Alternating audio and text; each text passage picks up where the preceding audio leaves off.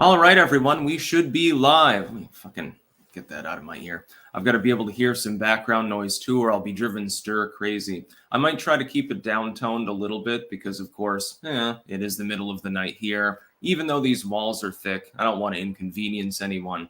Going live actually early right now to the over 2,000 people currently watching already. We've got too many shenanigans right now going on for me not to have to do like a news cap, and there's a lot of coping going on as well.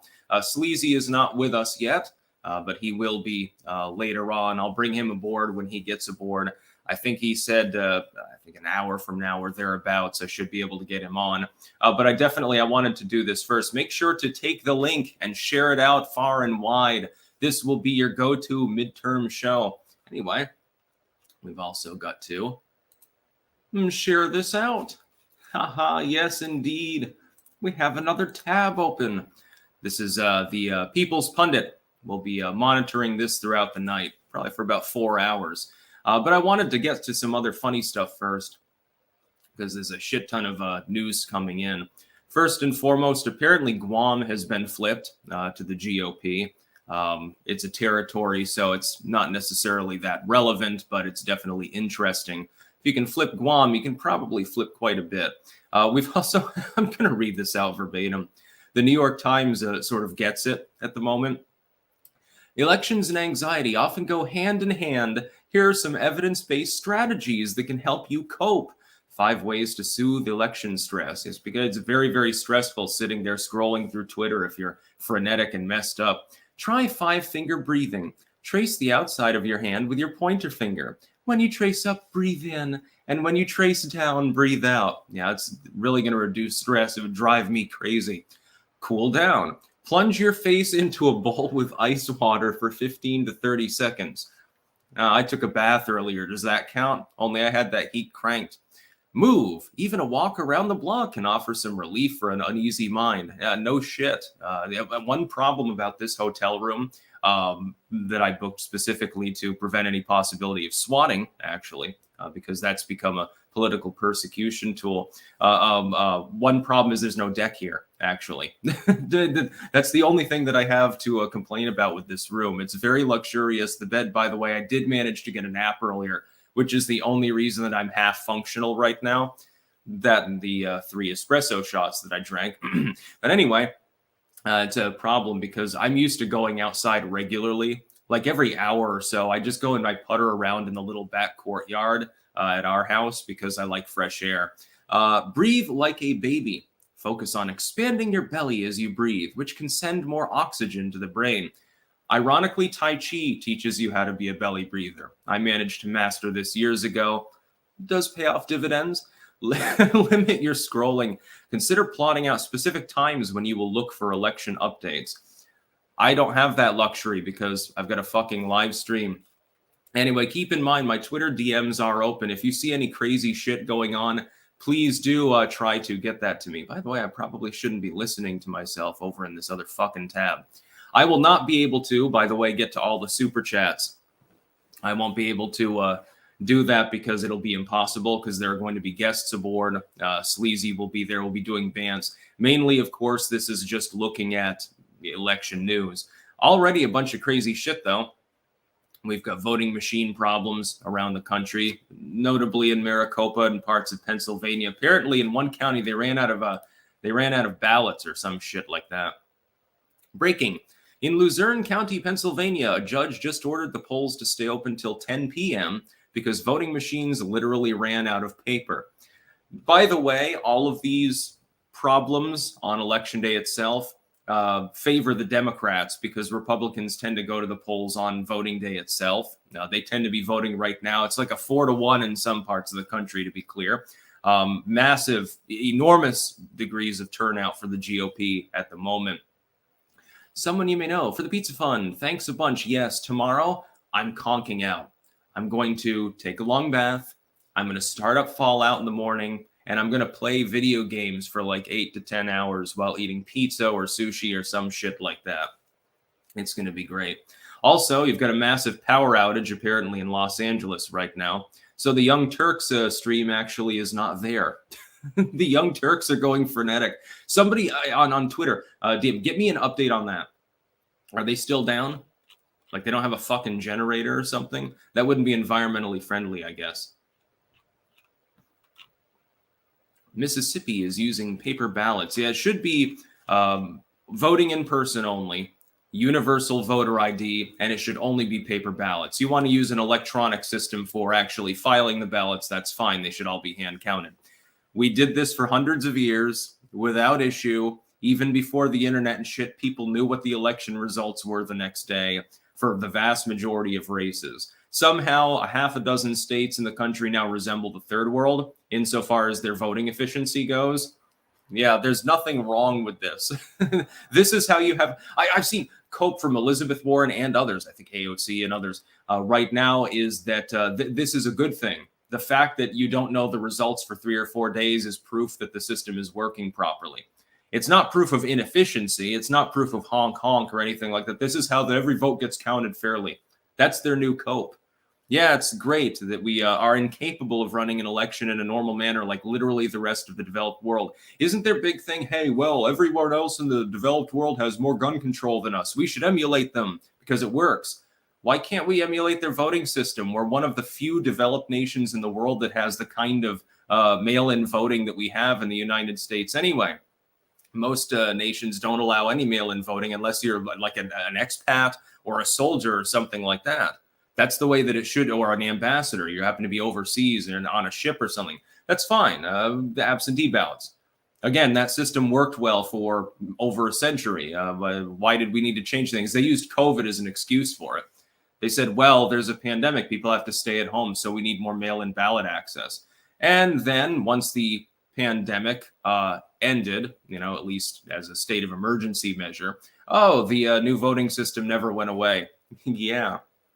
Paymaker 11. Why would we need to wait for results? We have never waited years ago. Well, I mean, you would. But, I mean, being old enough to remember many, many elections, quite a few of them, it wasn't to this degree. You'd have a couple of wonky states once in a while, or you'd have a really close race, like the 2000 election in Florida. Okay, things are razor thin. You got a margin of like hundreds or maybe a few thousand votes. I can understand if it takes a while to go through things by hand because you got so much turnout. That's fine. But it shouldn't be a regular occurrence in multiple states. It used to be, it was an abnormal thing. In 2000, people criticized the state of Florida because it took them a while to figure out who actually won the presidency. They were criticized for this. It was taken as evidence of an inefficient and corrupt system. Now it's taken apparently as evidence that the system is working. Clearly it's not. It's not working properly. But yeah, we've got a bunch of big news already. We've got problems in Maricopa County in Arizona. Surprise, surprise. We've got multiple problems in Pennsylvania. Apparently in multiple counties in New Jersey, it's a little bit less meaningful since that's a deep blue state for the most part. We have Guam flipping for the GOP, apparently. So I think that's a bellwether that you're not going to have a blue tsunami. I think that's a meme. I think it is a red wave election still, despite all the problems we're seeing in numerous locations. Generally speaking, the GOP will take the House. That's a foregone conclusion. What margin that's by is anyone's guess. I still favor 40 to 45 seats majority, which is huge, by the way. That's a significant loss for the Democrats. I still believe the GOP will pick up several gubernatorial slots and take the Senate. But we have to look at what's happening in Arizona and in Pennsylvania and say, is that going to fortify the election results? Possibly, at least to an extent. I don't really need that on. There's nothing to see there at the moment. Not much to see. Yeah, and then, of course, the Young Turks, again, you can update me there. You can send news tips, by the way, Twitter DM. I'm monitoring that. I've got multiple people coming through, so let me look through this and see if we've got any crazy shit going on. Election Wizard. Breaking. Republican National Committee announces party is joining coalition lawsuit seeking an emergency motion to extend poll hours in Maricopa County because voting machines in over 25% of locations experience significant issues. Maricopa, What a wonderful place. Who could have possibly seen this coming? It actually makes it more exciting because it's like, which one is going to prevail? Actual democracy or the faux democracy that the Democrats keep peddling? That's basically what it boils down to. Yeah. Yeah, Zhank, we're off the air. This was an hour ago. I don't know if this is still the case. We're off the air right now because the power went out in LA, as it does all the time. Eric Garcetti is the worst mayor of all time. He hasn't bothered to do his job in years. The Democrats running LA are the most incompetent people on the planet. Yeah, he's willing to criticize the Democrats when it affects him and his show. Are they live again? I mean, I hope that they get their power back on before our show ends so that we can do some clanking in their live chat. To the decreased number of people that will be paying attention to them probably this year. We're headed up towards 10,000 people right now on YouTube, just to be clear. I can't even keep up with chat over on the side. I should probably close the fucking tab before it crashes the stream or something. By the way, slow mode is not on at the moment. Yeah, let me check. How many people are watching on Rumble, too? Oh, for the love of God, Jesus Christ. I hate having to use multiple browsers. I'm naturally an Opera user. But I have to use Chrome for the live stream. Yeah, there's 2,600 people watching on Rumble, too. My apologies to people on Rumble. I will not be able to get to all of your chats. I'll try to do the best I can to bounce back and forth, but this is hotel Wi-Fi. And even though it's reasonably good, I checked the speeds earlier. It's pretty good. It's not as strong as what I have at home, though.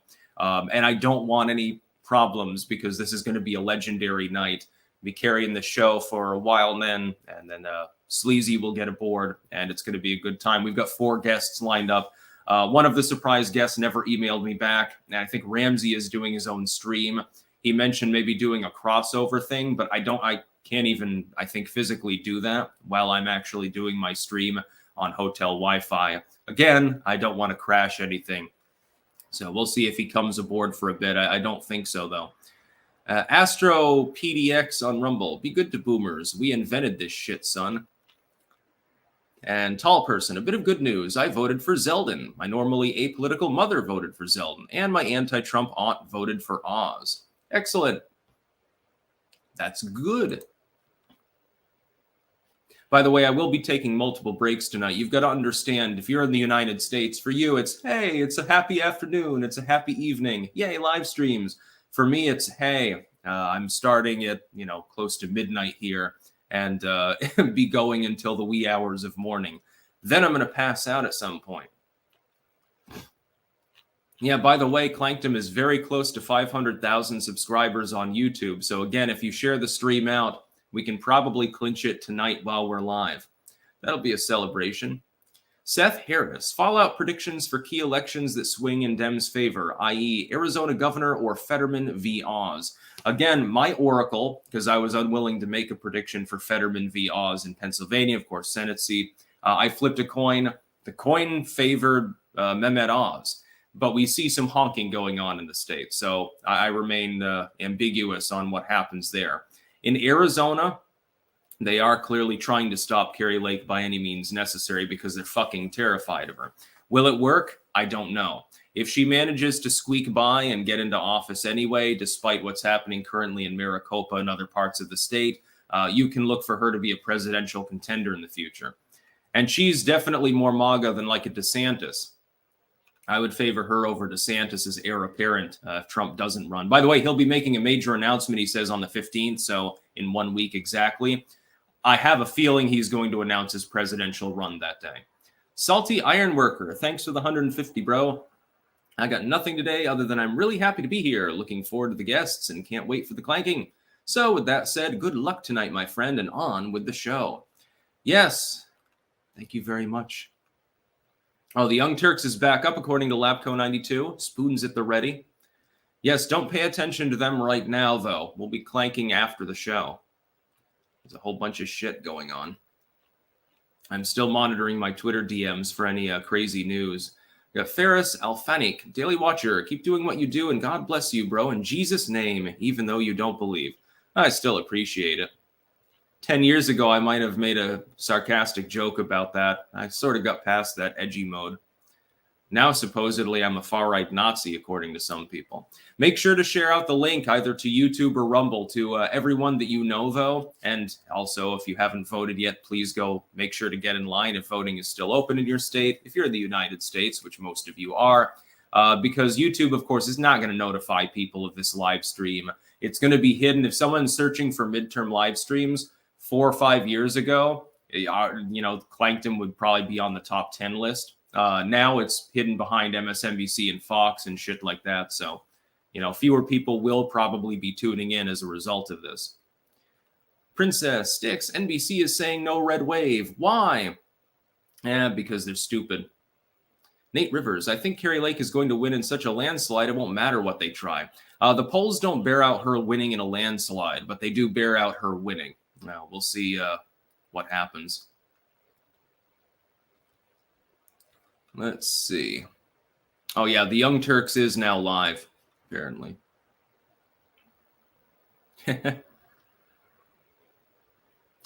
Election Wizard. God bless Pien Jaban and the Republican lawyers working overtime today to ensure our elections are fair and free. They're doing fantastic work, and we're on the ground in Maricopa County. Why weren't they on the ground in Maricopa County months ago, making sure that something like this did not happen? If there's any problem that I have with the GOP, it's not, hey, they overstretch. Oh, my God, they're becoming extremists. It's quite the opposite. They don't do enough. The MAGA Republicans generally do better, but, come on. It's third world mode. Shit ton of news coming in. Just bear with me because I'm carrying the show alone right now. I'm trying to go through and see what's going on. Oh, we have Pressler giving an update. The polls have been open for 11 hours, EST. Duval County, the Republicans are ahead by about 22,000 votes. Hillsborough, they're ahead by about 17,000. Miami-Dade, the GOP up by almost 10,000 votes, at least as of this tweet. And in Pinellas, almost 30,000 votes. So I'd say the GOP is having a very good night in Florida. You can watch for them to pivot away from saying Florida's a bellwether to anything. They'll say that it's gone far-red extremist MAGA. As a form of cope, by the way. What's happening in Tennessee? Gary Humble making a post. In Tennessee so far, Davidson County voters received the wrong ballot. Computers are down in Hendersonville. That's Sumner County. Davidson County voter shows up to find location has been reassigned with no notification. Poll worker also not notified of change. Knox County machines print duplicate ballots for voter at Shoreline Church. Machines down at Blackman Methodist and Rutherford County voters told to go elsewhere. Sevier and Williamson County, 2-hour-plus waits. Yeah, wonderful. This is totally normal, everyone. I read it on Vox and CNN. Jenk the Buffalo is already out of breath and sweating buckets. Yeah, imagine that it's a midterm live stream time and, your show can't actually go up because you refuse to get a diesel generator.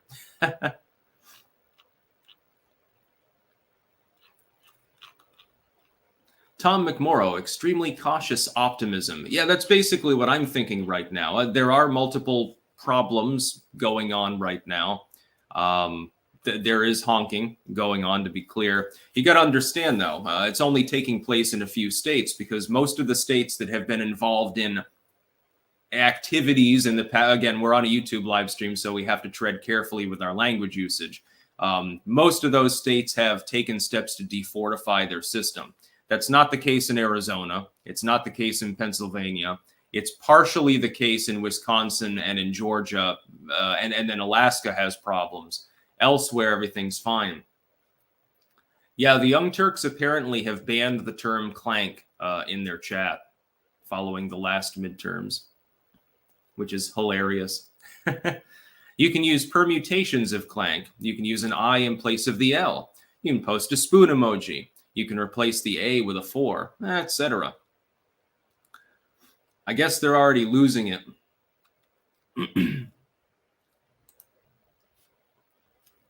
Yeah, I'm just monitoring right now is the slow part of the show. No guests on yet, and I'm just basically monitoring for updates. Jack Posobiec congratulating MTG on her victory tonight.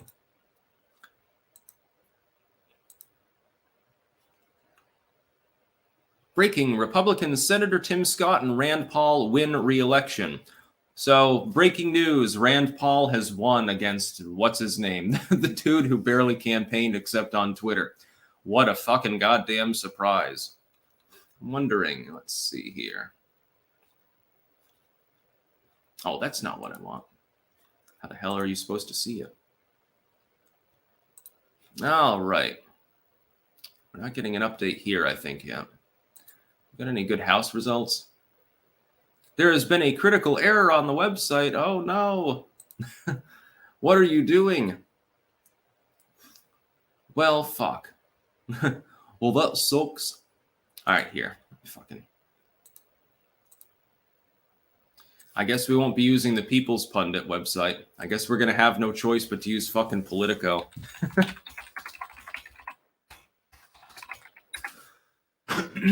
Let's see. Let's see what's going on. Whoops. Let's see.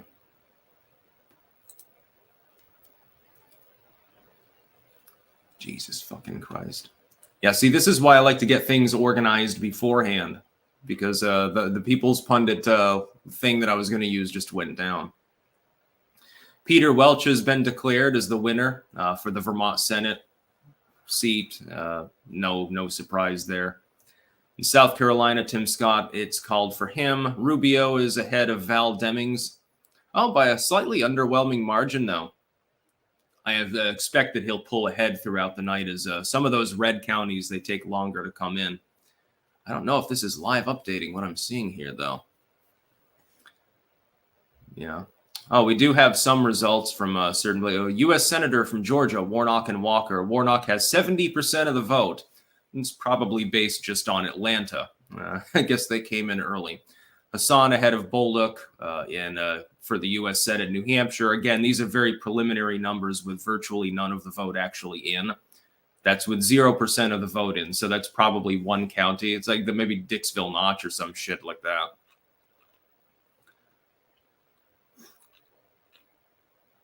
So, I want something that live updates better than this. Let me, God damn. I'm trying my best. Kentucky 5th has gone to the incumbent Rogers. That is a Republican with 76% of the vote with only 8% in. Timmons is running uncontested in South Carolina, Natural and Duncan, so they have won. Got a bunch of results from Florida. I think last I checked, Miami-Dade was leaning, by the way, towards the Republicans as well. Wait, why is Styx on another stream? I didn't know that I was on another stream. I think I'm only on my stream. Someone might be restreaming me, though. That's okay.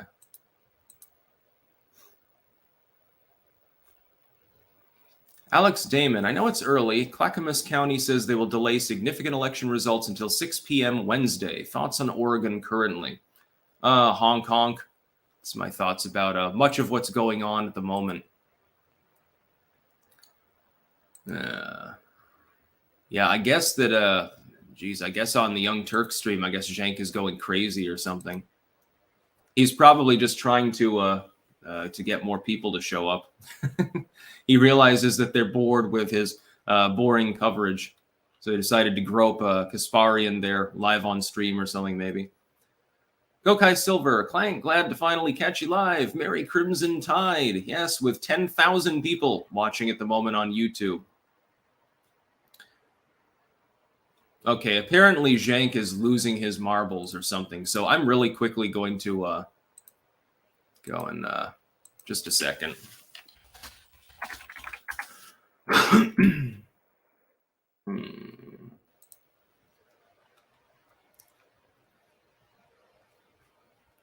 Oh, yeah, he's on a red-faced rant.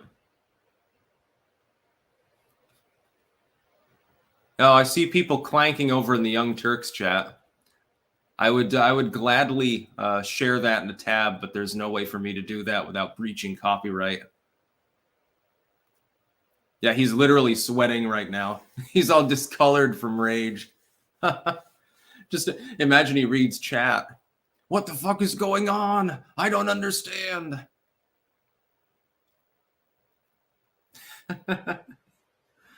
Yeah, poor dude. And most of the people watching his fucking show right now, I think, are actually from here. And somehow we've got more people watching than the Young Turks on his epic rant. Okay, now he's rambling about. I can't even take. I can't even take it anymore. So yeah, I mean, you can watch Jank melt down. If you want something a little bit less intelligent and coherent than what you're getting here, I guess you know your place to go. I'm just here, just a second. I'm just trying to figure out, is there like any good election map that I could use? New York Times, maybe? Jesus Christ. Live election results. Top races to watch. Yeah. There's not much there either. I think, let's see. Just a sec. Yeah, okay, so the polls are closing in a number of states right now. We'll be able to get a reasonable bellwether from New Hampshire, Florida, and Georgia, mainly, as well as a few scattered races in other places.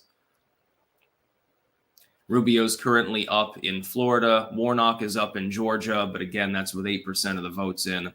Hassan has plus 40 in New Hampshire, but that's from literally one county, so it literally means nothing. DeSantis is up. Abrams is up. Of course, again, Stacey Abrams will not actually be winning, so no problem.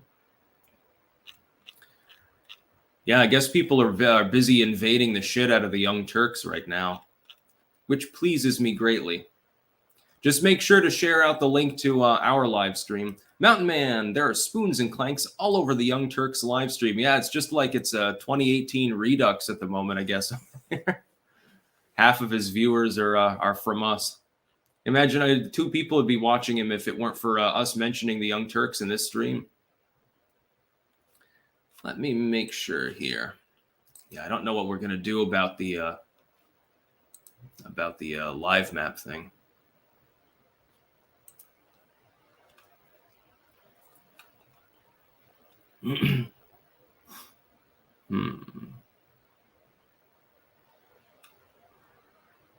Okay. That would be here, just a sec. I hate time zones.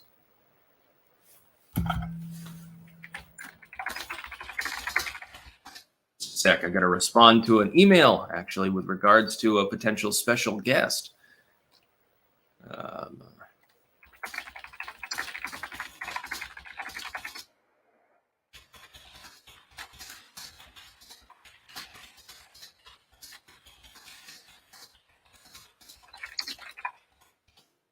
Keyboard ASMR.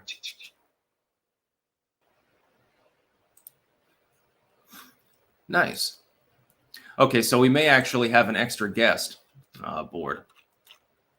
I'm just I don't have an engineering team or anything. I don't have all of the advantages the Young Turks have, and yet still come in behind our live streaming numbers. Just to be clear. Let's see. Yeah, I guess Jank is completely gone insane.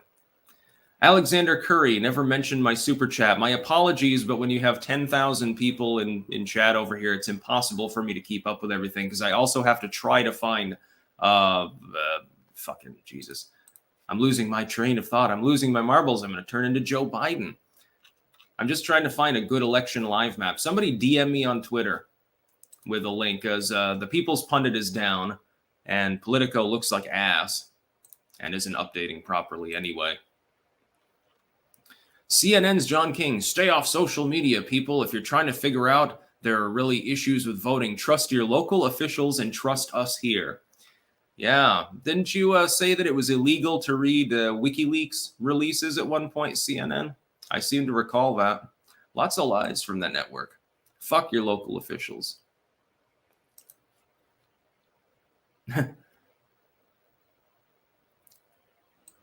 Yeah, and also the Young Turks getting ratioed massively on their live stream. Again, probably courtesy of a bunch of clankers. Yep, the Republicans have flipped Guam somehow. I thought Guam was supermajority Democrat. U.S. territory. I guess NBC News. CNN's got a live map, even though I hate to use CNN. Got ABC. Oh, Fox. Let me check the Fox map. I fucking hate the legacy media, but I don't have the money to set up my own live map feed or something like that. I don't have jank money. How the fuck did he get all of his money without having any talent? Must be embezzlement or something. Oh, good. 270 to win has one. That might be the best one. Let me see. I'm just doing some research at the moment. Yeah, that one doesn't look fully interactive, unfortunately. I guess the Guardian, maybe. I just want it to live update so I can open it in a separate tab and have that in the background while I'm chatting with Sleazy. All right, let me check these maps and see which one I'm going to use. There's several here. Okay, that's all right, I guess. The Fox one doesn't look fully interactive. I don't know if that live updates. It says live updates, but you never know. Also, these sites can be overloaded potentially. Indiana. Yeah, I guess the Guardian. I guess CNN is the easiest to use, ironically enough. All right, let me pop that in an extra tab here so I don't have to have it open in Opera. Oh, Jesus Christ. It should work better with Chrome anyway than on Opera. I just hope it's not a bunch of fucking ads or some shit like that. Let's see. Make sure that it works properly.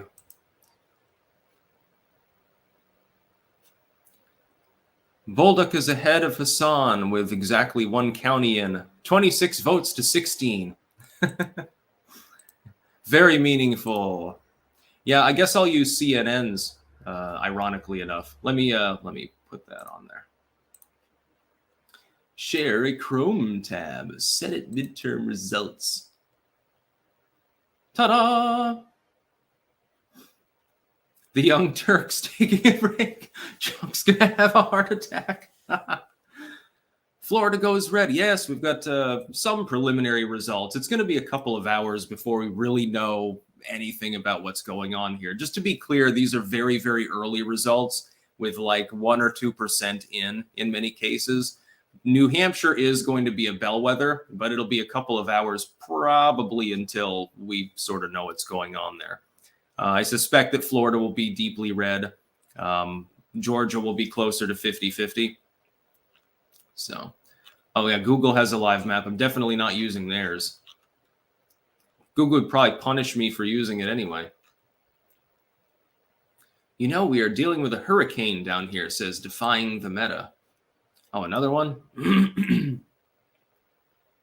Yeah, I'll take a break at some point myself. Yeah, Zhank should tune into the Clank stream, you know, instead of vice versa. It'll be much more relaxing for him. We can talk him down from the ledge. You see him that he accidentally leaves his camera on. He's in the background sweating profusely and tying a noose or something like that. He grabs the bottle full of pills and the Chardonnay. It seems like it's more funny to watch that sort of shit on the midterms and like the news updates, even than the actual updates about voting in some cases, because that's more like it's just numerics. It's straightforward. Yeah, I'm already using, as you can see, the CNN politics page as the map. Although people are, Decision Desk I can't use. They have a problem. To Jason there. Thank you though for the link. And CNN, even though they're an unfair and biased network, they are reasonably good with updating things like this because they're hyper competitive for those ad clicks. Higher too. So stoked to be live with Sticks tonight. Yes, indeed. Yeah, the Young Turks have like what, several million subscribers. They can't even get 10K watching live, and they've got priority status. Like Jank has literally met with Susan Wojcicki multiple times. I'm sitting here fighting with one arm fucking tied behind my back, and we're still clanking on his ass. Eric writes, any fun Dutch phrases? I found an interesting one recently. Je bent achter het... Oh, beyond plakken, meaning that you're so annoyed by someone that you want to tape them behind the wallpaper. Cheers, Sticks. A lot of Dutch insults have to do with diseases. So cancer, typhus, plague, stuff like that. I have no clue why. I think back hundreds of years ago, the Dutch suffered from a series of epidemics, and so they just started referring to one another as like cancer-stricken or something like that if, you know, they were being an asshole. Another update. Voting machines down in Maricopa, Arizona. Voting machines down in Mercer County, New Jersey. Voting machines down in Harris City, Texas. Luzerne City, Pennsylvania runs out of paper. Pennsylvania counting ballots until November 14th. So in other words, honk honk, we're not going to know what the fuck is going on in Pennsylvania at the end of the night. You know. And Fetterman is suing to have thousands of ballots counted that are technically legally disqualified. So we'll see what happens with that as well.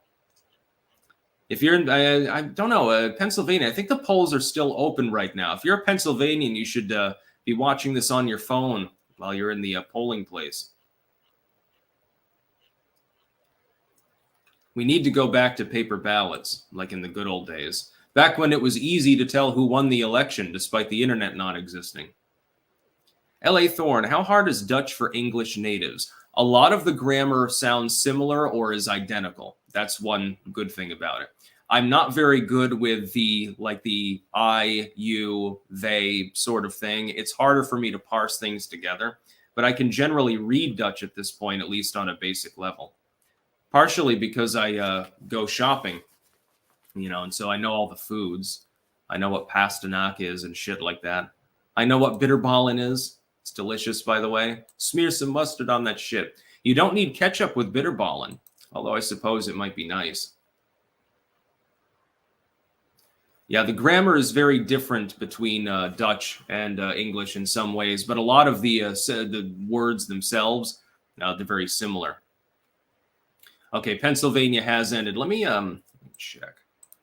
Do I have to like refresh this every time? Reload the fucking tab? I guess we'll see. Who will control the Senate?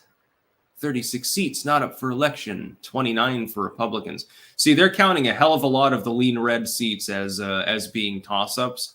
I have a feeling that this bar is going to get over the 50-50 mark. Let's see what we got here. In New Hampshire, Hassan leads Bolduc. That is with how much have counted? Oh, it doesn't even list the... Oh, estimated vote-in, 1%. So that's probably not even counting the full results from the few counties that have come in. So yes, right now Hassan is in the lead, but it literally means nothing. In Georgia, things are tightening up there. More counties coming in. It's really going to come down to the suburban areas. The big cities are going to vote for Warnock. Most of the state is going to go deep red because it's, you know, it's highly rural. It's deep south. It's going to come down to those swing areas. And in Florida, Little Marco, it's Rubio. Yes, Rubio handily leading Val Demings now. That's closer to what I would expect the gap to be in the end. And what we'll be able to do once we have more of these votes, because keep in mind, all of these counties up here, all of these will go red. This area will go red. This area will go red. This area is usually a swing area. This is where everyone competes. What's going to be really interesting is Miami-Dade. Rubio is actually managing to lead in that area at the moment.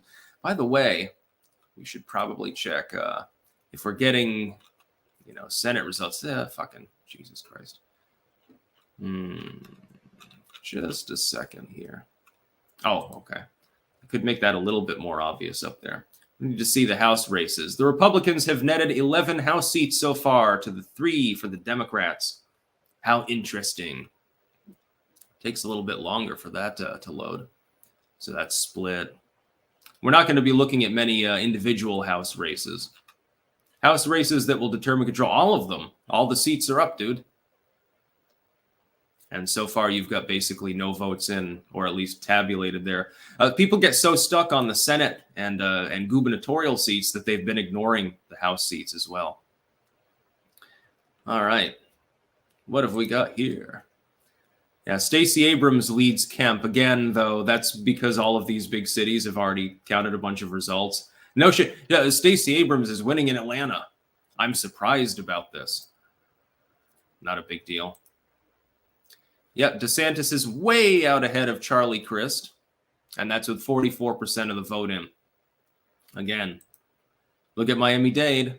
This is a place where the Democrats do not want to lose. If they come in, and that's with 56% of the fucking vote in, by the way. So DeSantis will be reelected. Rubio will be reelected. So Florida's going further red, as it did last election, actually. It's no longer potentially a swing state after tonight. Yes, Crist, the old donkey that needs to be retired. That quip was very funny. Yeah, more votes are coming in here. We'll be paying attention to all these things and much more throughout the night. Seeing, I probably got more news updates. Yeah, DMs on Twitter are coming in so fast that it's having trouble actually getting them all to me, I think. Like things are being delayed cross-platform at the moment. Yes, reminder, we are in a blood moon as well. How lovely. Let's see. New York Post. Yeah, breaking. GOP group has filed lawsuit asking for polls to remain open until 10 p.m., 3 hours longer than originally planned due to tabulation issues.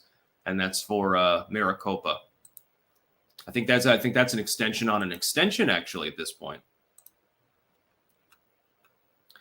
Oh, well, there you go. Decision Desk HQ. Decision Desk HQ projects Marjorie Taylor Greene wins re-election to the U.S. House in Georgia's 14th congressional district. This is a big one because they pulled out all the goddamn stops to get rid of Marjorie Taylor Greene. And now that she's going to be part of a House majority, you can bet that she's going to push the impeachment issue. So, congrats to Marjorie Taylor Greene. She does Jesus a little bit too much for me, but, you know.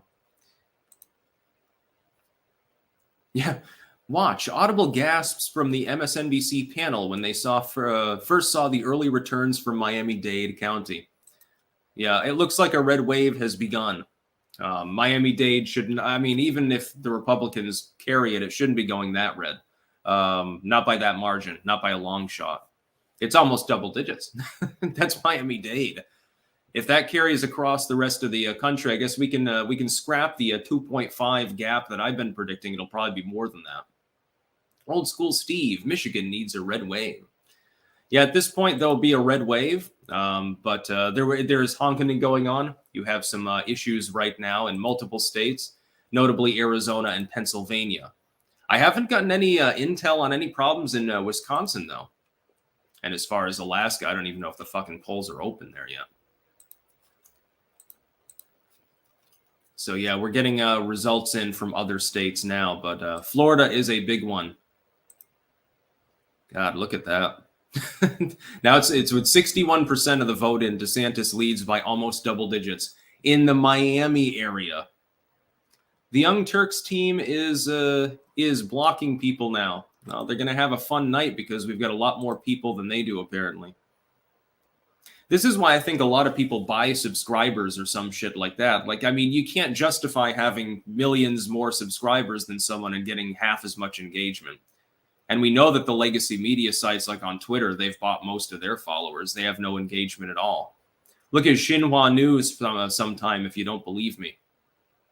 Yeah, fucking 13,000 people just watching on YouTube. Also check on Rumble here again. How many people are watching? 5,500 people watching live on Rumble right now, too. So we're up around the 20,000 mark already. Cam2425IA for Clankdom and energy drinks. Yes, but remember, I do appreciate all of the tipping going on, both on YouTube and Rumble. At this point, chat is so cluttered up, I'm not even seeing all of my comments over on StreamYard. And if I also have the chat open for YouTube or for Rumble on the other side, it may crash the stream. I definitely don't want that to happen. so I'm not going to get to most of the super chats tonight. You can send in tips if you want. And I think we have the man himself, Sleazy P Martini. There we go. I'm here. I'm back, bitches. Sorry. I got a little overly excited there. It's been a while since I've been on YouTube again, you know. Oh, do you have earbuds in? I can't quite see on my little screen. You know what? I'll be right back. Okay. I forgot.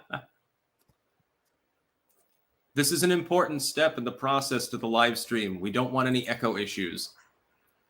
You should have seen how many times I checked for my earbuds before leaving for the fucking hotel.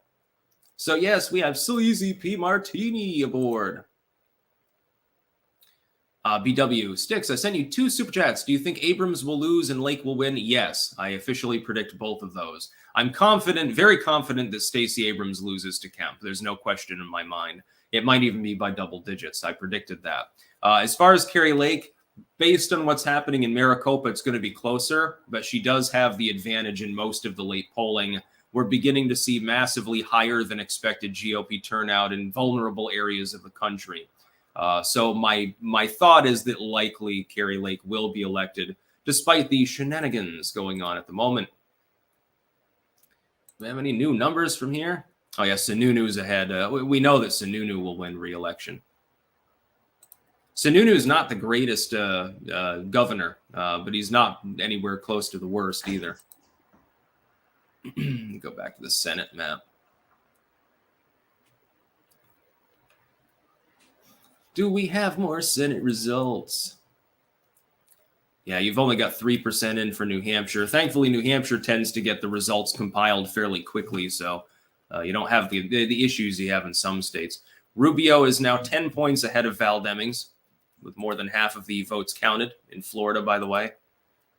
And Rand Paul has beaten the shit out of Booker in Kentucky. Booker, the dude, half the people don't even know his fucking name. Yeah, Young leading handily over McDermott in Indiana. I don't think that's a surprise either. And Tim Scott has been declared the winner of the South Carolina Senate as well. We're getting some good shit in.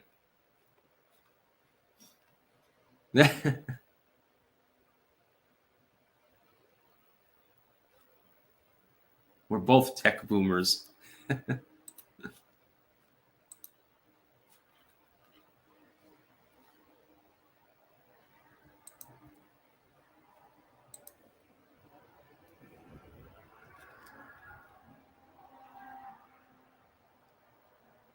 I can't hear you now.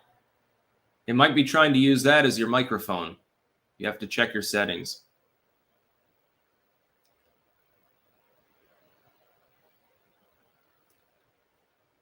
Sleazy is currently muted.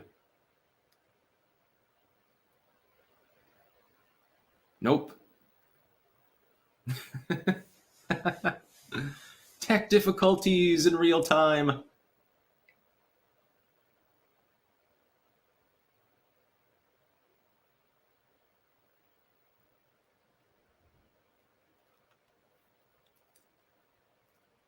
I don't know whether he's muted and talking to someone off screen or whether he's doing an audio test actually at the moment.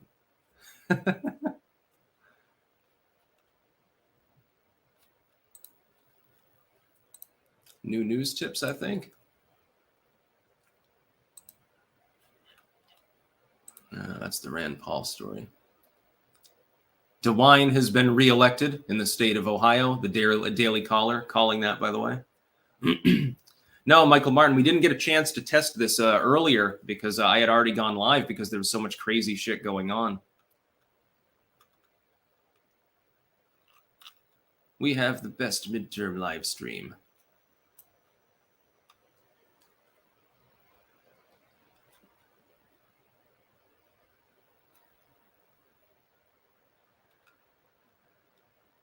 I don't know what's going on with Sleazy's audio at the moment. It's the YouTube gremlins. No, still can't hear you. On the computer itself, it may be attempting, if there's a microphone actually attached to the earbuds, it may be attempting to use that as the microphone.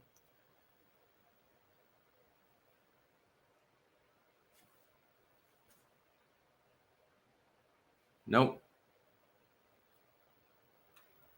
We're gonna have to communicate in gestural language, like apes. Then we'd be much more like the Young Turks. Yeah.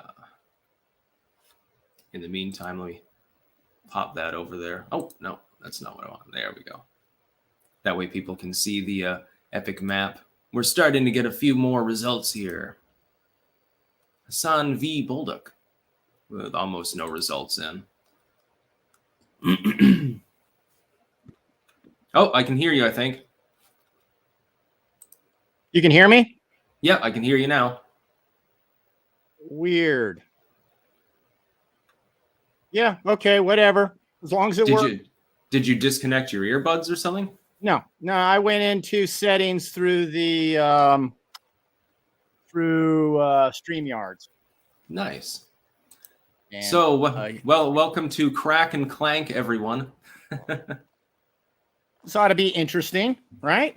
Yeah, we've already got some preliminary results. I wanted to go live early because there was so much crazy shit going on. I thought it was mostly just bad news we were hearing early on. No, most of it, as far as the results, most of it's good news. In Florida, the Republicans are leading massively in Miami-Dade, which is considered the bellwether there.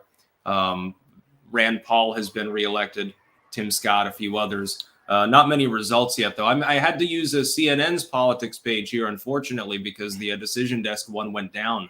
That's painful. That is painful. Yeah. Me, myself, I'm going to be going with Real Clear Politics as my information source. I don't trust them either, but yeah, I just wanted to have a good map for the live stream here, so pop it to the side like that. Oh yeah, they got one, don't they? They do. We've got 13,000 people tuned in live on YouTube and over 5,000 on Rumble, by the way. So things are going good. I'll try to feed them as much disinfo as I can. I got to try to keep up with CNN. It's a tough one they're tough to beat. Yeah, they got a big budget. By the way, we clanked on the Young Turks earlier. Cenk Uygur losing it yet again, having a red-faced rant. I heard that. What happened? I don't know what his problem was. It wasn't even like a midterm stream. He was complaining about LA having a power outage and then just proceeded to go ballistic. So I think that most of the people tuning into his live stream actually were literally clankers based on the chat. I think they've started banning people preemptively for whenever they get the main stream on. That's what I heard. There was a bunch of clankers and crackheads over there totally trolling their chat. Yeah. And also, now that you're here, we can look into getting a guest in a little while. Excellent. By the way, everyone, there are links in the description to Sleazy's channels on BitChute and Rumble. Please. And, yes. Feed in some more subs. Help me rebuild that thing. We got 37 subs already, and nobody even knew what the hell it was or where it was. So that's pretty good. Yeah, so everyone, make sure to go and clank with Sleazy P Martini. Again, Rumble and BitChute links are in the description. There are also links in the description to 4 different guests that we're going to have aboard at different times. I wanted to delay that just a little bit, of course. We're still waiting for any results at all to come from most of these states, Pennsylvania, Wisconsin, Vermont, for what little it's worth. And so getting to various things here. I'm always interested in what's going on in New Hampshire. I felt that Trump had a reasonable chance of taking it back in 2016. He came closer, I think, than a lot of people expected. So New Hampshire's always struck me as a rather, I don't know, the redneckiest of the New England states, I would say. Yeah, definitely. Although parts of Vermont, Northeast Kingdom, Jesus, is like, you hear banjo music and stuff. Right. Live free or die. New Hampshire is Vermont with more guns, basically, and slightly less taxes. Yeah. You guys are what? The two states remind me of brothers, twins, separated. Yeah, well, at birth. we're literally the Twin States. That's what it's referred to by New Englanders. No doubt. I mean, and then the tri-state area involves our inbred cousin, Maine. I went there once on tour. Once. Did it suck for you too? Because it's the most boring state in the fucking union. No offense to anyone from Maine, but I mean there really isn't a lot going on other than lobster. Hey, I'm not gonna shit on Maine, but yeah, while I was there, it was pretty boring. You've got Stephen here, and Stephen King lives there, so that gives you an indicator. Yeah, he just wants to hang out and be left alone, which is the perfect state for it. So yeah. He bought one of the creepy swamps from his childhood. Oh, really? No. I have no clue. No. I'm ready to believe it. He likes to work out the endings to his books by, kind of a rehearsal murder, so you can get away with it. Yeah, except for Cujo. Then he just got loaded and locked himself in the hotel room for an extended period of time. Is that true? Yeah, apparently that's actually true. Well, he was just completely drunk off of his ass and totally unleashing. I actually liked the movie because the sound effects in that were so annoying. It's like Jesus. I remember the movie well. One of those ones I actually went to a theater to watch, and I was like, "Is anything else going to happen? It's just a dog here, and is it something else going to happen? Is there a plot by chance?" Yeah, no, the plot was alcohol. So anyway, for those joining in, and also for Sleazy, we do have some preliminary results here. We are starting to get some results from Ohio, Ryan v. Vance, but we've only got 5% of the vote in, so it'll be a while before we know what the fuck is going on there. We have Warnock v. Walker. It's starting to tighten up. Warnock is ahead, but again, there's only 29% of the vote in. And in Florida, the Republicans are now leading in Miami-Dade County, again, by almost double digits. You've got almost 70% of the vote in there. I'm not showing my infographic right now. I'm just, I think, Sleazy, you can see that, right? My assumption was it was a foregone conclusion. I'm not even paying attention to Florida, frankly. Yeah.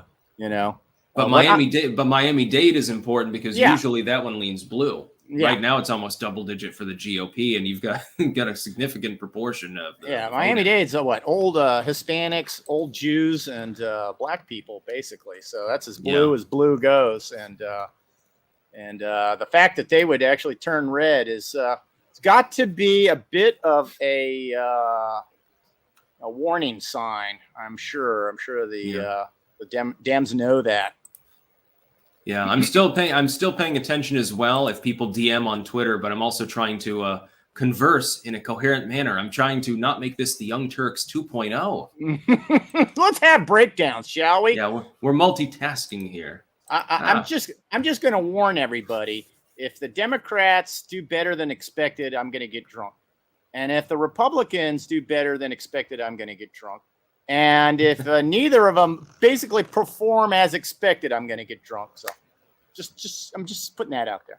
That's your plan for the night? The plan for the night is to get wasted no matter what.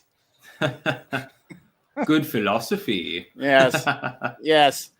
No, tell you the truth, though. What I am interested in, I'm interested in how some of these border districts do. Specifically Texas and Arizona. Yeah. I am watching let's see, where is it? I'm watching Arizona, 7th district. That's a really big district there that's on the border. I'm also watching Texas 28th and the 34th. And I'm really curious to see how these districts are affected by the immigration issue. I have a feeling that they're going to go more GOP than before, and they'd already had a massive swing as of the last election. And in most cases, I think it was 20 points or so. Right. So and I have a feeling they're all going to go Republican. I'm just thinking, are these people going to go, we're good. We're good on immigration. We got plenty now. Thank you. Can we pump some brakes on this, please? Please. It's got to be. If anybody would be affected by this issue and be affected, strongly, I got to figure those districts are going to be the first ones to feel it and going to reject it. And not just border problems, but economic problems as well. Oh, we have $100 super chat from Kay Lara. Kingwood, Texas suburban moms are pissed. Long lines at the polls. Red wave incoming. There are never any lines at the polls. Yeah, I'm hearing that from multiple people, especially in certain suburban areas that turnout is absolutely massive. You've got 2+ hour lines in some of these areas, and they tend to have quite a few polling places. So usually it's fairly simplistic. I don't know what. And this is suburbia. I don't know what to say about my suburbia. I go in there this afternoon. Around 12-ish, 2 people in there. 2 people. That's sort of how it is in small town Rutland. Yeah, well, this isn't small town. This is, a rather populous suburb of Richmond, Virginia. So I'm like, the hell here, But it usually is that way. Every time I go to vote, it's like that. I was quite disappointed that I wasn't casting a ballot against Abigail Spanberger. Yeah. I don't even know who that is, actually. Well, she's a CIA analyst who thought that was actually worthwhile training to become a congresswoman. So she beat out Dave Pratt of the what is it called? What are they called? The Liberty Caucus, Liberty, whatever it is in the House. They called themselves the Liberty something. Oh, Liberty Caucus, maybe. Yeah. They picked him off. They definitely, he caused a lot of problems for them. You could tell, up until, 2016. So they picked him off. So I'm expecting, honestly, I'm expecting Abigail Spanberger to lose badly. So they redistrict her section. And she's going up against a youthful up and coming youthful Latino, Yesli Vega, and she's a policewoman. She doesn't have anything. In fact, I had the feeling a lot of Republicans in a lot of these House races are essentially following this blueprint. Let's throw a ethnic minority at the Democrats and dare them. To call these candidates racist during the run up to the election. Yeah, I know. Instead of doing that, they call them stupid, like with Walker, right? Or a sellout. They insinuate that they're a sellout to their people. Right. The Jim Crow Democrat sort of line is very, very strange to me. It's like they use the term people of color, and that's considered the proper term. And I'm trying to think. How is that different from the antiquated colored people term that was in vogue in like the 70s or the 80s or something? It's exactly the same thing. I've had that argument. It seems like person of color is really a longer way of saying colored people. But by the way, we do have new material in Florida. It looks like the center of the state, and I've already explained for people who haven't been to Florida.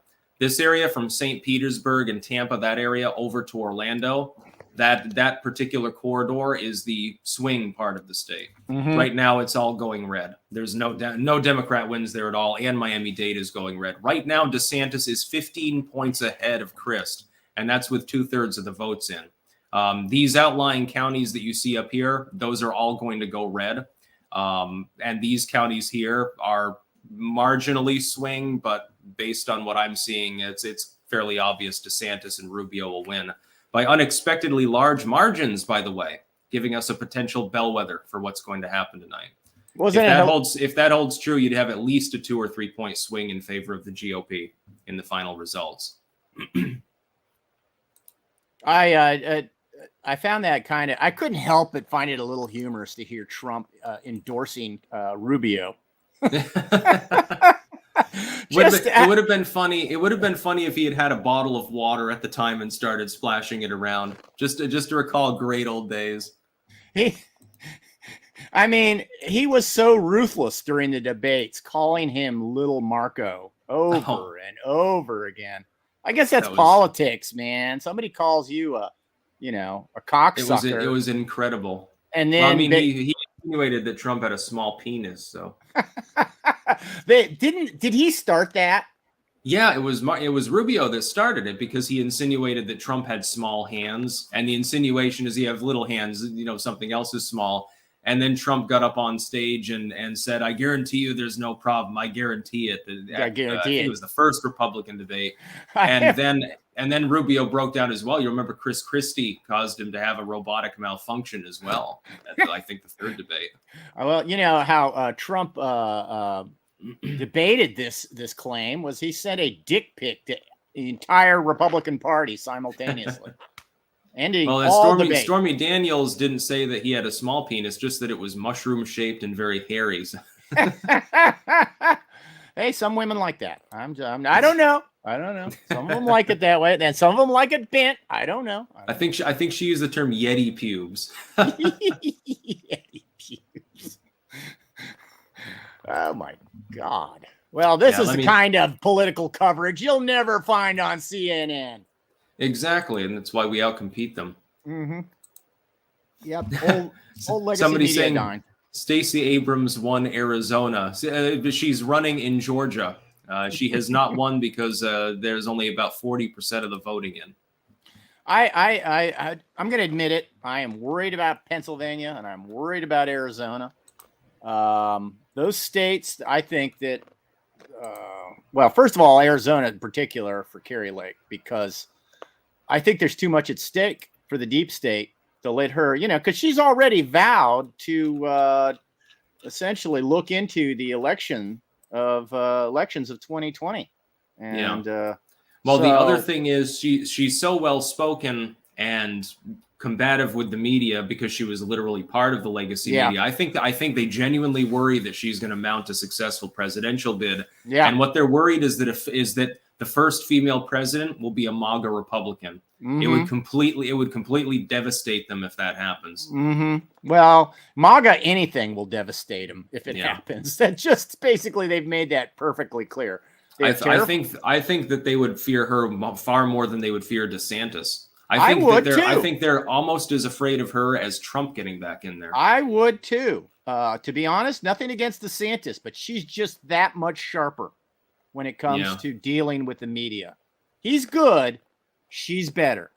Yeah. And she's got more, she's got more experience doing FaceTime. She's basically if Trump were female and didn't always go off the rails, only occasionally. Right. That's what you would get. And she's from a competitive state. I mean, being from Florida at this point is kind of meaningless because it's obviously a lean red state at this point. But picking up Arizona with having a successful gubernatorial slot there, I think it would be ultra MAGA, basically. Well, they know she's going, like I said, she's going to look into the elections. And that, I think, is something they can't afford. Yeah. We don't have any new numbers. I'm jonesing for more. Like all those people that just got kicked off of Twitter.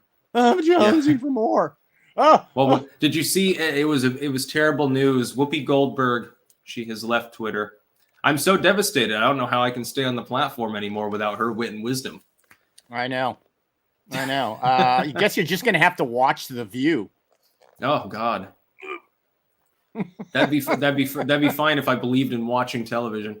I know. Who does that anymore? I want to know, man. Yeah, there's a big ass TV in here, and I'm like, I could mount this and use that as my computer screen. I guess I didn't want to fuck with it though. I qualify as a senior citizen, and even I think TV is archaic. Yeah, unless it's reruns from that, like if it's like Murder, She Wrote, that's okay. Yeah, it's something you see on Gilligan's Island. I'm wondering, do you like Gilligan's Island? Oh, of course. Old Twilight Zones. Yeah. Lost in Space, Batman's, Comet TV. Love it. But, you can check out Comet TV on streaming. So, who wants to wait around for a specific time, It's like, honestly, if I was going to watch TV, it would be like basic cable on an old 90s TV just for the aesthetic. Yeah. Yeah, I miss With my old. that gentle hissing noise in the background that lets you know that you're at home. Well, that cathode ray tube, there's something about it. It has a picture that just seems more just brilliant. I don't know, Yeah. just me. You know, maybe it's just me. Let me see. I'm getting so many messages right now that Twitter's having problems actually telling me when I have messages because everyone's sending in so many fucking news tips. Which I appreciate, everyone, by the way. Love you all. I appreciate it as well. The Soviet claiming they've turned off MSNBC in the West Wing per White House staffer. So apparently they're not liking what they're seeing at the moment. Either that or it's Biden's Betty Bye time. You know, he just had his bowel movement of the day and, you know, they need to get him into a nap and he doesn't like the background noise. So you're saying they turned off the TV at the White House? Yeah. Yep. Update, breaking news. MSNBC is no longer broadcasting in the West Wing at the moment. You'd think one of his little whatever you know, Quislings would be watching it for him. I don't. Well, that's I guess the insinuation is that Biden and maybe Kamala were watching the news and they get this. And if MSNBC can't give them enough coping and warm hugs and stuff, then it's over. I have a feeling it's based partially on the results in swing parts of Florida, so Orlando, Tampa, and also Miami-Dade being a swing district is not what they expected or wanted to see. How many congressional seats are up in Florida, by the way? Well, every House seat is up, I think, and for of course, right? Yeah. Do you mean Senate? Yeah, it's just one, isn't it? Yeah, it's Rubio Demings, and he's handily ahead. The Democrats targeted that one hard too. I think Rubio's out. What's Rubio up by right now? Go to the Senate seat. We'll check this live, everyone. Yeah, the Republicans have netted some more Senate pickups, it seems. Oh, we've got Missouri in. Schmidt is up against Bush. Sounds like two competing beer brands. Yeah, and they both suck. Bush. Yes, Rubio has been declared the winner of the Senate race there. He is 12 points ahead of Val Demings at the moment, and that's with 70% in. So he's running, and he did not lead by that much in the polls, not by a long shot. And also, again, those outstanding counties up here, everyone. Oh, I should probably be actually showing it. Sorry. All of these are going to go red up here in the edge of the panhandle. And these counties down here will probably go red too, which means that you may have more than a double-digit lead for Little Marco. It's we're not. Someone's saying no live stream on Rumble. Are we down on Rumble? Crowd, no, but there's 7,000 people watching. Hey, can you send me a link to that CNN map you're on right now? Yeah, just a second. I'll grab it. No, never mind. I found it. Oh, okay. Yeah, it's pretty. It's useful. It's the only useful thing CNN's done lately. I thought I found it. What the hell? Oh, there we go. Yeah, so Eric Schmidt is leading in the Missouri Senate race. Young is ahead of McDermott in Indiana. Rand Paul, he was obviously going to win. Oh, he is now 20 points up in the current results. South Carolina, Tim Scott has won re-election. That's already been called. And that's with 5% of the vote in. If you're calling the race, it's, you know what direction it's going. Walker continues to close the gap with Warnock. But again, that's only with a third of votes. And again, if you know anything about the geography of Georgia, most of these counties are solid red. You're really looking at maybe some of the Atlanta suburbs around here that may be more swing. And that's basically the rest of the state's going to go red. But we're not going to get results same day for Georgia anyway, so what the hell just happened to the map? Oh, okay. I had an oopsie. Yeah. I favor Maggie Hassan to win in New Hampshire. Oh, why are there two of you on the... I just left, and then I came back. Okay, I'm going to have to leave the steed. There we go. Shit. Did that work? Am I still there? Yeah, you're still here. Oh, good. Yeah. I accidentally closed out the StreamYard, and then I was like, wait a second. No, it just showed you backstage there. So now I got to figure out how to get in. Oh, there I am. Okay, I can close that. yeah, you're already There here. we go. Yeah. I knew I was, but I was like, what the hell? What the hell? Okay. Joshua Bartholomew. Biden will need congressional approval to have any more pudding cups after next year. Lol, stay awesome, Sticks and Sleazy. Yes, he has to get the House Republicans to keep him funding his brand muffins. He's not allowed to have pudding cups anymore. They give him ice cream for photo ops, but it's probably like frozen yogurt half the time. Let me try this again now. As far as getting to the maps. I was using Real Clear Politics, but it doesn't look like they're updating. No, thank you.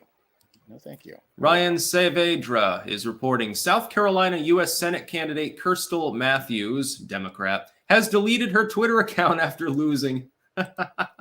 They're beginning to rage quit. Anna Paulina Luna has flipped Florida 13th. So the red wave continues. Yeah, CNN earlier, I don't know if you saw this, was telling people to stay off social media and just trust them and their reporting.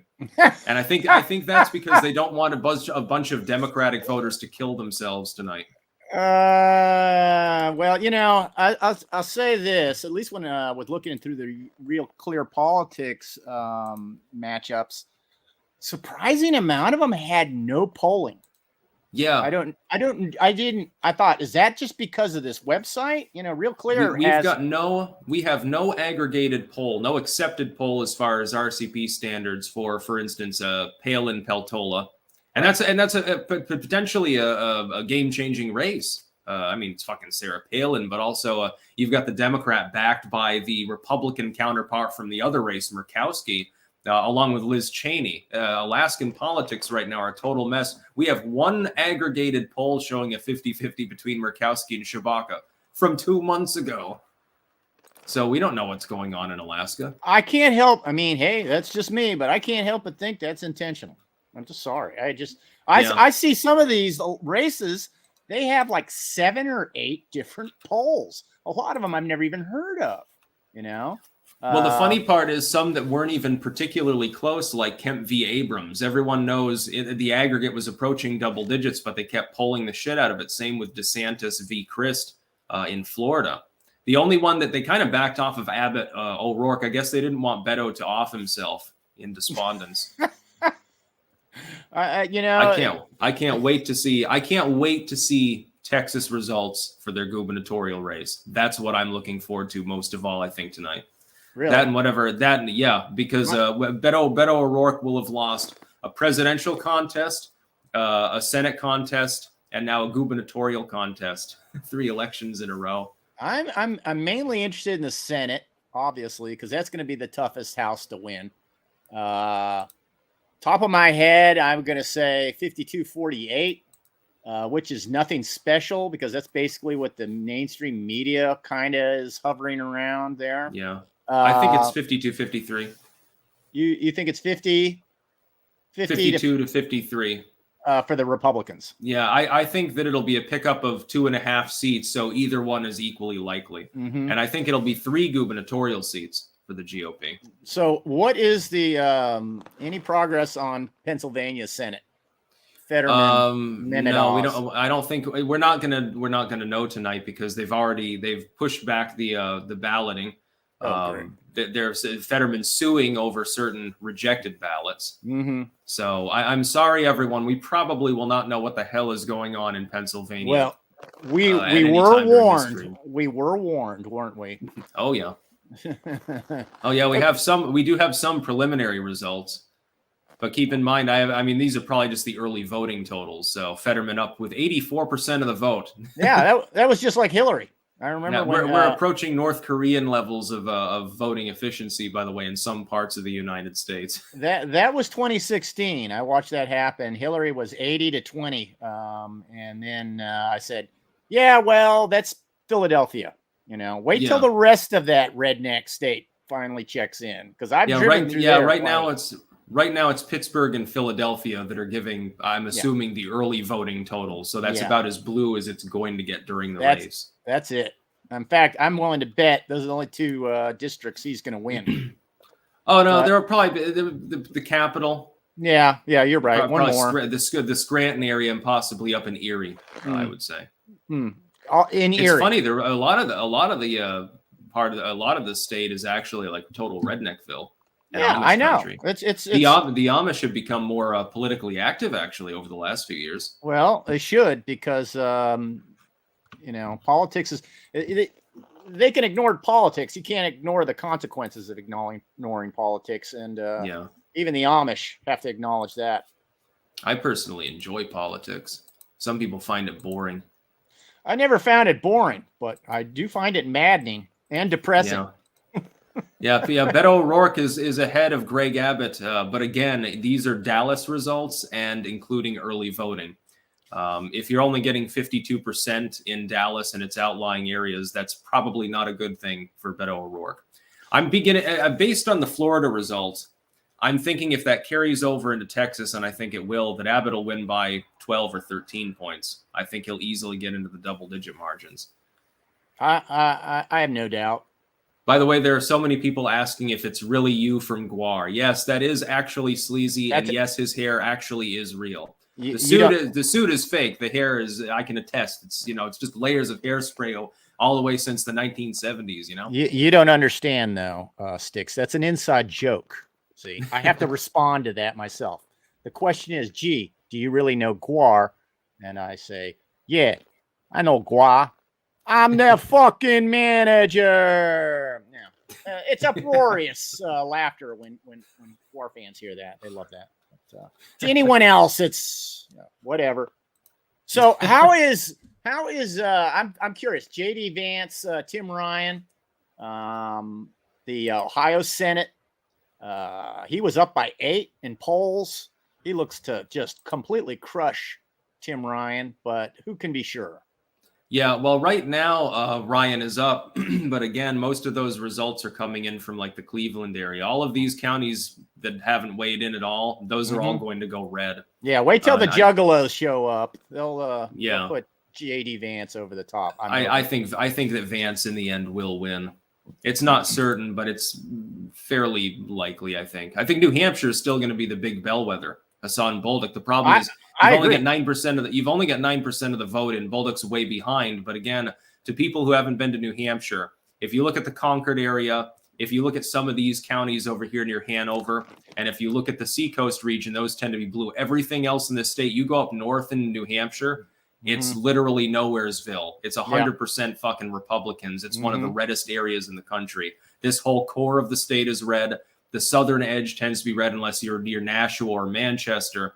I would be surprised if this isn't close to a 50-50 race. The problem is because it's going to be probably so close, we're going to need a lot more votes to come in from a lot more parts of the state before we can use it as a bellwether. By then, we'll have results from half the fucking country. So, well, Trump came extremely close to taking it in 2016. Remember that.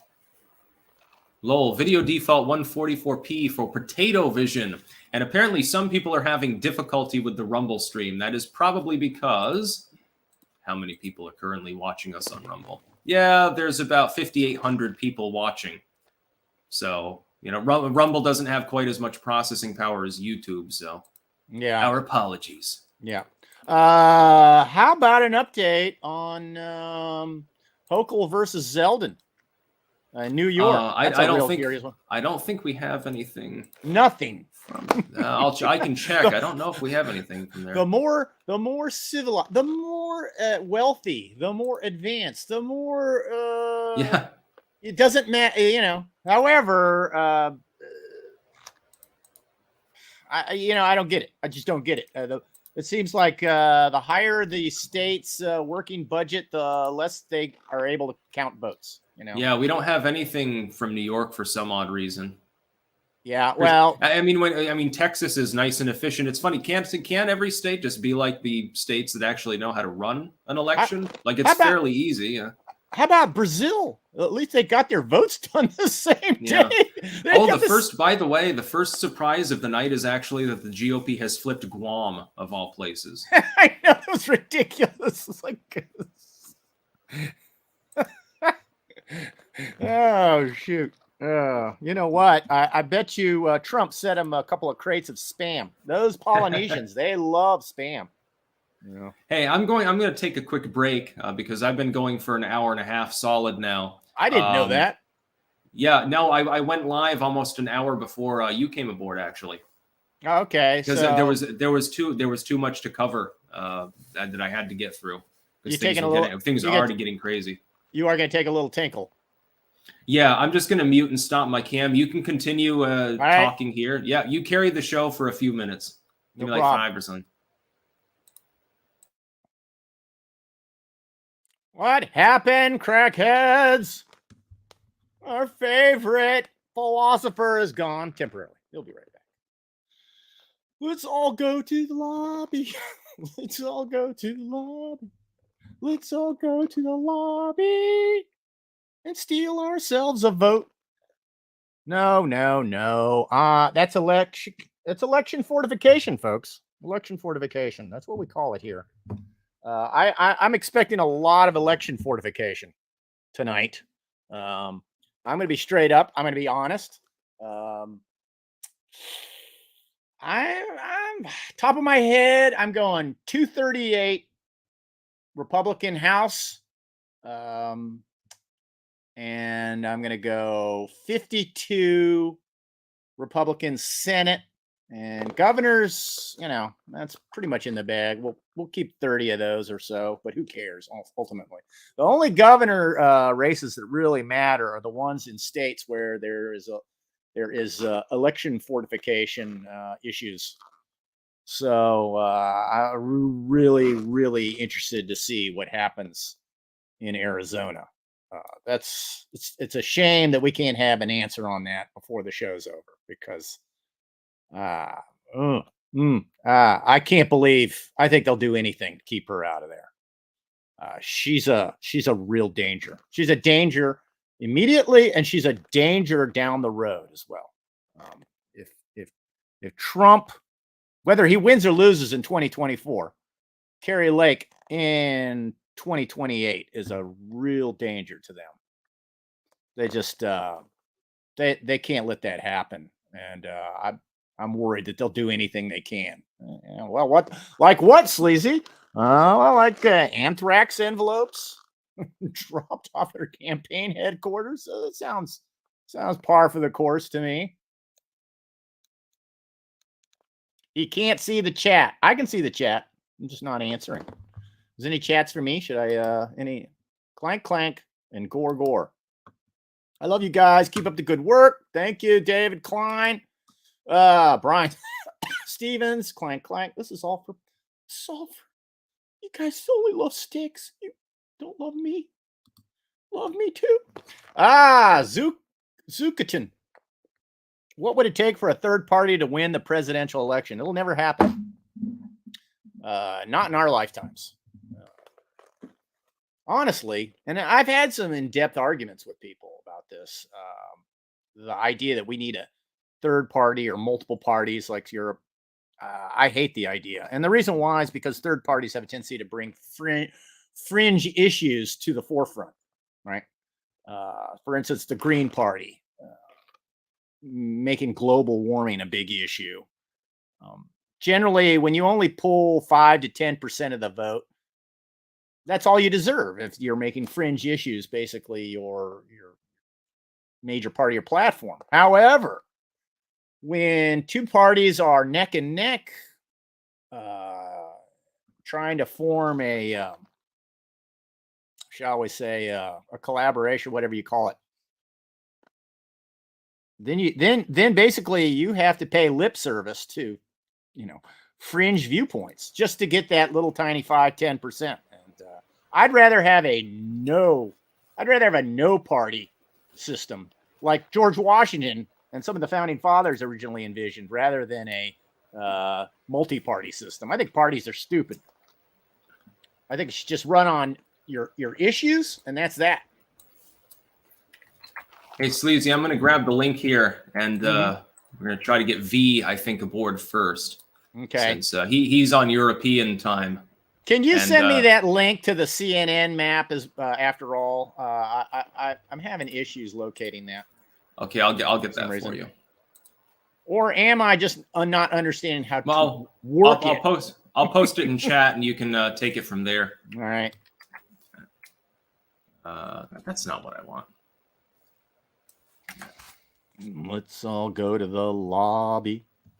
All right, let me get that. Let me get that link, and we'll get V on. Then we'll get Crigler on, I think, and then. Oh, for the love of God. Okay. Let's see about V. Republicans need one Democratic seat. Just one. Hard to believe. All right, I've sent V. I've sent Romanian V the link. Okay. And then I've got to let me message Crigler really quick because he already messaged me.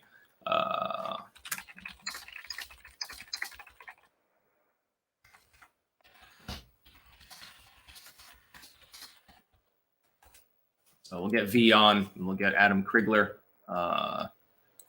Do we have any other news tips? Yes. RSBN projects Governor Ron DeSantis reelected as governor. Of course. He leads Chris currently by 14 points. I think what was? Let me look at the final RCP because that's another bellwether. Another thing that we've got to do tonight is look at some of these East Coast races, and let's see. What was the last polling for DeSantis? Because we got to match that up with the final result and see if there's a differential. Unfortunately, with the way things are going, East Coast may be all we really have solid results for. Yeah, and we'll probably have Texas by then too. Yeah, that's a couple points ahead of where DeSantis was in the aggregate. In fact, I think that's exactly 2.5, which is the expectation if you look at the generic congressional ballot. And that's what I had predicted. I predicted exactly a 2.5 excess of GOP turnout in overall nationally. It won't be the same in every state. Somewhere it'll be more, somewhere it'll be less. So that's pretty good. So several Sticks predictions have already come true. Yeah. Well, why don't you give me the next lottery winning number? Yeah. Why don't you do something useful? Make me $1 million. I need a lottery. I'm gambling averse. About the only gambling that I do is I bought some crypto. And how'd that turn out? Oh, I'm still waiting for the next to ride the next wave up. Right. Yeah. You don't lose or win until you cash in. So. I just wish that I had gotten into crypto a few years earlier, back when it was a lot cheaper. People donated it a lot more often. And I'm thinking to myself, damn, I could have bought a house. So I've got Beasley beating Bud here in North Carolina. And yeah, those are I think still though fairly early results. 53% vote in. Still, she's being up by 8 is shocking. Nevertheless, especially with so many of the red counties and districts. I can't believe, counties. Most of those outstanding areas, though, are red. And I cannot. And the suburbs around Raleigh, those ones may go red as well. Yeah, I can't believe that those counties, some of them are this blue. There's that much blue in the state right now. It's possible. It's not a guaranteed pickup for the GOP. Let me see. What was the final? Oh, absolutely. North Carolina's been on the cusp for a while, as we know. Yeah. They're about to go blue. Final. Yeah, I'll check the final polling there. Yeah, Bud was up by 6.2 in the aggregate and was widening his lead. So I can't imagine that he will actually lose. It might be that one is closer though. Really? You could see it be more blue than expected because of some of those areas that are on the coast. Yeah, Real Clear's got him 6.2. Yeah. Calling it lean GOP hold. Yeah. Shit, but still. Our RCP tends to be pretty good overall. Everyone spam V on Twitter. I gave him the link. Flipped. Congratulations to Congressman-elect Corey Mills. Republicans flipped this seat in Florida 7. So there's another pickup for the GOP in the House. The red wave has begun. That is by Scott Pressler, The Persistence. By the way, everyone should really give Scott Pressler a huge amount of credit for some of the work that he's done. He's been targeting like half a dozen different potential House areas, especially in Florida, and I think a couple of them have already flipped. So New Hampshire, only 12% in. They must be worried. Any place that's slow to count votes, I always suspect democracy fortification going on. Yeah. I don't know. It's a 50-50 sum game in New Hampshire. Ultimately, I think Hassan will win. You think Hassan will win? My prediction is that she holds that particular Senate seat. But we'll see. Well, they got her up by 21 we'll right now. 12% of the vote doesn't matter. Full results from Concord with more than 50% in. Oh, he's getting about a third of the share in Concord of all places. Wait a second. Am I looking at do I have to refresh this? What the hell? I'm at 12% in this Real Clear. CNN still. Yeah, estimated vote in 12. I was looking at just Concord. Okay. Yeah, and Manchester, that tends to be reliably blue. Okay. Oh, he's holding his own there, actually, in Manchester too. I've been to most of these places, everyone. This is, by the way, geography people. This is Vermont over here. Yeah. The easy way to, those two, whenever I had to identify the different states, on a unlabeled map, it was New Hampshire and Vermont. I could never remember who was who until somebody told me, well, Vermont's the V, right? And New Hampshire's the upside, the triangle standing on its base. Right? Yes, they are the upside down version of Vermont. Or if you're from New Hampshire, you think Vermont's the upside down version of New Hampshire. Exactly. We have lots of friendly rivalries in northern New England, and an unfriendly one with Massachusetts, but we'll get past that. What's wrong with Massachusetts? They can't drive. People from Massachusetts are used to very wide roads. Unless they're from Boston, then they're used to single lane traffic. Boston is a goddamn hellhole, and Vermont's roads just can't handle Massachusetts people. One thing about it, and this I swear to God that it's true, Vermonters tend to hug the curb whenever you're going around a corner. So you're trying to stay away from the mid lane a little bit to give everyone more clearance, because there are so many roads that are like 1.5 car width. And so sometimes you have to go into the culvert basically to get past them. In Massachusetts, you don't tend to have that, especially urban Massachusetts. And so people from Massachusetts, they hug the center line. And so they cause a disproportionate number of traffic accidents. You hear that? It's absolutely true. Stay out of our fucking state. Yeah. We won't go and clutter up Boston with our hippie trippy bullshit. But please don't hug the center line when you come to Vermont. It's very dangerous, especially center south Rutland, and there's one the highway interchange in Burlington. Are you huge number of deaths. Are you sure these are Massachusetts people causing these issues? Well, I mean, I can see their license plates from a mile away. Yeah, I guess so.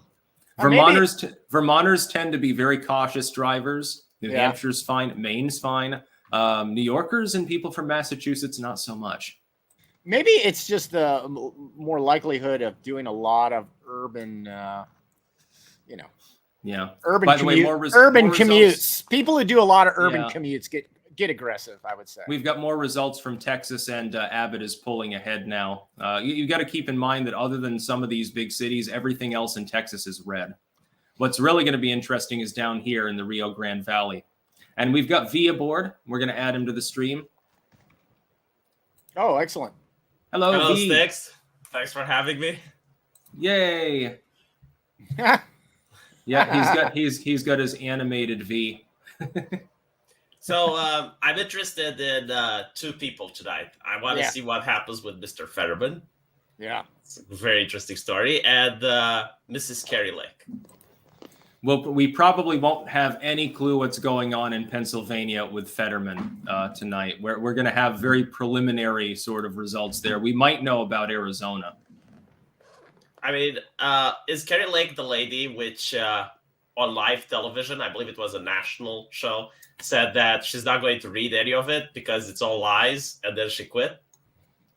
I'm not sure, actually. She's the one that spars with the journalists of the legacy media, but she literally worked as a legacy media journal for like 20 years, and so she runs rings around them. And yeah, it's she's much better at it than Trump. Trump has a tendency to, well, Trump is really smart, but he talks like he's talking to 4-year-olds. You know, that's the way Trump communicates to people. You know, very, very bad. You know, really, really big. You know, Carrie Lake actually has, you know, some chops when it comes to getting in front of a camera and running her mouth, because she was a newswoman. So, you know. Yeah. Did you see the ad Obama had? No. So he goes under the table in his house, and there's this guy sitting under his table with an iPhone, and Obama talks to him like a child and says, "You need to go out. You need to go vote. I mean, it's fine to hide, but like now it's time to go vote." And it really looked like what the left is about. Like the guy was so immature, like dressed like a modern corporate guy, you know, with a shirt and an iPhone, an iPro Max.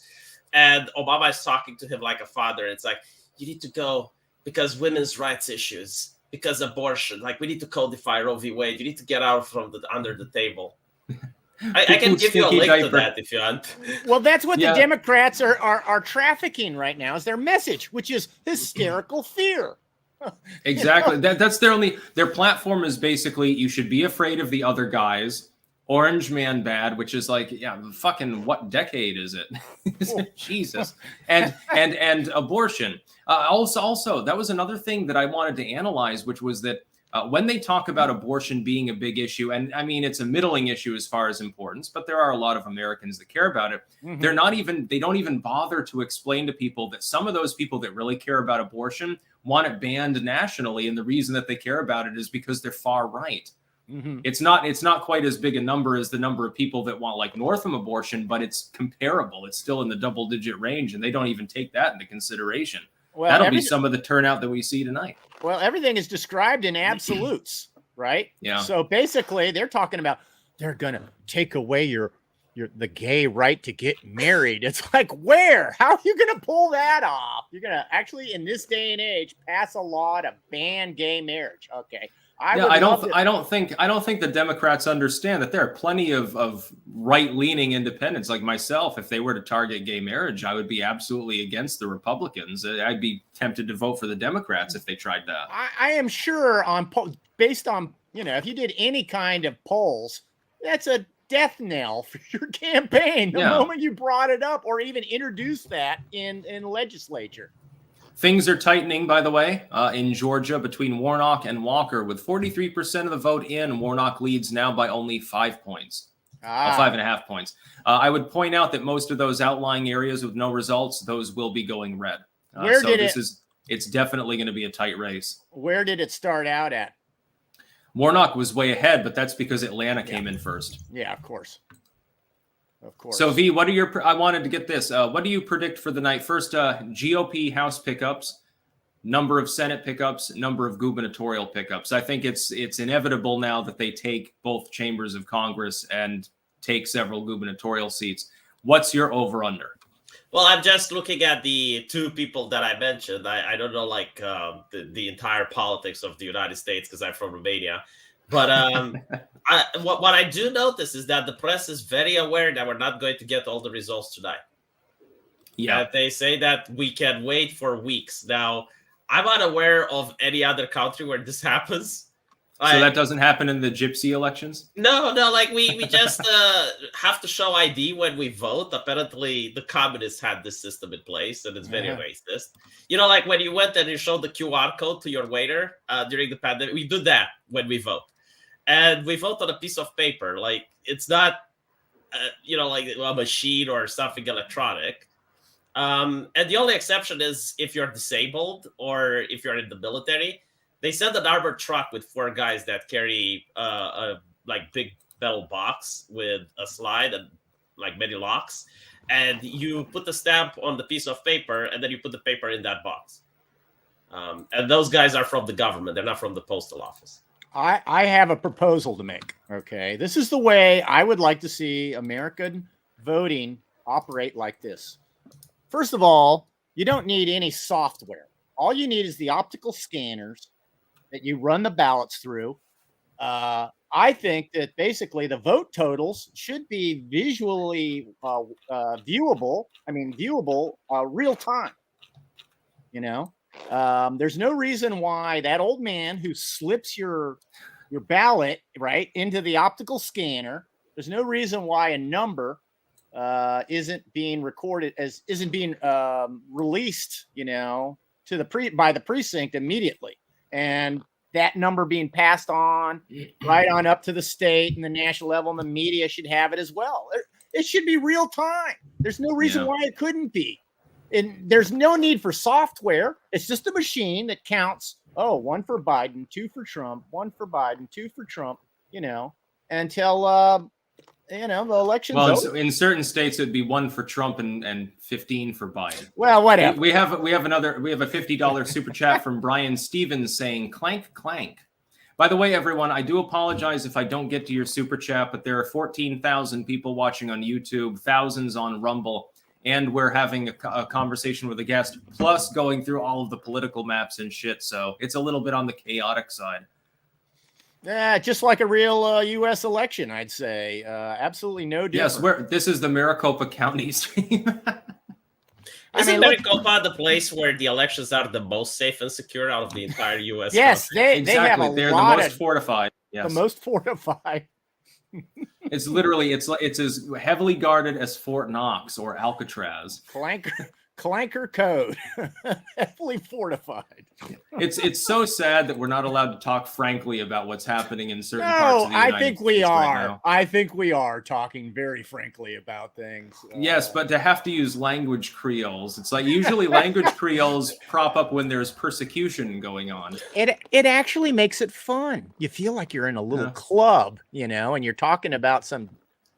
Yeah, just look at 4chan with basketball Americans as a term. It's so you can make fun of people in your high school class without them knowing it. That's what it's like.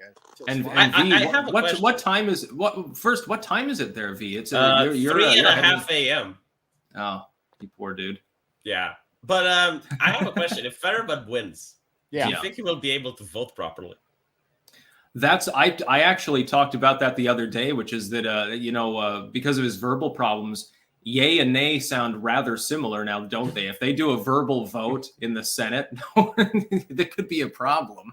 So go ahead. There was this article, I believe MSNBC, who said that disabled people have a right to vote, and people shouldn't mock Fetterman for his disabilities.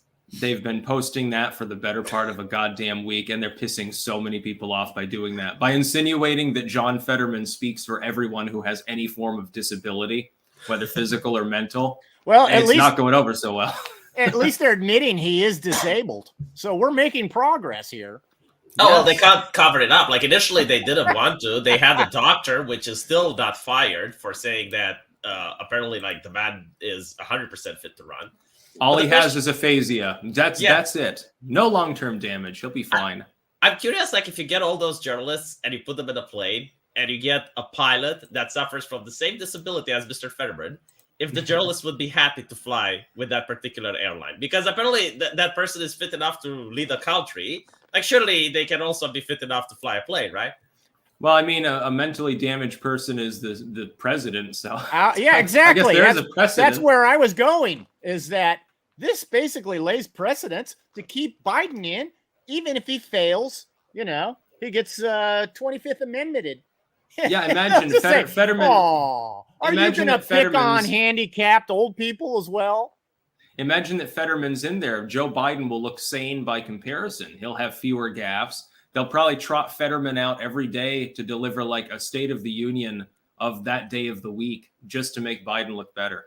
Maybe this is his insurance policy against getting fired. These people are very clever. This might have been the plan all along. Oh my God, how are we going to cover up Biden's senility? I know. We'll put in a brain-damaged Frankenstein in the Senate. Fetterman 2024. Yeah. I promise that I won't press the little red button unless I suddenly get aphasia and forget which color is which. How about this? Where is this all going? I think Kamala Harris will be dropped, and then they'll put Fetterman in as the new running mate. Which will be running, Fetterman or the growth on his neck that may be sentient? Well, it's like, we dare you to impeach Biden now. We've got Frankenstein behind him waiting. Isn't writing legislation also part of the job? I mean, maybe he can write some new codes of law.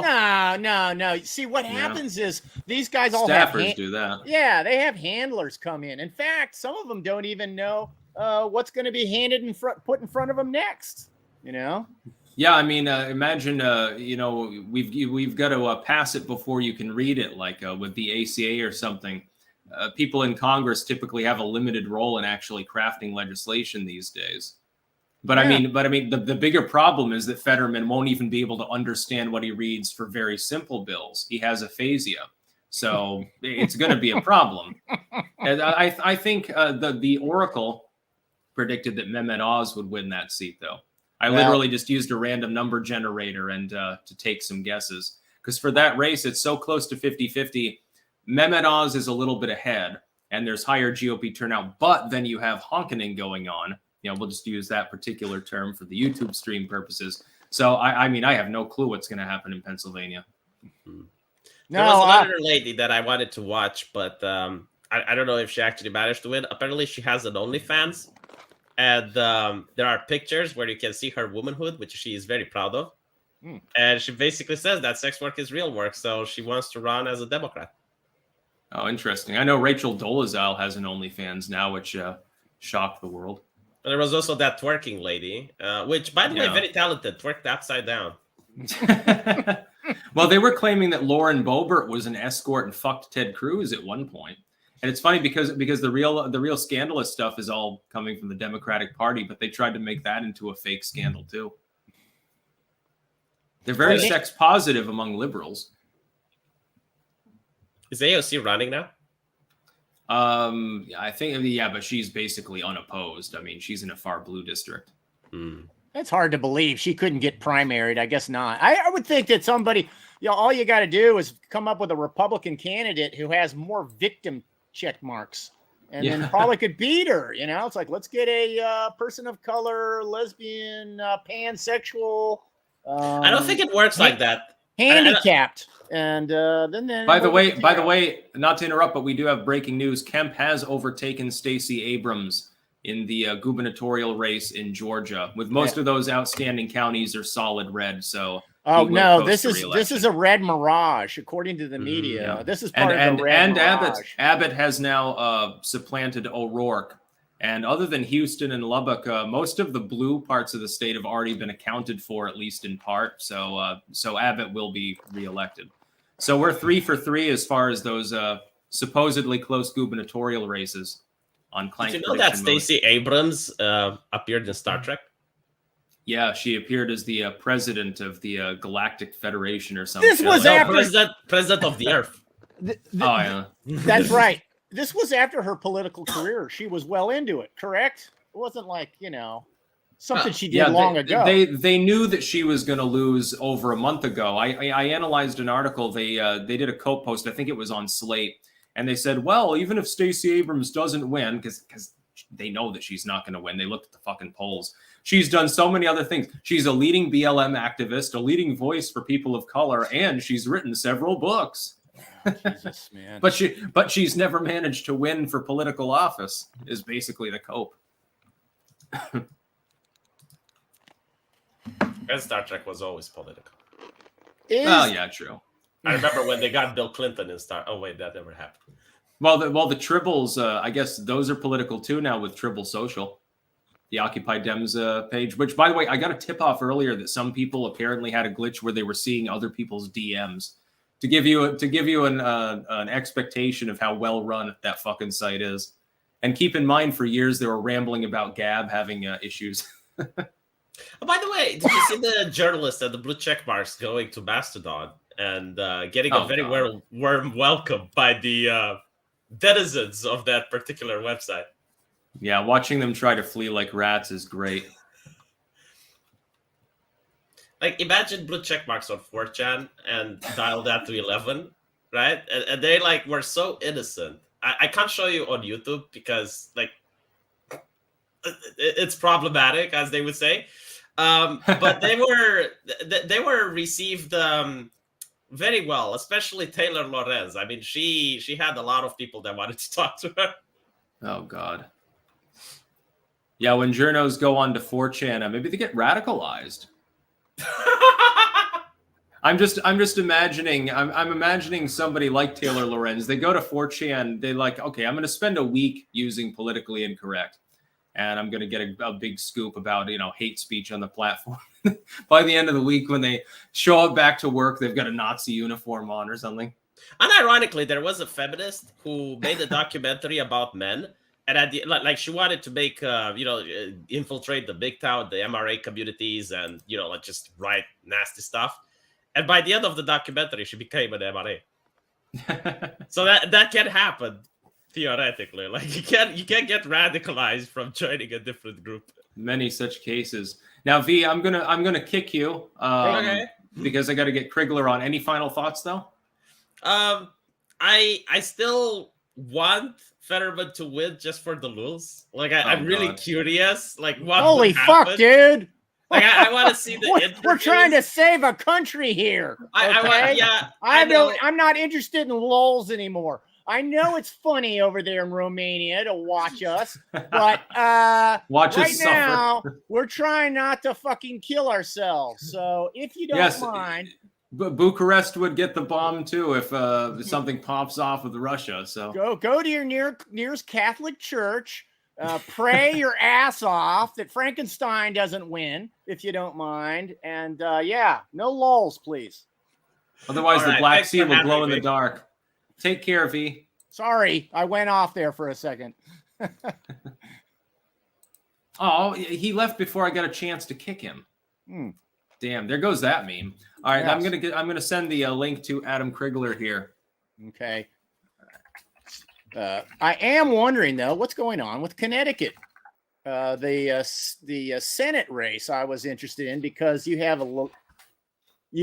Richard Blumenthal against Lenora Levy, and it's such a lopsided contest. Well, it's Connecticut. I mean, but I think Blumenthal was up by double digits, so that's not exactly a surprise. Yes, but she's a Jewish lady, so yeah. I'm thinking, that was obviously part of the strategy there. I dare you to call us racist, you anti-Semite. Many such cases. We'll show people the map. So as people can see, yes, indeed, Greg Abbott has pulled ahead here. Virtually all of the outstanding counties here are deep red, by the way. There aren't actually that many blue places in Texas outside of the cities, and you've already got all the results from like Dallas and Austin. Those are the big holdovers. Oh, it just literally updated a little bit more. Mike Rendell, Classic Trek Red Shirt Consolation Prizes. And Adam, I don't know if you can hear me, but I'll get you aboard in just a minute. We've got a few other things here. Sununu has been declared the winner of the gubernatorial contest in New Hampshire. No surprise there. And down in Georgia, Kemp extending his lead over Abrams, now more than 5 points ahead. He will be reelected. Just to be clear again, with all the outlying Atlanta places more or less accounted for, that's basically game, set, and match. Let's bring Adam Crigler aboard. What's going on, everybody? Not much, just a red wave. Oh, yeah, I see it. I've been watching. It feels good. The blood moon's real. Exactly. What's happening? Thanks for bringing me on, Sticks. Nice to officially meet you. Yeah, it's nice to meet you, too. And we've got Sleazy, of course, as co-host. Have you ever Hello, heard of Mr. Crigler. How's Tim Pool doing? I have no idea. We haven't spoken in probably a year and a half. I don't know. We don't speak anymore. I love the hairdo though.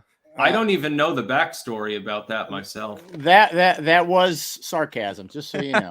Oh yeah, I figured as much. Okay. It was a subtle dig, but truth, I guess, not towards you, obviously, but I've given up on not caring about keeping anything secret. I actually revealed a lot of information on my stream earlier tonight about that.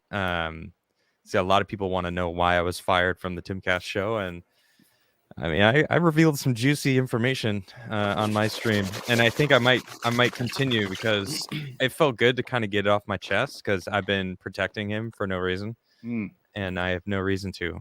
So, yeah, might as well. I've got to officially declare myself a neutral party in this because I don't know anything about it, and I actually do like Tim Pool's material. I have a standing invitation. He's great to at the his show, job. So. He really is. He He's takes great at his 5 job. minutes of subject matter and he makes it 25 minutes long. Better than anyone I've ever heard. That's true. Every freaking time. knowledgeable. Make sure you get them 3 commercial spots in. Oh man, but you know his grift well, Sleazy. Maybe I don't know. So Adam, predictions for tonight. What do you give as the over and under for the House, Senate, and gubernatorial slots? And also any expectations out of 50-50 Pennsylvania, because nobody has any clue, and I don't think that the Pennsylvanians will have a clue for a week to go. So yeah, well, they said till November 14th they're not going to finish counting. So overall, I think the red wave is real. I think people have been waking up to the craziness of the Democrats over the past, since Joe took office, essentially.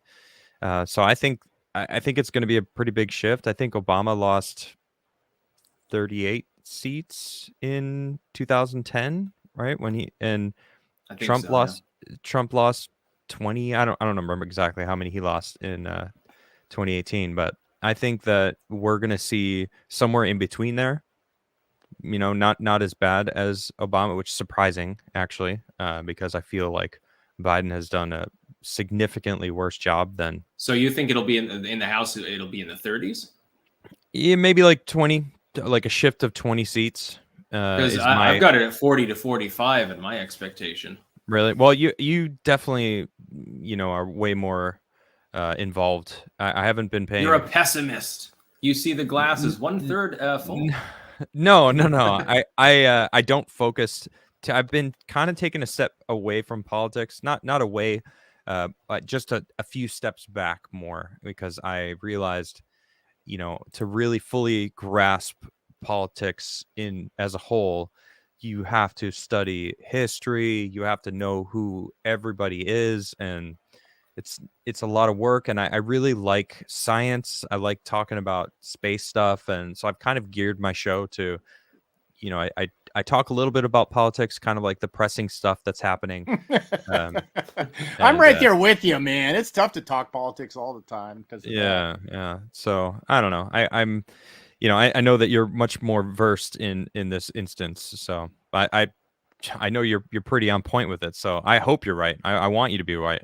So what is it? So you give 20s or 30 or so in the House. What about pickups in the Senate and for the governor's slots? Because we've already had several gubernatorial slots called now. Which ones have been called? I've been, because I did my show and then I went and had some food and I joined you. We have DeSantis in Florida, among others, and Abbott is now leading in Texas, and Kemp is handily ahead in Georgia. And those are 3 big predictions that I made that those would all hold. So, well, DeSantis doesn't surprise me at all. Yeah. In the slightest. I mean, Chris was, I don't even know what he was. He was just he's one of those, I'm not my opponent. He's one of those guys, I'm not him. And well, he's a former Republican too. True. And those are the worst. Yeah. The formers. Yeah. I don't know what's going on with my camera. I can't figure that out. I'm trying to. So refresh my memory, Sticks. What is your final count, House, final count, Senate? I think that it'll be a net of 40 to 45 in the House. But final numbers, what are those? The numbers? That's the number of pickups. I know, but what's the count?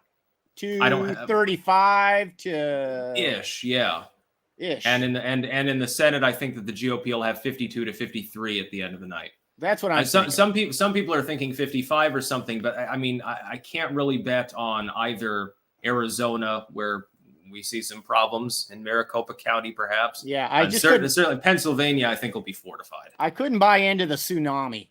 In the House, it's still. If you get even 35, would be pretty close to that. Yeah, that's pretty significant. Yeah, but considering how many were already solidly under control before going into the election, what I want to see is a lot of pickups on those ones that were called toss-ups and or lean blue, you know. Mhm. And then I'll say to myself, oh, okay, there is a ground shift politically going on in this country. But I'm worried that there's just way too much fortification, you know. That's the safe word, right? Fortification. Yeah. Yes. Okay. We're yeah. not. We have to use a language. Democracy. Creole. You got to put democracy in front of it. Trust me, I know. Exactly. I know. I don't know if you're aware. I have 9 strikes on my YouTube channel. Oh, And jeez. yeah, 5 of them are for misinformation, Have you election misinformation. Have you managed to stretch them out so that you haven't gotten your channel banned completely? Yes. You're yeah, good. Yeah. I'm not yeah, that good. I got banned off of Twitch a couple of months ago for being a harmful misinformation actor. bring in the truth. They don't like that. That's well. harmful. Here's the thing I can't fundamentally figure out about this is what is the difference between disinformation and opinion? Whether they like it or not. I know. Yeah. We know that. We know that. But I am trying to ask them as if they were in the room. I can't understand how you can differentiate between disinformation and opinion. If I say the earth is flat, I can stay on YouTube all goddamn year, 24/7, right? But if I say something else they don't like, how is that? I don't understand the difference. Opinion. Yeah, I and mean, disinformation. there's plenty of disinformation. They claim that Santa Claus isn't real, and I'm like, well, then who ate the fucking cookies at night? We've got a $50 super chat from George the Giant Slayer. George. Yes. All hail Sticks. Sarah Huckabee just won, clanking away. What do you think of Oz winning? Love your analysis. All hail Skeezy and my good friend Adam Crigler. Again, it is a 50-50 shot with the Pennsylvania race. I literally flipped a coin, like with a random number generator. It claims that Mehmet Oz will carry it, but I didn't want to make an official, like, serious prediction at all, simply because I don't know whether there'll be enough fortification there to overcome Oz's late lead. Right. And apparently we've got double the number of people watching on Rumble as Dave Rubin has at the moment. Nice. Well, we already know that Pennsylvania is a state that really loves to fortify democracy. So, judging on great what happened lovers of the Republic, 2020 and 2016, so I think, unfortunately, that Frankenstein has a really good shot of closing the gap at the last second. You know, I'm gonna blame Yeah. V for that. I heard what he said. I heard that. disrespecting our election policies. He just wants it to continue burning. That's what that is. He wants the Romanian communists to take over here. Oh no. Well, Yeah, the he thinks communists it's all- will have he- their way if they want. lulls while we go down, we go to hell. By the way, DeSantis is approaching a 20-point gap over Christ Wow. at this moment, with several of the outstanding counties that still have counting to go on leaning red. So it's a blowout. That's a monumental goddamn loss. Christ's career is now over. And in Texas, Good. you've Abbott is over O'Rourke now, approaching 6 points. Good. Yeah, So, because at least in the gubernatorial sense, the Republicans are kicking ass right now. I tuned in earlier and I saw people in chat saying Beto won Texas, and I was like, what? Yeah. That doesn't Well, I sound mean, right. right now Kelly is ahead in Kansas, but I think that's probably off the table. Yeah. I am worried about Arizona as well because they are afraid of Carrie Lake. Yeah. She does not fall in line just like Trump did. They're there terrified several- she's going to look into the 2020 election and the 20s. True. They're terrified. I'm surprised we don't have jack shit right now from New York. That's a good point. That's They're a lot probably of. they're probably trying to keep it on the low because do you see what CNN said? I just saw a clip. They're saying like everyone's trying to figure out what's going on, and they're going online to see from people like you, Sticks, and others, and they're like, don't do that, trust us. Yeah. This Stay is tuned CNN. to the boob tube. Yeah. Oh, yeah. I trust you, CNN. Sure. I can't find anything out about Connecticut's Senate race. I was really interested because it's such a lopsided contest. So I wanted to see if to me that would be bellwether. If she closed the gap and made that competitive, it would tell you, you know, that there is a shift in a point of view. But he was favored by up to 15%. You know, so Blumenthal being a whatever you call him. What do you know? He's a career politician. In other words, you know. Like... Also, Adam, did you hear that Guam has flipped? Yeah.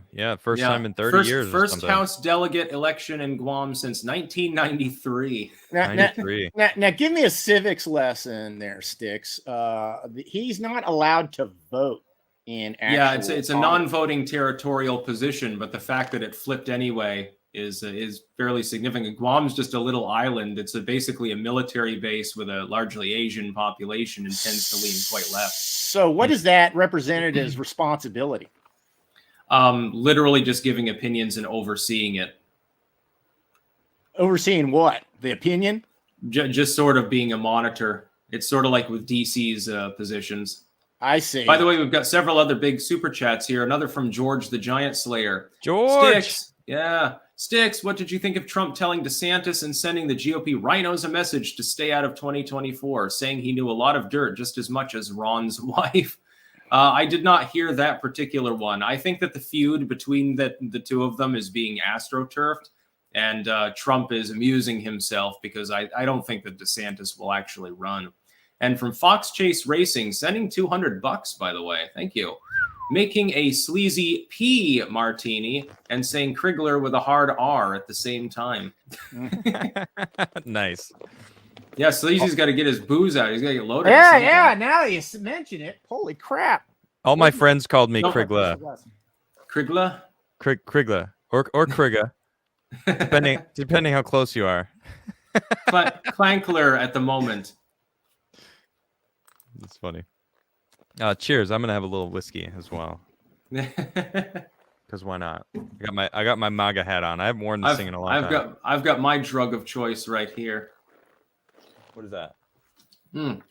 Energy drink. No, energy drink, of course. Oh, all right. I'm dipping into my supply. And apparently Walker has taken the lead in the count in Georgia. Let me fact check that live. That's the gubernatorial map. I don't want that. Yeah, it's being reported that Walker has pulled ahead of it. Yes, Walker is now slightly ahead of Warnock with 55% reporting in the state of Georgia. So that race is going to be very close. So we probably won't even be able to call it tonight, I would think. What do you think is going to be called tonight? I think that most of the races east of the Missouri will be done. But I mean, I guess it's iffy on whether we'll get anything from New York. Georgia will be too close to call, and Pennsylvania, nobody's going to know what's happening until a week from now, I guess. You're more likely to get at least a preliminary estimate from Arizona than from Pennsylvania, actually, at this point. All right, I'm sounding like a broken fucking, record or something now, but I am searching to find just anything coming in from Connecticut, and it's not one Senate race. Are you getting anything? Can you find anything? With Blumenthal Levy? Yeah. What is it? Yeah, but there's only 1% of the vote in. Blumenthal has about 60% of the vote. And you're at the CNN map, right? Yeah. I can't. Why is it? I'm clicking on it, and I'm not getting in there. Does it show? Oh, here we go. Yeah. I'd be surprised if Connecticut didn't go blue though for that. Yeah, won't give it to me. Adam, did you get a chance to see the epic clankening on the Young Turk stream earlier, or Zhank's pre-midterm meltdown? No, tell me about it. Oh boy! And just think, that's the most coherent that he'll probably be tonight. Why would he? It gets worse. Why would he subject himself to a night like this? I don't know. I think he was hoping the LA's power outage would continue. I guess it's part of the job. No one will ever forget the way the way 2016 went down for him. Tell me what happened though. What happened on his stream? What happened? Do you mean today or in 2016? Oh no, today. You said, did you catch his stream earlier? Yeah, his stream basically was just him bellowing incoherently, and he was literally changing color and sweating all over himself, rambling about how the Democrats were out of touch on crime and stuff, and that's why there's not going to be a blue tsunami because you people are losers. Wow, It great was way great. to talk to your base. He has great Exactly. breakdowns. You gotta say it is compelling watching, to see him and Anna Kasparian go on some sort of, I'm better than you diatribe. No one will ever forget that, man. Yeah, I'm sick of those people. It'd be funny to get one of them aboard a live stream sometime just as a joke. Can you imagine triggering Zhank by mentioning Armenia over and over? I don't think he would do it. No, of course not. But if you could, it would be hilarious. You should get him on your show. I don't think he'd join me either.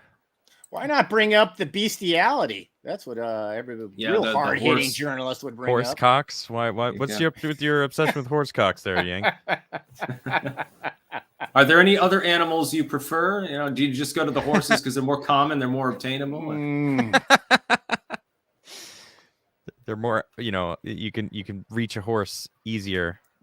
Ask him about if eating, like if he took a chunk of like cow meat or something, like a steak or something, and screwed it, like masturbated into the steak, if it would be bestiality and necrophilia at the same time. No, you know what I would drop on him, right? I'd be like, how Trump really got his empire started, right?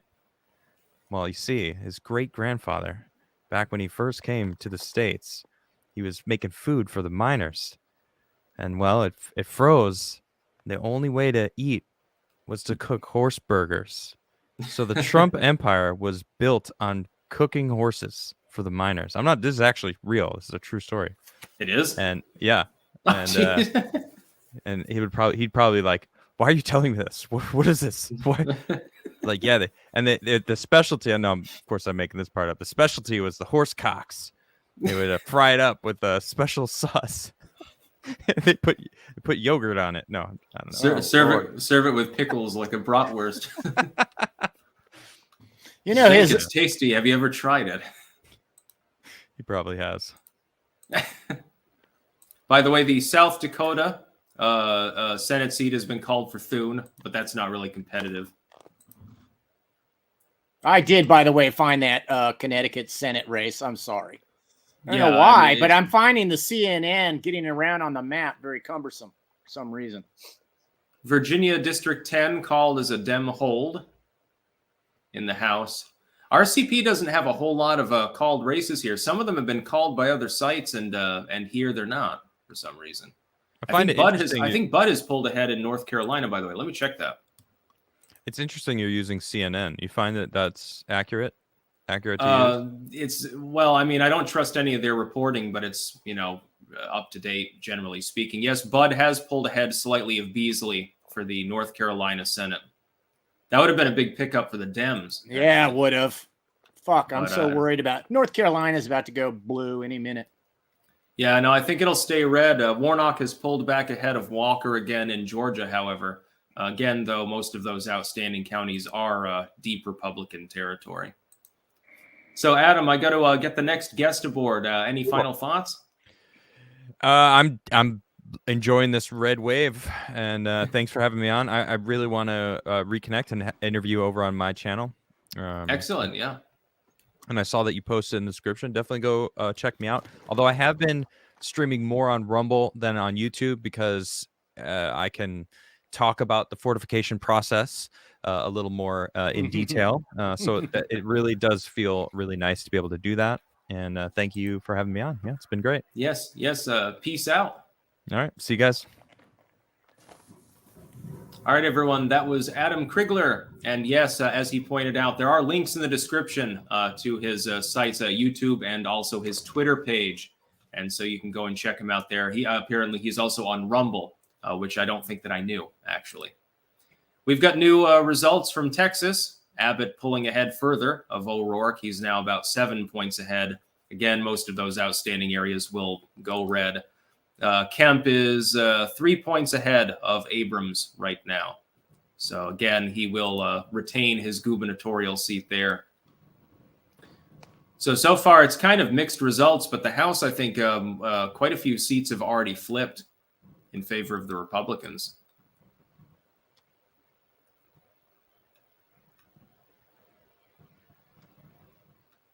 Still looking for results of Spanberger. She's district, what is it, 7? In Virginia? Yeah. Yeah, she's district 7th. Vega is ahead of Spanberger with 99% of the vote in. Yeah, Sorry. It's I almost lost my impartiality there for a moment. Go ahead. Yeah, with 99% of the vote in, Vega leads Spanberger by almost 3 points. Excellent. So unless you get some last minute shenanigans going on, this is that a pickup? So that's a pickup for the Republicans. That's it is. What happened was, because I remember this very well, 2020, people were obviously going down ballot voting because I thought that Trump did well here. But anyways, Spanberger's opponent, classic fortification, vote fortification going on, or democracy fortification. He was up by 10% with 50% of the vote in. And, it was your classic, suddenly she starts closing the gap. To me, it seems like 50% has been counted. Generally, I think that's a pretty good, sample size of how the rest of it's going to go. But no, she closed it, and then it was the classic, oh, it's a dead heat, and everybody goes to bed. And when they come back in the morning, it's like, oh, and look, we found some more fortification, and Spanberger pulled it out. So, I really got it out for her. And well, it looks like she's probably knocked off her pedestal. So she's a CIA analyst, and so I've always figured that basically that's more of that deep state bureaucracy crossing over into into government where it shouldn't be, elected government, shall we say. And I'm glad. I'm not going to say I'm glad she's gone because I don't think she is, but no, it hasn't been called yet. Yeah, it hasn't been called yet. And if anybody could do it in her district, I think it would be her. Yeah. We've got several $50 super chats. P. Gar saying, is it civil? Is it war? Is it civil war? Adam Crigler voice. We have Sai Brav. Thanks for your rational take, Sticks. Sleazy, do you have any skateboards in your crack store? I do. Actually, you can get them through threadless.com. So, yeah, threadless.com, t-shirts, but you can look up skateboard decks there as well with various designs. You can check them out. And, you might find one you like. And then we've got Paladin BR. Regarding North Carolina, we were honked hard in 2020. It's how Cooper stayed. Just no scrutiny because Trump outperformed the honk. Yeah, North Carolina had some problems. By the way, I did send the link to Razor Fist, so we'll see when he gets aboard here. Well, yeah. As far as democracy fortification, I was quite convinced that Virginia was heavy with it, not as blue as people think. It was, of course, not traditionally. It wasn't, and Fairfax is the place they do it because that's a huge county, and it can swamp the rest of the state with, shall we say, votes. By the way, we currently have a House balance of 92 seats for the GOP and 48 for the Democrats, with 3 pickups for the GOP and none so far for the Dems. I would point out to people that the Republicans only need a net, I think, of 5 pickups in order to control the House. So they're getting there. Yeah. It was almost a done deal. Every projection said somewhere between 227 at the worst, 225, 227. It'll be higher. It'll be higher, I think. It should be. There was just too many toss-ups that they should take with this. I'm pissed off about my $4 gas. It's people who live in the exoburbs. They commute a long way to their job. They're people who are plumbers or they're, they do handyman work or construction work, and it involves long commutes. And if you're driving a large pickup truck, and suddenly your diesel is $5 to $6 a gallon. That's any idiot can get outraged about that. It doesn't have to be something weird and esoteric, like CRT. That's something that they don't have to deal with. We have breaking news from Breaking 911. Breaking: judge rules polls closed at 7 p.m. in Maricopa County, denying Lake and Masters and the RNC's lawsuit to move the deadline to 10 p.m. following polling site issues. So we do have a honkening in Maricopa County to try to limit Republican turnout, I guess. Because in some places people were physically incapable of voting, but they're not going to extend the voting. I thought that every vote should count, Democrats. It's supposed to be easy to vote. If not every vote is counted, then you have a big problem. Everybody's already seen all over Twitter the guy telling people that they're having problems. Yeah. So I just wanted to think that was just a tiny little exception. No, apparently. Metalhead Madman saying check Texas. I'll check the gubernatorial and race there. Yeah. I'm not going to look individually at every House race. Yes, Greg Abbott is still leading Beto O'Rourke. As some of these outer Austin and Houston votes come in, it'll narrow more. O'Rourke could pull back ahead, but keep in mind all of these other counties here tend to be heavily Republican. What's going to be interesting is down here at the bottom of the state. Okay, so Abbott's getting almost 40% of the vote right along the border there.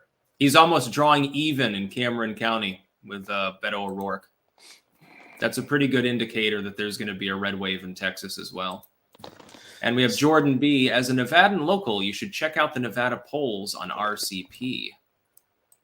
So that Spanberger Yesli Vega is 99% complete. Yeah, it's a 3-point victory. Oh, about 2.5-point victory. I think that pretty much does close it. Boy, if it's 6,000 votes, if somehow they find that over the course of the night. I don't think that. Do they have any outstanding mail-in votes even to cover? Yeah, well, it says 99%, and mathematically, that doesn't seem like it's possible to cover the difference. If you got that 1%, went 100% Spanberger, right? Well, unless you do fuzzy math. Well, that's why you've got these overvoting in so many counties. Bud remains ahead of Beasley in North Carolina for the Senate seat there, but it's by less than a point at the moment. So it's definitely going to be a lot closer, I think, in North Carolina than the polls suggested. We just hit 15,000 people watching live on YouTube, by the way. Excellent. Yeah, there's over 7,000 watching on Rumble. The population of a small town is currently watching us. Say hi to everyone.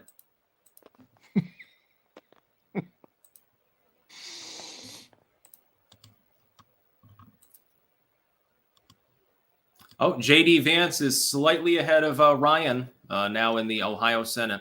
Oh, he should destroy him. I think that he will win. Polls had him 8 points up. He should destroy him. And that Juggalo state, come on. They're not going to vote D. No way.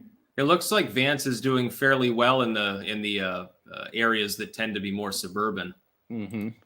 He's slightly ahead in Wayne County. Well, you got the new phenomenon, the new demo, terrified white suburban women. Yeah.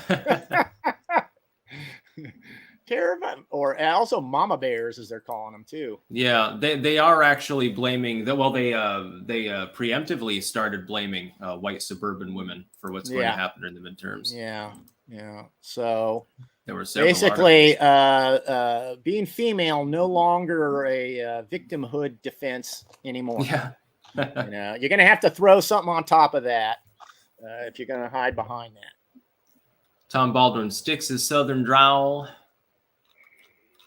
Should you see the Redneck Ralph episode? By the way, to anyone watching, if you did happen to download the other two Redneck Ralph audios that I did, if you could get those to me, I would pay a pretty penny for those. I was an idiot. I had him on my main channel. I did this thing called Redneck Ralph where I pretend to be like a hillbilly talking about, all of his weird adventures. And one of them was Jeb Bush birthday party. And the one that's up there, I can't remember the name of it. But I took him down because I realized that when they changed TOS, clearly it violated TOS, so I could move them elsewhere. And but I forgot to download them first. And help a brother out. Help a sticks out, won't you? Yeah, exactly. So I'm looking at the New Hampshire Senate race, and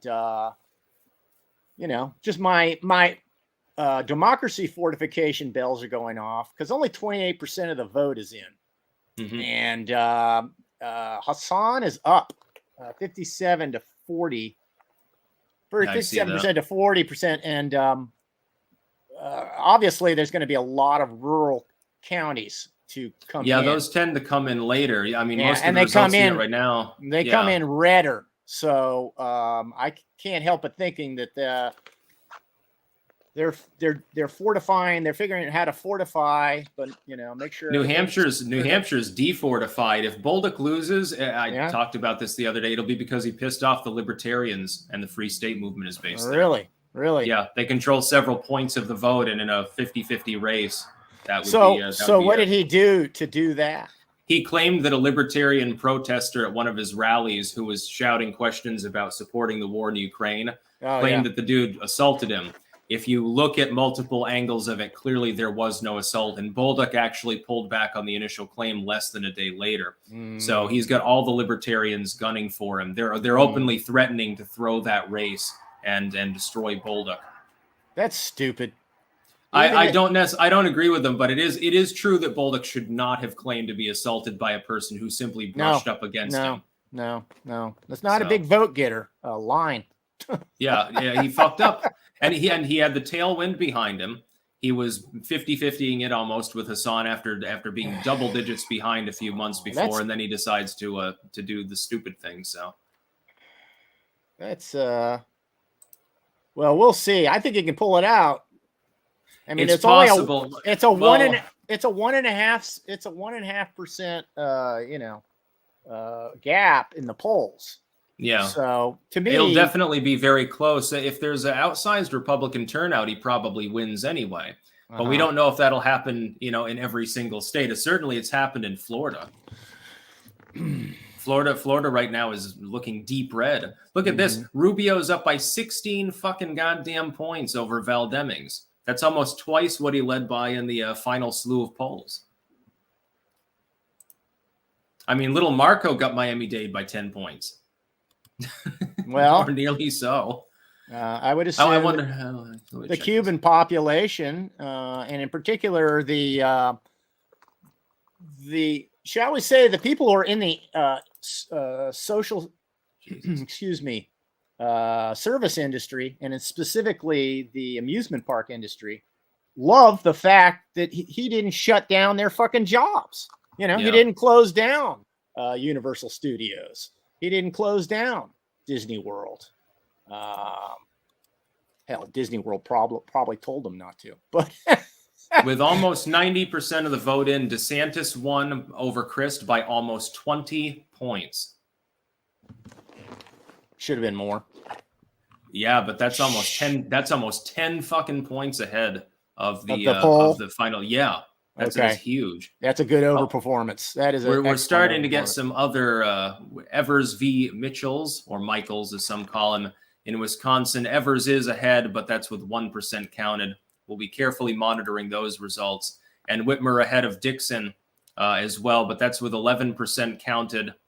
The Detroit area will go deep blue, and some of the others. Most of Michigan is actually deep red, but the cities tend to control it politically. Dixon has 45% of the vote, though, and that's not bad considering that all of this is red up here.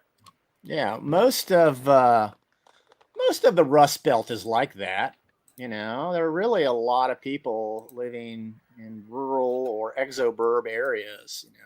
Yeah. We're By the way, everyone, we're still waiting for Razor Fist. I have sent him the link. He might be taking a leak. He might be out voting or. Well, you know what? He's motorbiking his way in. I'm going to have to take a leak myself. So, All right. I'm going to turn off the camera for a second, and I'll be right back. Sleazy's taking a piss. I'll probably have to do that in a minute myself. Energy drinks tend to be a diuretic, you know. Trust me, the reason why I have reasonable energy right now is that I actually managed to take a nap earlier. And for an insomniac like me, that ain't easy.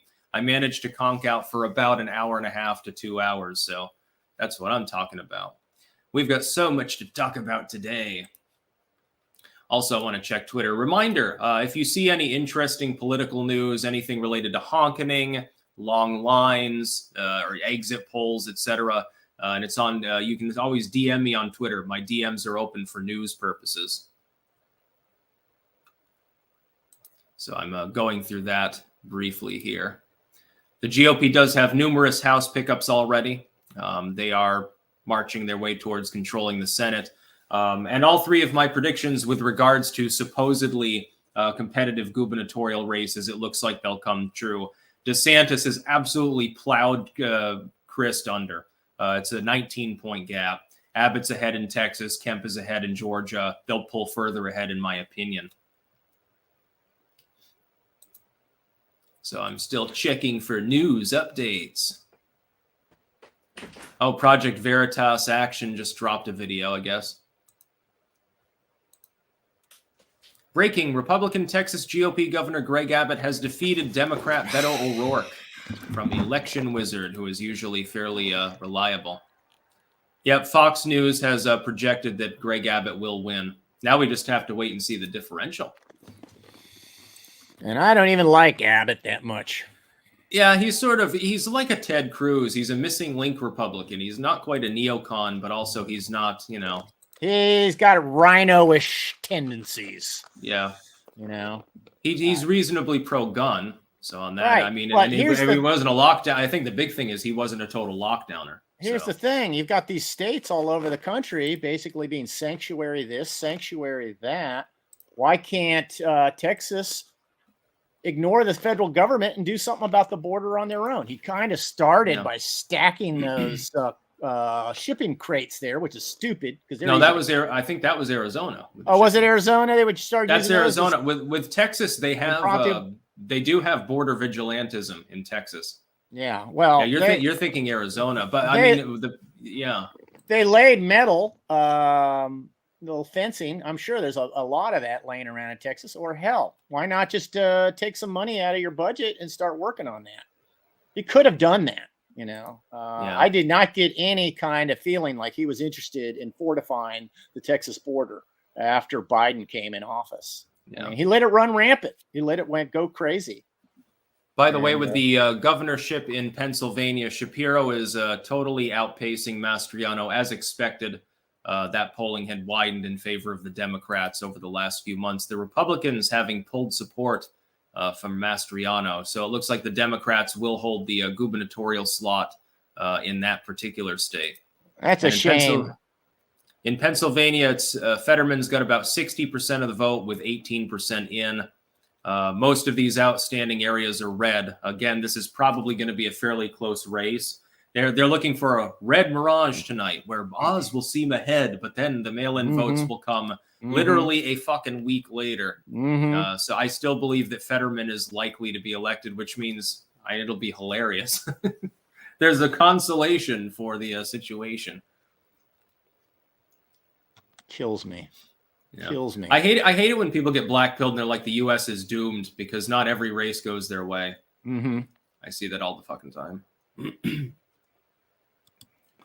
It's just Bantz, everyone. At the end of the day, a lot of these people, after they debate one another on the Senate floor, they go and snort coke together. So it's been that way for a while.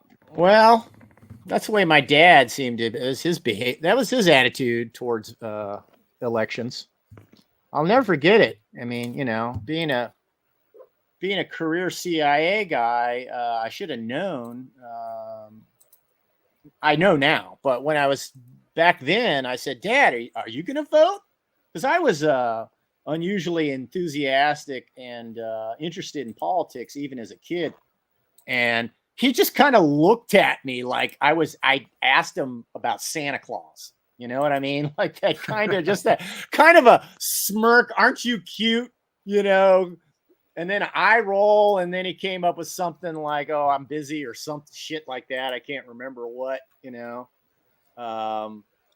Yeah, that was that's one of those eye openers that doesn't come to you till later, you know. I'm going to check up on the House races here too. Not the individual races, just pickups, etc. 111 Republicans to 61 Democrats currently have been called. Again, 3 pickups for the GOP. They need 5 in order to control the House, so it's not going to be that difficult. A lot of these outstanding races will probably end up going GOP. I think more of the competitive ones, though, are in the western part of the country, and we won't get to all of those. One thing I like how they have so many toss. They need 26 competitive seats, but they're only they were listing a lot of the lean Republican seats as toss-ups. So I think that CNN has a little bit of bias there. Oh well, I guess Razorfist might be napping at the moment.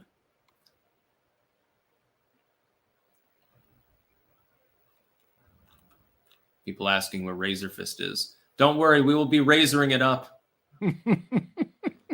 Hey, do you mind if I take a quick break here, though? Oh, go ahead. Yeah, it's time for another bathroom break, etc. No, Feta Goitman. Well, I wish I could bring the map up. I can only look at my own.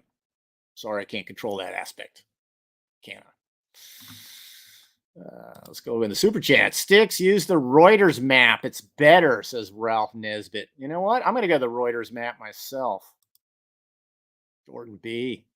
As a Nevadan local, you should check out the Nevada polls on RCP. Okay. Whoops. This cord is not long enough.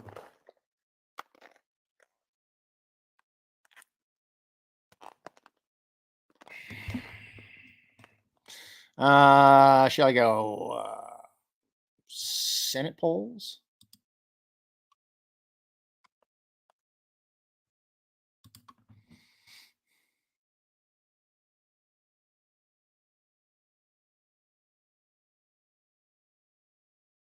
We got Sisliak versus Joe Lombardo. Lombardo favored by 2.8 in the Senate. And that's the thing I don't understand is why these are some of these are so overly polled, and then there are others that just don't have any. But you've got over 5 polls here, running anywhere from 4, Lombardo by 4 and 5, down to 2, and then 1 is a tie. I don't know why that averages out to 2.8. Seems a little higher than that. Could be some of that bias. Could be some of the bias. Let's go to Nevada Senate race. Laxalt, Masto. Laxalt 3.4. That's good. We should hold on to that, I would hope. Let's go over to CNN. See, no, they're not checking in. They don't have anything, do they? No, I don't have anything checked in yet. No. I'm probably better off just reading chat since you guys can't follow on along what I'm looking at necessarily.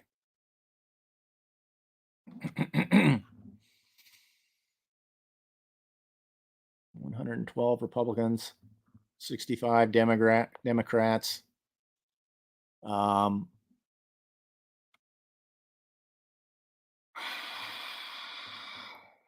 looks really red.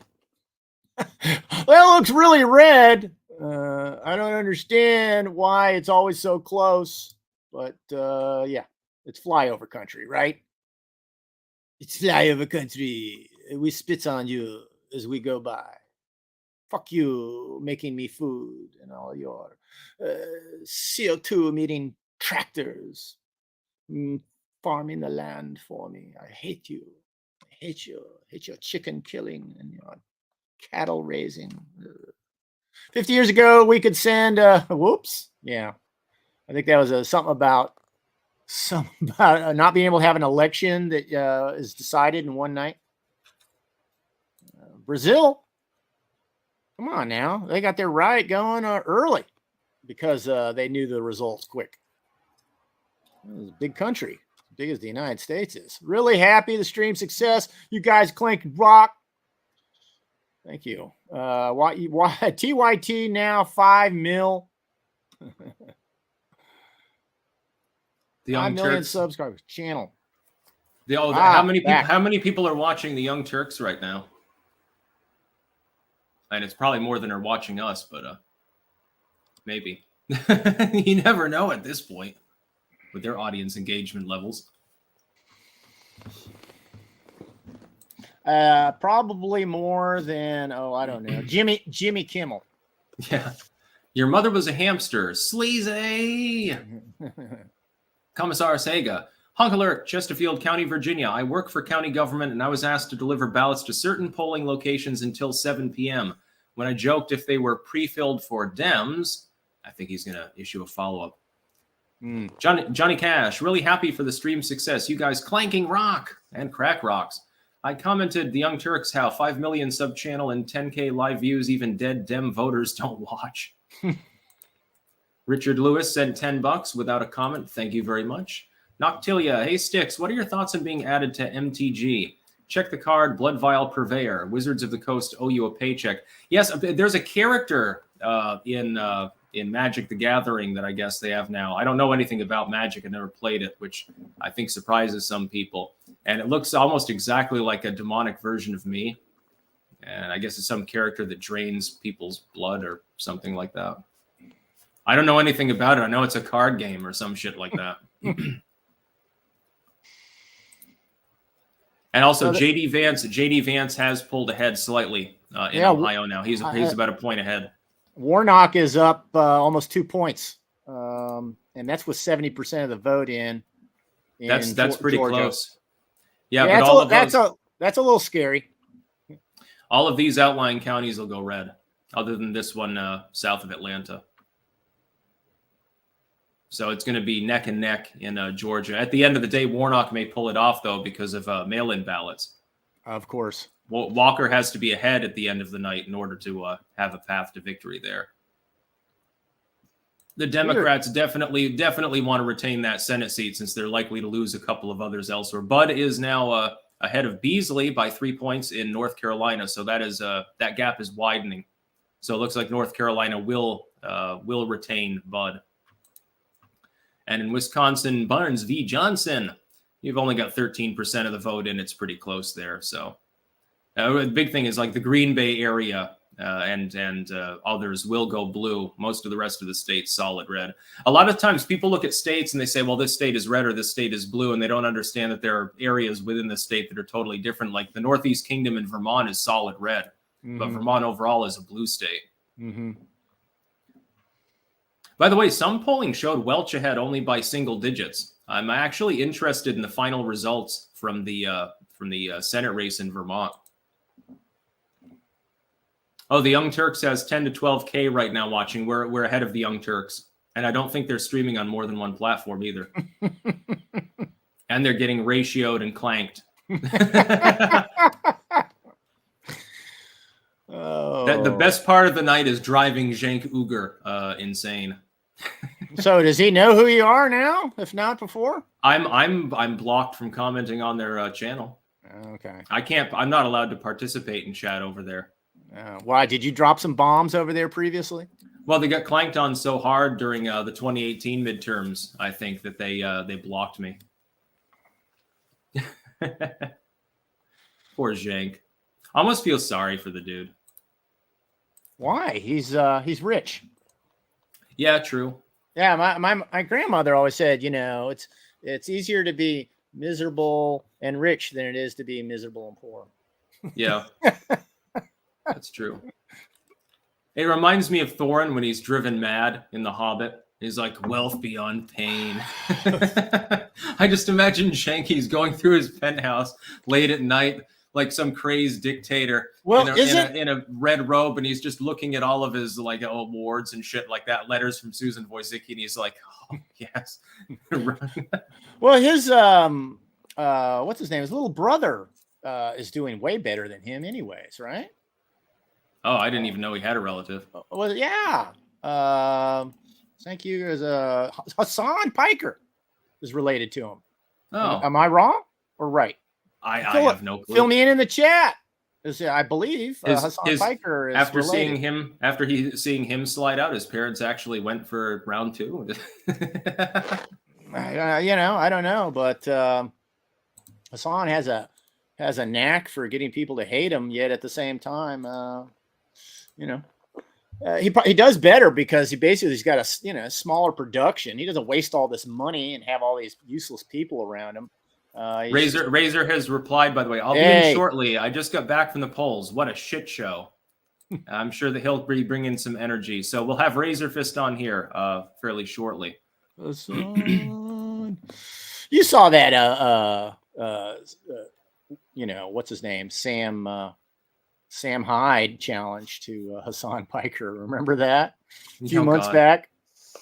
By the way, a shout out to Sticks Clips. That's at Sticks Clips on Twitter, who has been parsing videos, segments of videos to make shorts. So yes, here is your official shout out to Sticks Clips. And yes, I definitely appreciate if you parse out chunks of this live stream as well and post them up. It is very helpful. It is helping channel growth. So because I don't know how to do the fucking clipping and. I'm not into making shorts and shit like that, but he knows how to do that. So, and help me rebuild my channel. The link down below. It's brand exactly.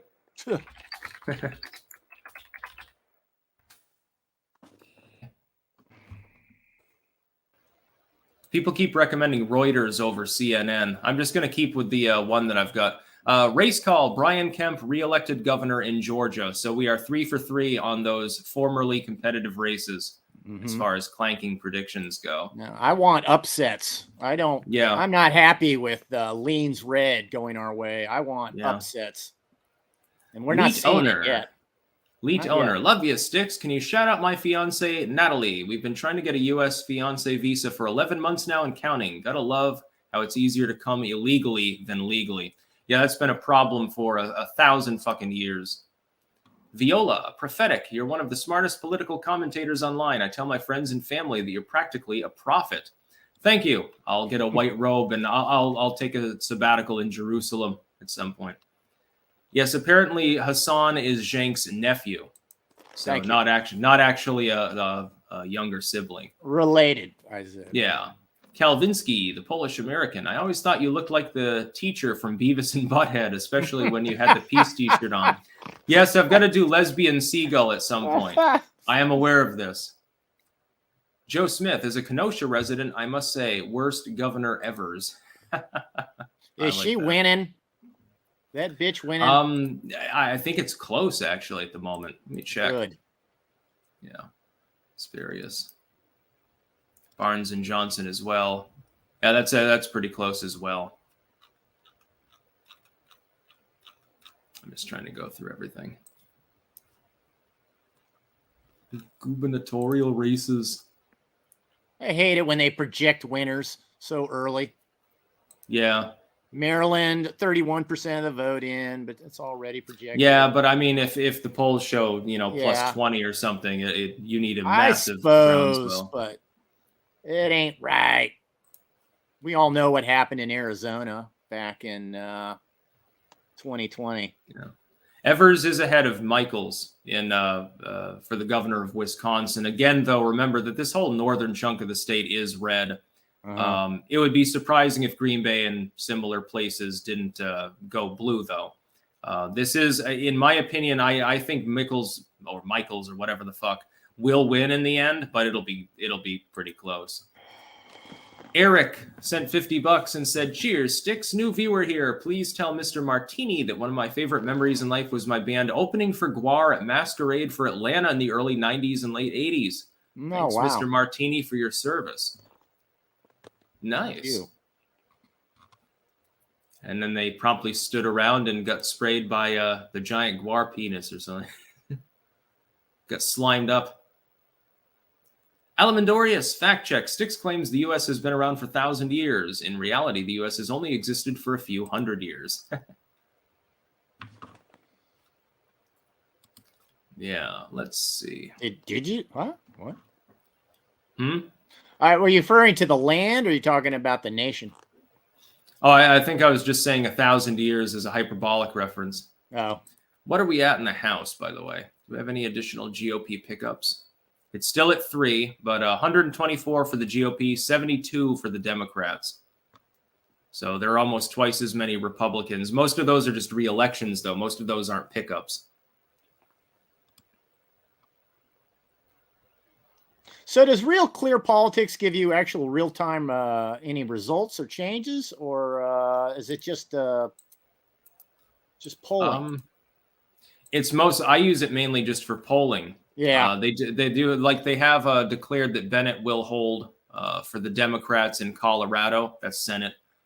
Florida, Rubio holds against Demings. They've called those. You have VA 10, Dem hold for the House. And for governors, DeSantis wins. That's a GOP hold. And in Oklahoma, Stitt holds as well. Those are all that RCP is called. I think they tend to call races later. They wait until there's much more polling in. Mm-hmm. Whereas like some groups will, call a bunch of races just because there's a 5-point gap. God, I'm seeing New Mexico. It's just as blue can be. Amazing. Well, it's New Mexico. You mean for the House, Senate, or governor? House. I've got the House map here. Yeah, let me. So it's only got 3 districts. But 2 of them. I don't think that's a huge surprise, though. No. Oh, now it doesn't want to load the map. Come on, give me the map. It's kind of misleading when you think about it. It's just 3 reps. New Mexico 1, Garcia Holmes versus Stanberry. House 3, Fernandez versus Martinez. Vasquez versus Harrell. Very, very, very stereotypical names of candidates down there.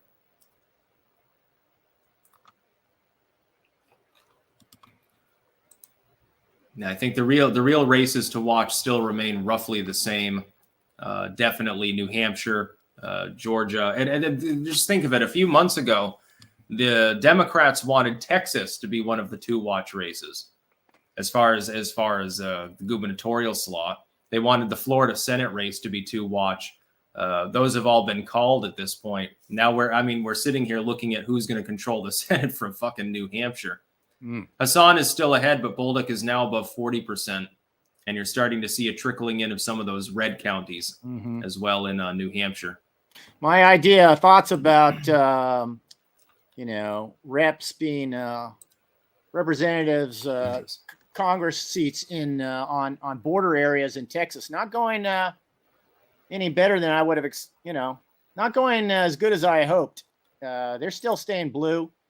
So you got 55% of district, was it the 7th? Shall we say the 28th district is still blue. And are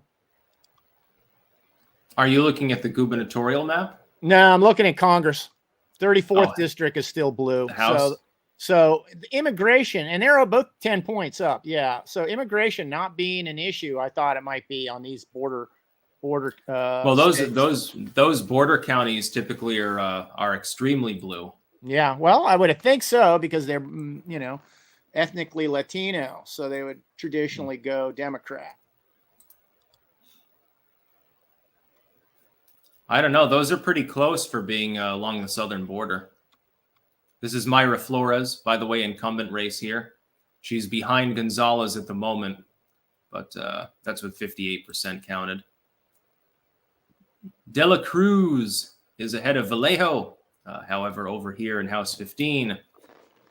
By the way, you can see the gerrymandering. That's another interesting thing to look at. If you look at some of these districts across the country, some of them, look, Jesus Christ.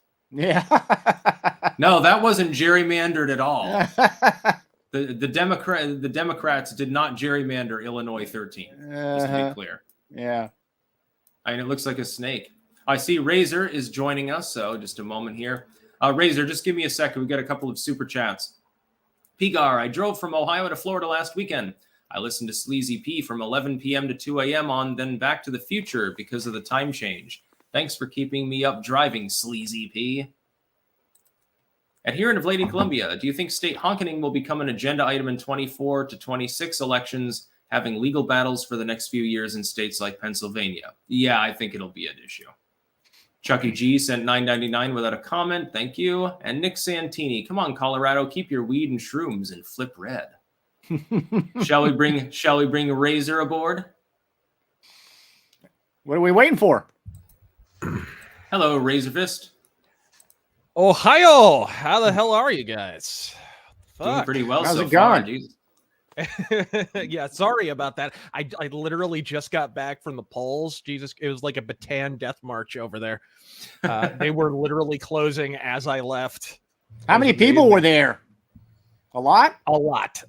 And they were petering out by the time I showed up. You know what I mean? Like it was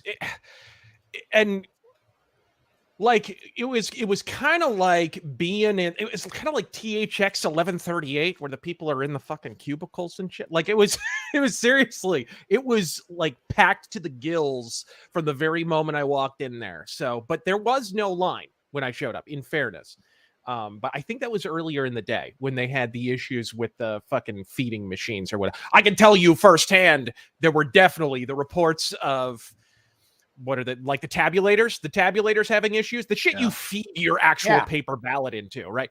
Those are not exaggerated. I had to reinsert my ballot like 15 fucking times. The lady finally was like, would you just like to cast your goddamn ballot? Like, seriously?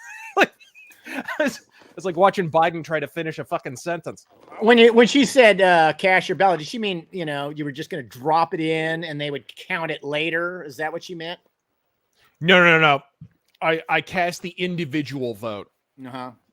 Yeah, it was the machines are weird. There was like a little LED screen on the side. I had to.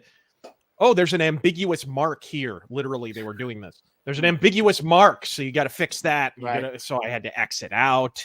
Then there was one. So Arizona is one of those states where we vote on all the fucking judges. There were like 50 fucking judges, none of whom's names, you know, at all. Like they have. I usually consult a judicial guide of some kind before election day, and I'm aware of some of the Superior Court judges and so forth. But yeah, dude, trying to mark every single one of those while coloring within the lines with a ballpoint fucking pen, it's outrageous. They didn't give us, by the way, the fucking Sharpie Gate or whatever was a non-issue, that we had ballpoint Bic pens this time around. I was going to say. So things have improved slightly. I guess it was pretty insane. Yeah. So what do you think about Lake versus Hobbs? Lake's going to steamroll.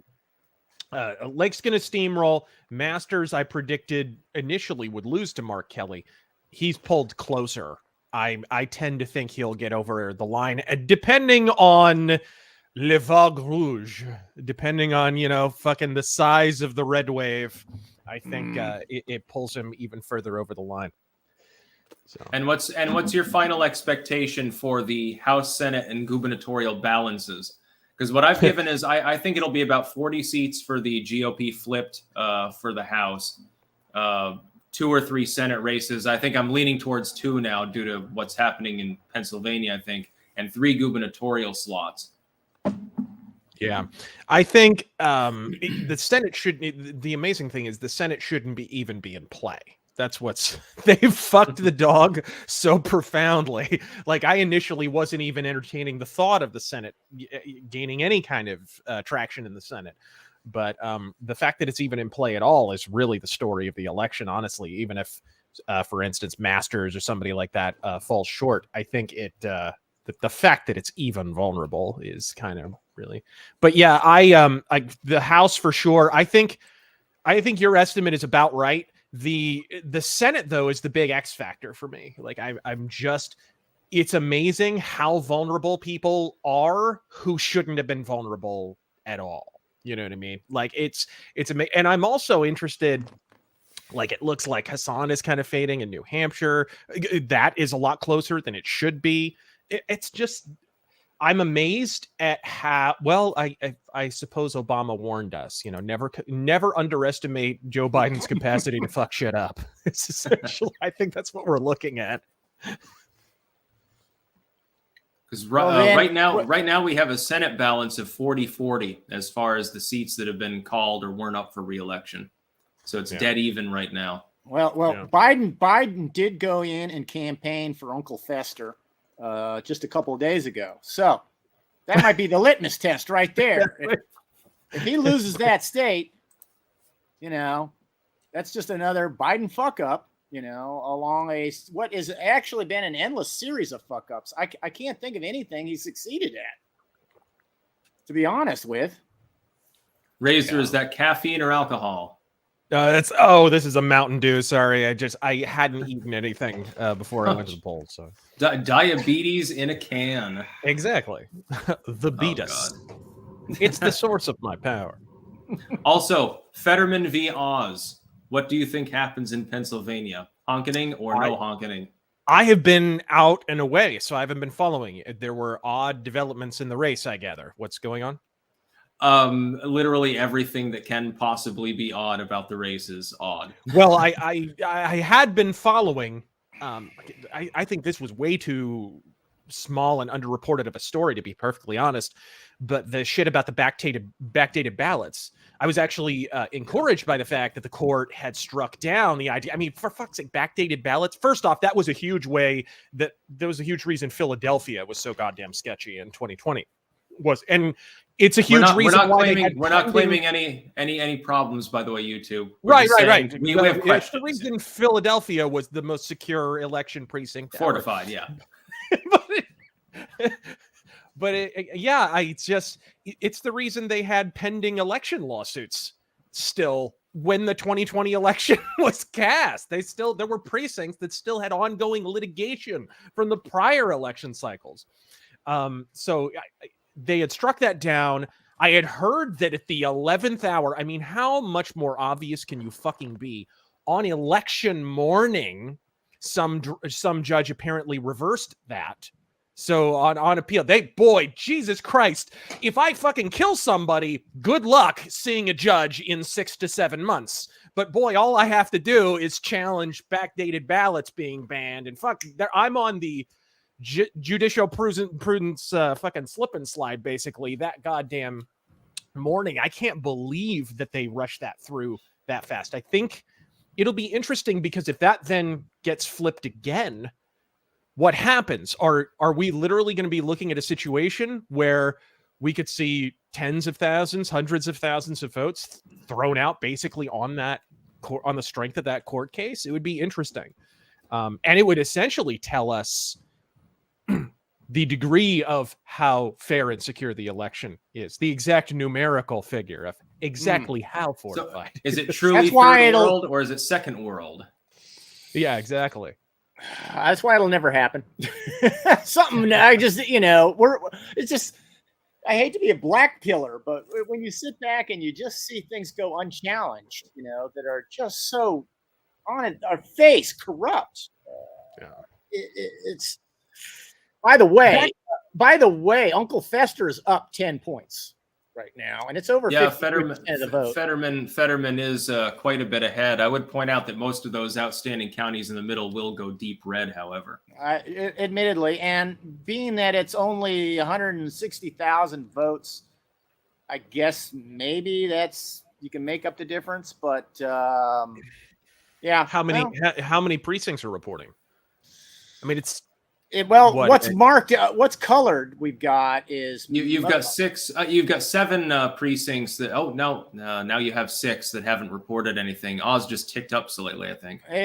But 38% have counted. So you know, but Jesus, I'm freaking. It's my turn. It's my turn to be Sank Uger here. You know. Well, we've got a consolation. Bud is now 4 points ahead of Beasley in North Carolina, so that gap is widening a bit. So yeah, but it's not all terrible news. It's a bad It's a bad look, though, I would say, because the morning of the election, you have the backdated ballots decision overturned, and then Fetterman overperforms polls by a 15-point swing. Does that not seem suspicious? I mean, does that not seem free and fair and completely balanced? Absolutely. Absolutely. The problem is nobody, you know, because even the emperor's ass is hanging out and he's running the last 50 yards. He doesn't care who sees, you know, he doesn't care. He's going to close. He's on his kick. He's about to win the race. He doesn't care. Yeah. Overall, though, Razor, do you still believe that there will be a red wave of some size? I mean, the X factor has always been the sanctity of the election. I've always reserved the right to reverse that prediction based on mitigating facts, shall we say. That YouTube accepted mitigating facts. Let's put that out there. But yeah, absolutely. On paper, completely. And keeping in mind that polls literally like the lady was yelling, the polls are closing as I was leaving. So, I mean, they've literally just closed here in Arizona. When do those results start coming in, actually? Well, I mean, there was already some early voting data that was not looking good for the Democrats out of Arizona that Richard Barris and the People's Pundit and a lot of other people who follow the elections have been covering.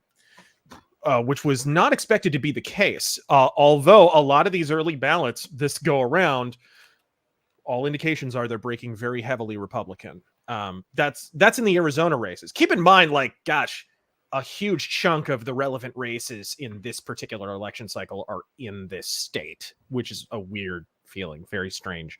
But so I don't know. It'll be interesting. How do I put this without getting us all demonetized? Philadelphia, in particular, Pennsylvania, has a long and storied history of managing elections extremely well. Mm-hmm. Just managing. Walker. Administrating, even. Imperializing. The Walker-Warnock Senate race now is incredibly close. It's 3,000 votes difference. Oh, it or is? Less than 3,000 votes difference. That is so much closer than it should be. Yeah. 77% of the vote in. It's you know, well, it's going to be interesting. Well, Kemp knocked the shit out of Stacey. And I mean closer in the reverse. Warnock should have had an incumbent advantage. The fact that Walker's even competitive, I just expect all I expected in that race was a close race, right? I tended to think from the beginning that Herschel Walker would edge it out, but the fact that it was close at all is once again evidence. First off, the Georgia voters they're becoming keen to Warnock's bullshit, and that this is definitely not a blue wave election. Let's put it that way. This is one. I saw blue tsunami trend earlier, by the way. Sorry to cut you off. Yeah, I saw blue tsunami. This is one to watch. I would say this might be one of the ones where democracy fortification may go on for a full several days after tonight's election before we know who really fortified the election the best. Watch for that to kind of get hung, I would think, because they don't want to lose Georgia. That's just too important. It is kind of interesting. It's almost like a competition between multiple corrupted third world style states to see who could do the best job of it. The most obviously without a congressional investigation. God damn, 3,000 vote difference. That's insane. Yeah, Walker's behind by 0.1. And those are the ones that worry you. That's the ones where the fortifiers are like, oh God, we need another pallet jack. God, send one out. Give it UPS, call them up. You know. I'll leave it at that.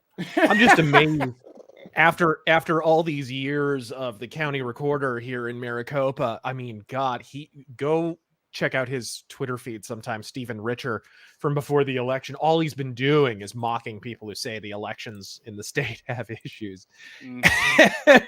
And now he's issuing public apologies. And oh my God, some of the tabulators didn't work. They had reports like something like 21% of precincts in the state of Arizona are having issues with the fucking tabulator, which the person who bought those tabulators is Katie Hobbs. She's the Secretary of State.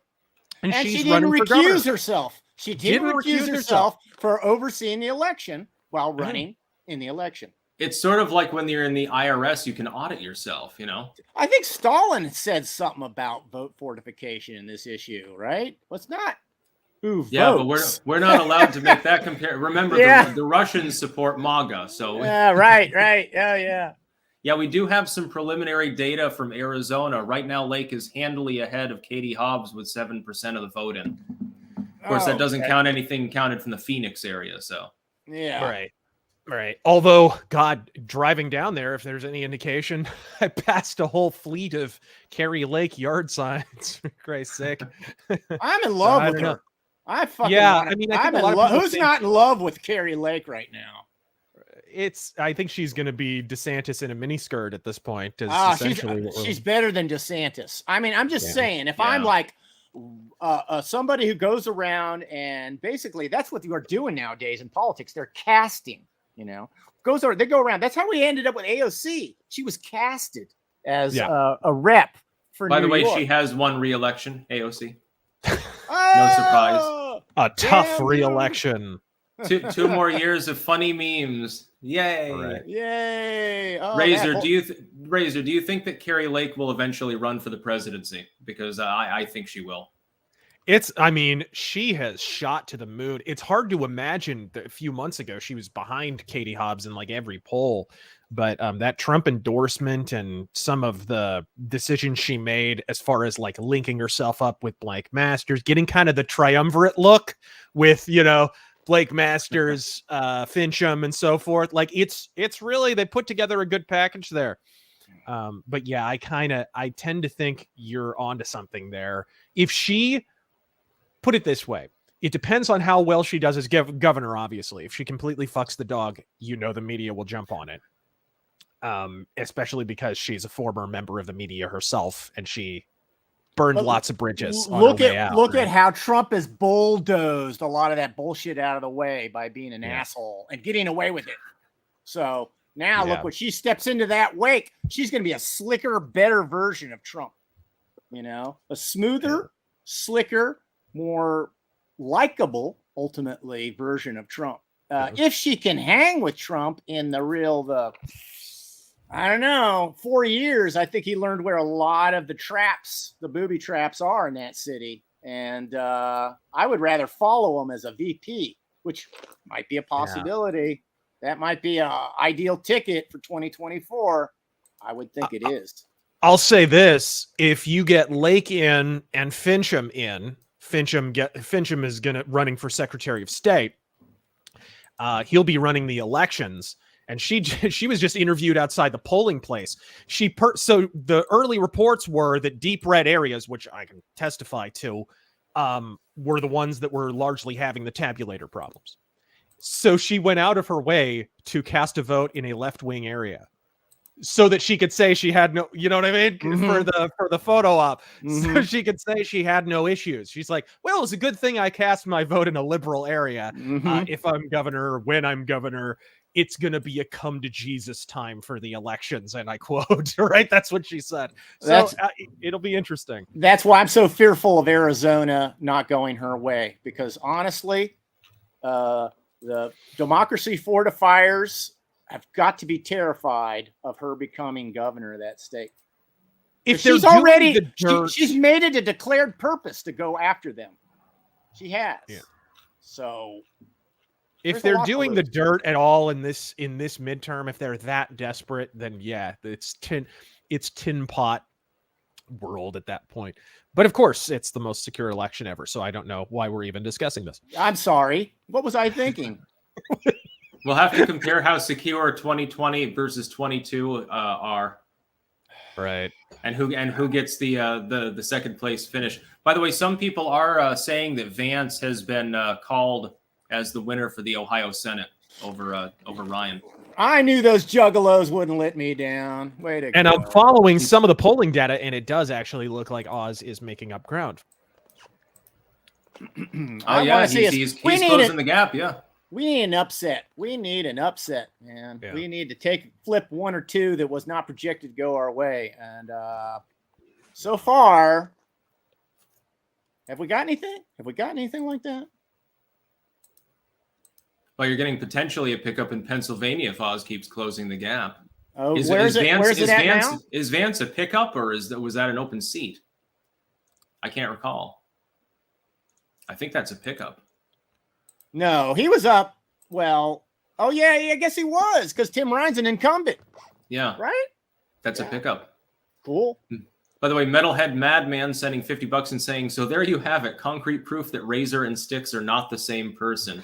Well, we were already the last midterm stream. He was. I feel like we should be doing the mimes in front of the mirror thing. I'll tell you what, this JD Vance winning like this, that's a big star for Trump.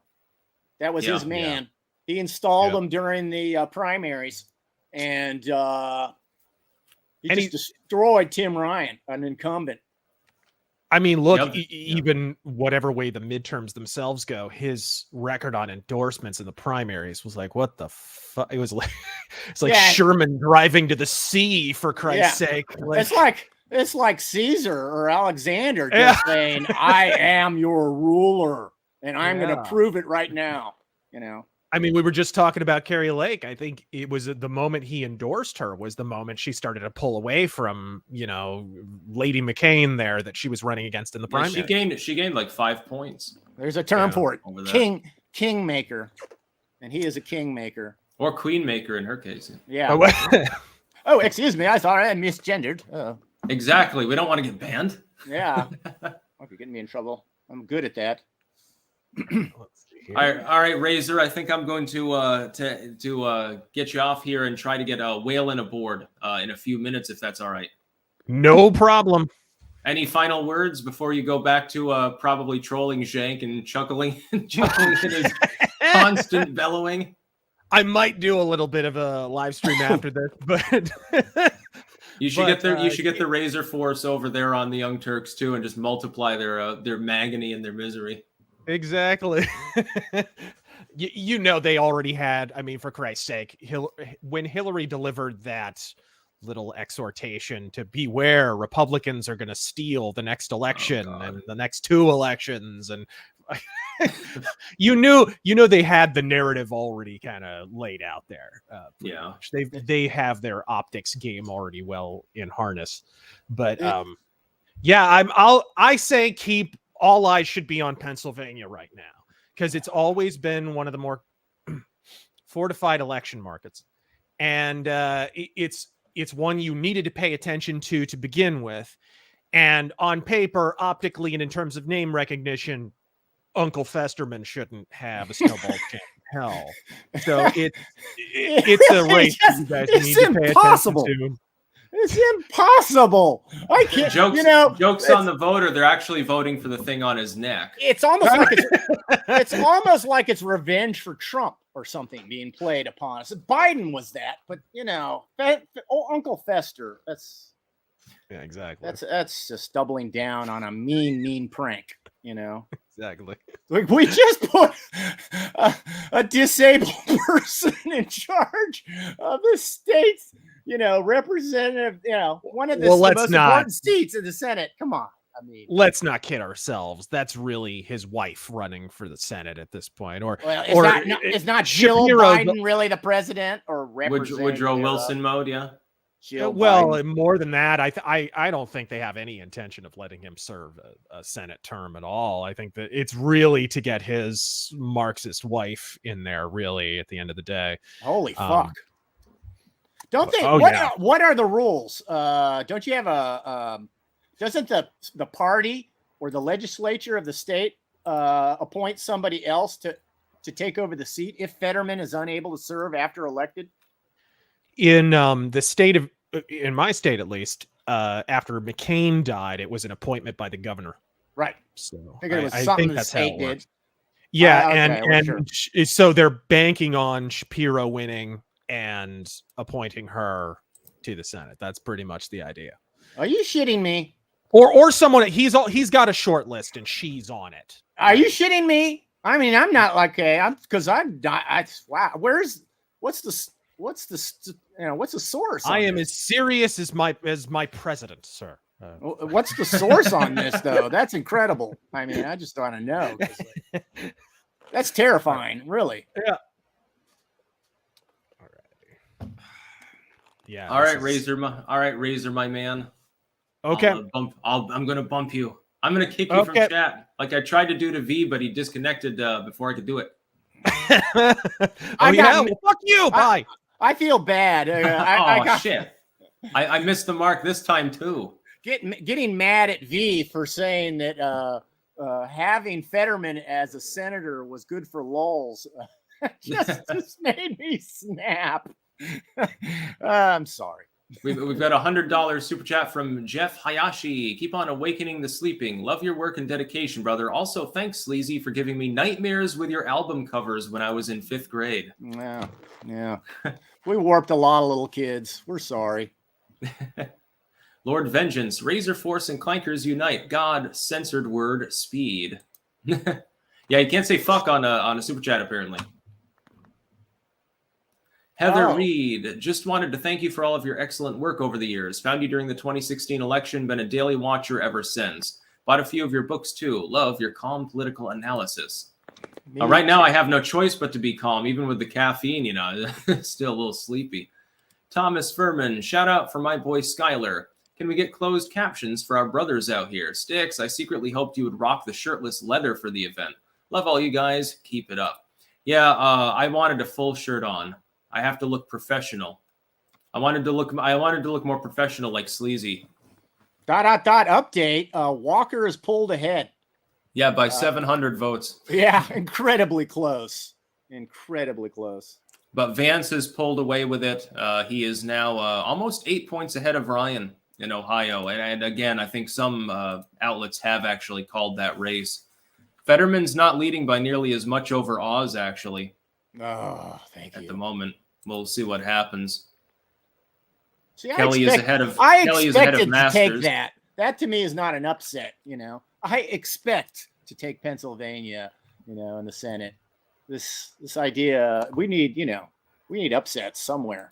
Yeah, it looks like Shapiro will win over Mastriano though for the gubernatorial slot there. But I mean, that's not a huge surprise. I think Mastriano was like 10 points behind, actually. Kerry Lake is behind Katie Hobbs right now, but with only 40% of the vote in Arizona. We'll be carefully watching those numbers too. I just want to check the House gap here as well before I do anything else.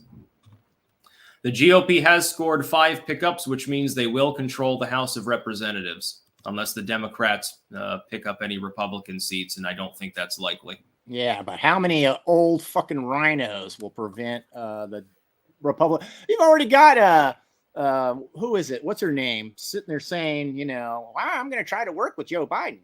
Who is she? I think that wasn't that Murkowski, the senator? Yeah, was it? I don't know. I thought it could have been Mitt Romney too. You know, I thought it was the House rep.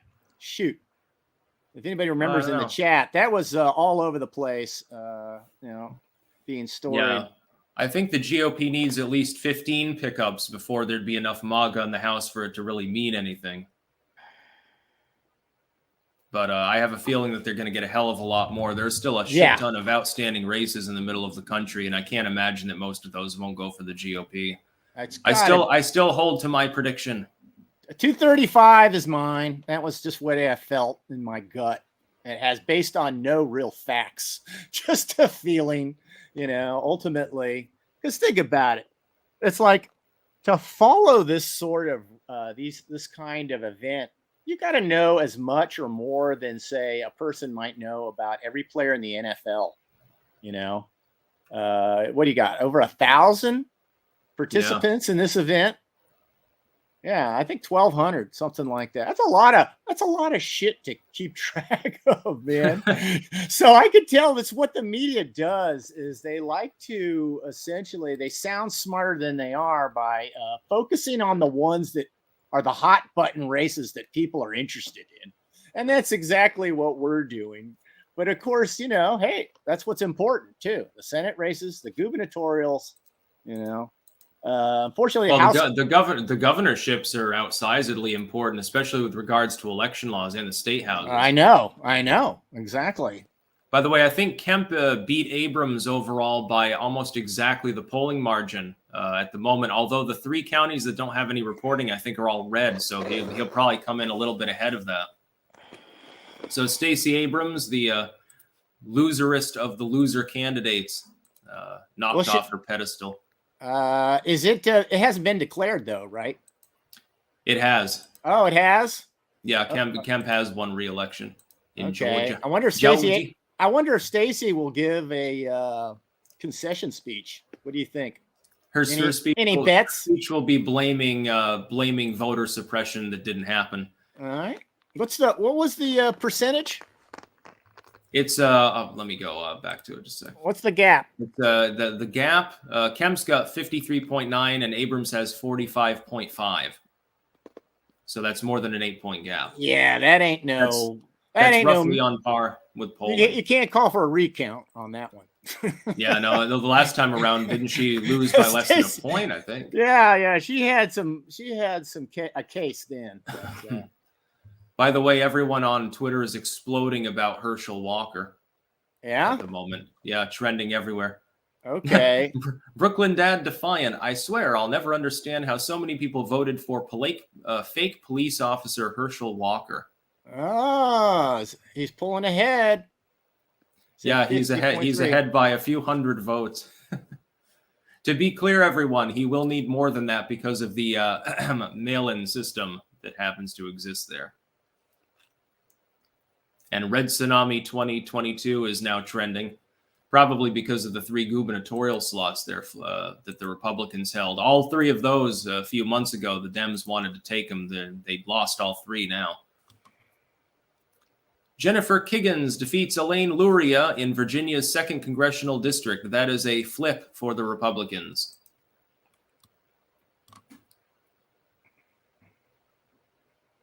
It was the RNC chair that said that, by the way, as far as working with Biden after the midterms. Okay. Getting it. Yeah, that's what I thought. What's her name? Do you know? No, I don't. No. I thought the person who said it should have filled it in for us. Oh well. But yes, that's what I heard. Maybe they need a new chair then. Yeah, absolutely. But you know what? MAGA's got to show up in this election really big. Yeah. Certainly in Florida, that definitely happened. Yeah. I mean, it's not even close. I think if Carrie Lake takes Arizona, if she takes Arizona, which I still think the deep state won't allow, but if she does, then I think pretty much MAGA is officially becomes the Republican Party as we know it. Yeah. Ooh, what's this happening in Pennsylvania? Yeah, Fetterman is still leading Oz, but it's less than a 5-point gap now. Oh, do we have oh no, that's the Schumer opinion race. I'm looking at the wrong one. Do we have anything from the New York gubernatorial race? Maybe. No, we do have some results. Yeah, Hochul leading Zeldin with 1/3 of the vote in. I think that's probably counting most of New York City. So 64 versus 36, roughly. How could I can't believe that'll hold, but whatever. It'll probably close a little, but she'll win based on those early. Yeah, I think that Hochul wins, but it'll be a lot closer. By the way, we have a $200 super chat from X Trip Boom X. Awesome stream, boys. Come on, Clankers. Help Sleazy P Martini on Rumble. Now back to Rumble. Just subscribe, please. With some Hong Kong POY. Jack Perry, Rhonda McDaniel, Mitt Romney's niece. I didn't know that. Musically assured destruction. Yeah, What are the odds of a recount or lawfare over some of these races? It'll get legally messy. There will definitely be suits filed by both sides of the aisle over anything that's close. There will be a bunch of recounts, etc. most of which will be, unsuccessful in the end, as we've seen, including those that are launched by Democrats. Other than in Pennsylvania, there they have no problem ramming everything through. No issues for them legally in that state. It's sort of like if you're a Republican in Wyoming. I mean, you probably get your way at the end of the day. Well, it looks like Walker's widening his lead a little bit. So he's up about 16,000 votes. I'll check it. Yeah. Oh yeah. It's widening a little bit. And that's with at least 2 presumptively red counties outstanding. I think most of the big city areas have finished their counts. There are only a couple there left. Well, he needs to widen it a lot, or that late night democracy fortification might close the gap, and he'll take it. Well, the other thing is that neither of them is likely to hit 50%, so you go to a runoff. Oh my God! Oh my God! Well, it's 80%. Isn't that lovely? That's 20%. That means there's 1/5 is still yet to. Yeah, if Walker gets enough votes from those outstanding counties, he might just hit 50%. Assuming that he wins, but I don't think so. I think Walker will win in the end, but it will go to runoff first. Tammy Duckworth in Illinois. That's the preppiest sounding name I've ever heard in my life. Yeah. That sounds like every girl that ever went to, William and Mary and stayed in one of those cushy little sorority houses. K Shoots, that's not all. War in. RS3 Cool Guy. Hey, Sticks, keep up the good work. Your commentary and predictions are helpful in today's modern day madness. Your co-hosts are doing a fine job as well. Would you mind checking up on New Jersey's 5th and 7th district? They seem to be close. Yeah, just a sec. New Jersey, 5th and 7th. Sometimes loading's a little bit slow here because there's probably about 500,000 fucking people paying attention to the fucking map. New Jersey 5th. I pulled up the Real Clear Politics polls, and they have nothing. Like a lot of places. Yeah, New Jersey 5th is neck and neck. Polata versus Gottheimer. Yeah, it's a little bit less close in the 7th. So I mean, they could be flipping Republican, but they lean towards the Dems at the moment. We have a $300 super chat from Smokey Hormel. Hey, Sleazy. I was staying at a rock hotel on tour in the 90s, and I had a dream that I was on stage with Guar getting slime sprayed all over my guitar strings. The next morning, I found out Guar had been staying there the night before we did. Thanks for the nightmares. Love seeing Sticks and his doppelganger. Hey, well, if it makes you feel any better, one time we had to use a bus that had been just used by Roy Clark on a tour. And so when first time we got on the new bus, during the transfer, I fell asleep and had a dream I met Johnny Cash. So I guess that happens. There's some sort of weird, No, it's called memetics, yeah. Yeah, I don't know. Fuck CNN politics. Check Reuters. Well, Reuters is no better. I mean, they're doing hit pieces on free speech all the time. Butt sack ball cheek. Sticks, please say hi to Lauren. Oh, hello, Lauren. I wonder how many people are tuned into the Young Turks right now. Maybe it's still less than us. What are we at on Rumble, actually? Let me take a look at that. We're still tied 40-40 in the Senate. Yeah. They'll probably stay. Well, I mean, we're not going to know some of these races for days anyway. So the only ones they've declared is Rubio and Bennett. It's Rubio. That's it. That's all they've declared so far. Not a huge surprise. Rubio. All right, I'm going to take another quick break, if I may, and just freshen up for a moment, and then I'll get Chris Whalen aboard. Awesome. All right.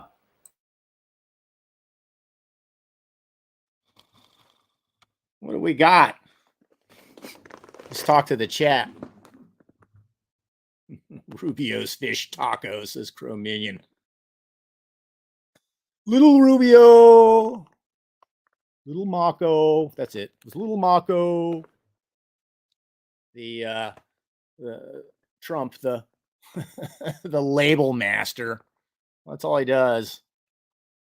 It's probably one of his most masterful campaigning techniques during the run up to the 2016 election, and it was having the perfect label for somebody.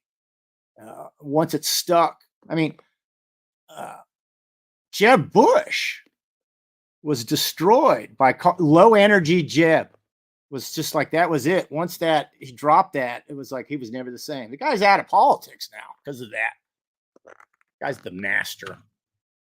He's the master. Don't fuck with him. How's that huge fucking slice of Montana blue? No shit. Let's take a look. I have to go on my own map though. I guess that it would be the house. All right. Come on, CNN. You fuck. They're hiding it from me. All right. Holy shit. You know what? That's Californians moving up there. I guarantee it. Missoula, Flathead, and Butte. Yeah. They brought their fucking libtard ways with them. And everyone knows it, right? Guy's been worried. Holy fuck. Look, only 1% of the vote has come in, though. Calm down. Relax. Only 1% has come in. Trannel is got he's got 2/3 of the vote, which you know, if it was more than 1%, I could see where there might be some room for panic there. But the fact that it's blue at all, even for this first 1% of the voting, I bet you can attribute that to that infamous libtard migration from the left coast. They're bringing them ways, them city boy ways with them. Scared the piss out of me, says Taylor. Montana sending a communist to the Congress for us,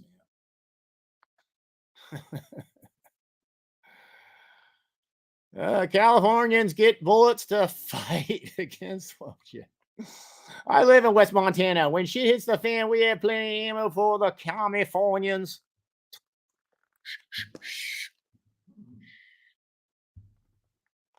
Snake.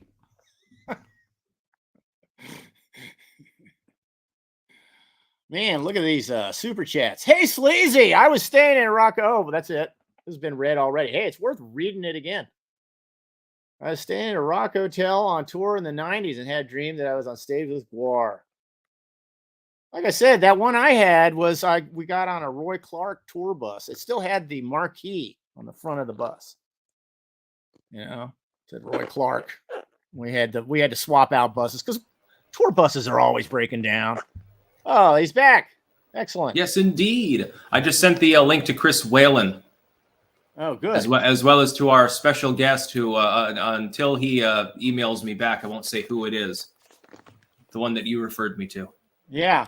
I was just telling the tale about having my weird dream, the doppelganger dream or something, whatever it was described by in the super chat about my dream meeting Johnny Cash on the tour bus. So in my dream, you know, you sleep in those bunks, but there's a lounge area in the back and a lounge area in the front. And so I dreamt that I go to the lounge area in the back, and just like dreams, the lounge area was impossibly large, you know, for a bus lounge area. And I sit down, and there's Johnny Cash. He's regaling everyone in the band with a rendition of Folsom County Blues. And then he stops mid-song, and he turns to me and he says, "Hey, brother, do you think maybe I could have my bunk back?" And I was like shocked because I didn't realize I had taken it from him. And I said, "Of course, Johnny, of course, you know, you're a legend, you know, anything you want." And he goes, "Thank you, because, you know, the road is hard and it makes a man brittle too. I was done. That was the most Johnny Cash thing, I could ever hear. It's like, no, it was your dream. Highly realistic. Yeah. By the way, Yeah. Chris Whalen is connecting here. Just first, though, an update. Walker has pulled further ahead of Warnock. He is perilously close to getting to 50%. Oh my God! If Georgia ends up being a pickup for the GOP, that's it. It's all over for the night. Effectively, that would secure a red wave. If it doesn't go to runoff, I expect he will not get to 50%. I expect that the outstanding areas that are there. One of them is reliably red. That's the little county up in the far northeast corner of the state. That'll go heavily for Walker. The outstanding votes from outer Atlanta, though, and south of Columbus may be more balanced. It's going to be really goddamn close. If he manages to clinch 50%, the Republicans will take the Senate. He is trending towards 50%, though. It has been. So. Yeah, he's a little bit more than a point ahead right now, about 45,000 votes. 37,000 votes. But all trends saying he is closing in on 50%. He's outperforming. That's 17% to go to count. Still come in. That's enough. He might be able to close that gap. It's only 0.4. Let's get Chris Whalen aboard here. Hello, my man. You are on. Good evening, everybody. This is Chris Whalen, CPA. By the way, links in the description to his sites as well. I think I have your YouTube and your Twitter there. And I know on Twitter, you've also got your website listed. He is from New Jersey, correct? That's correct. And he can do your taxes and give all sorts of good advice. So, yeah, hit him up. And Sleazy, I agree with you that they should be able to have real-time vote counts. Yeah. There's no reason why. Right? It would be just nothing but because isn't a voting machine really a tabulator? It's a counter. That's all it is. Why can't it be centralized and the count just gets real time and you could watch it on TV? I agree. I've really been enjoying all the other guests so far. It's been fantastic. Thanks. Yeah. Styx did an outstanding job of putting together this incredible cast, man, of people that are showing up. Not myself, not included. He's just feels sorry for me because I got destroyed on YouTube. He's helping a brother out, but everyone else. I need to be in your good graces to get the good crack. Otherwise, I have to get it from Hunter. Yeah. It's all cut and baking soda and. I have my predictions that you don't want. I have the House 230, the Senate 52. And I thought 4 gubernatorial pickups by the end of it all. That's pretty close, yeah. So you think 4 gubernatorial pickups? So where would the fourth one be? Because I've got 3. Yeah, I can't pull up the map right now because I don't want to ruin the StreamYard connection right now. But I had 4. It might be 3.5 to 4. Yeah, I thought it'd be more likely to be 2 than 4. Actually, I was a little bit more pessimistic. Well, that's part of what I wanted to talk about. My perspective is dealing with clients on the street level and around the country and the world, and so I always come prepared with notes for you about different topics. So I hope you don't mind if I hit on some of those. No, that's fine. Well, first of all, I really feel the red wave was started back with the 2020 election. It never really stopped. The country is unified. I hear all this talk about civil war. We talked about Tim Pool. He's always worried about a civil war, and I know he's been swatted a bunch of times, but I find the country is more together than ever, more unified. All different kinds of people around the country, and this is based on my client base. I see the total opposite. One thing that was interesting during the lockdowns that I thought there was that the conservatives had control because they wanted teachers to bring video cameras into their classrooms for decades. They, of course, said no. And now with the COVID and the lockdowns, they welcomed them into virtue signal. So I thought there was no way that was a Democratic-led push, really, because for decades they would never allow it. So I thought it was fantastic that the parents got to see what's really happening in the classrooms for the first time. and that's why they pulled it. There's a couple of million students, right? 4 million that were pulled out of public schools that are in private or homeschooled now just because of that. So I thought that was, and also the other things for the red wave were Second Amendment, Supreme Court, Roe v. Wade, Supreme Court. You know, so all these people that think we're not unified, or that the conservatives haven't had a good influence, I don't know where they get that from. How do you feel about that? I would agree. I think that education has been the main unifying issue of all. Actually, one thing I thought was that the Republicans really should have gone further with this. In the last month, they sort of petered out on talking about things like critical race theory in favor of just talking about a few things like guns and inflation. And it's like those are major issues, the border as well. But you were literally handed the win by the Democrats on education for the first time in a generation. Winning issue. It's a winning issue, and they how pulled back. It's how Youngkin took Virginia. Youngkin exactly just simply stiff-armed Trump, more or less, even though Trump was smart enough not to take that personally, and he still supported Youngkin. But Youngkin was basically, hey, I have to play it both ways here. This is Virginia. It's a very purple state, and it works. And the mama bears showed out in force. This new demographic that they are already labeled now, the frightened, angry, white suburban women, you know, which will be demonized tomorrow in the media if the election goes as expected. So it is a winning issue, education. Yeah. Well, the thing about the moms, suburban moms, a lot of them are buying guns, by the way, in my client base. Mm-hmm. The amount of women at the gun range has increased exponentially the past 18 months, a lot of them being suburban moms. I would say a liberal plus a gun is a Republican vote, regardless of political registration. Mm-hmm. You know? And yeah, and it's a registration advantage now. Talk about, what'd you say? I'm sorry. And it's a registration advantage now too.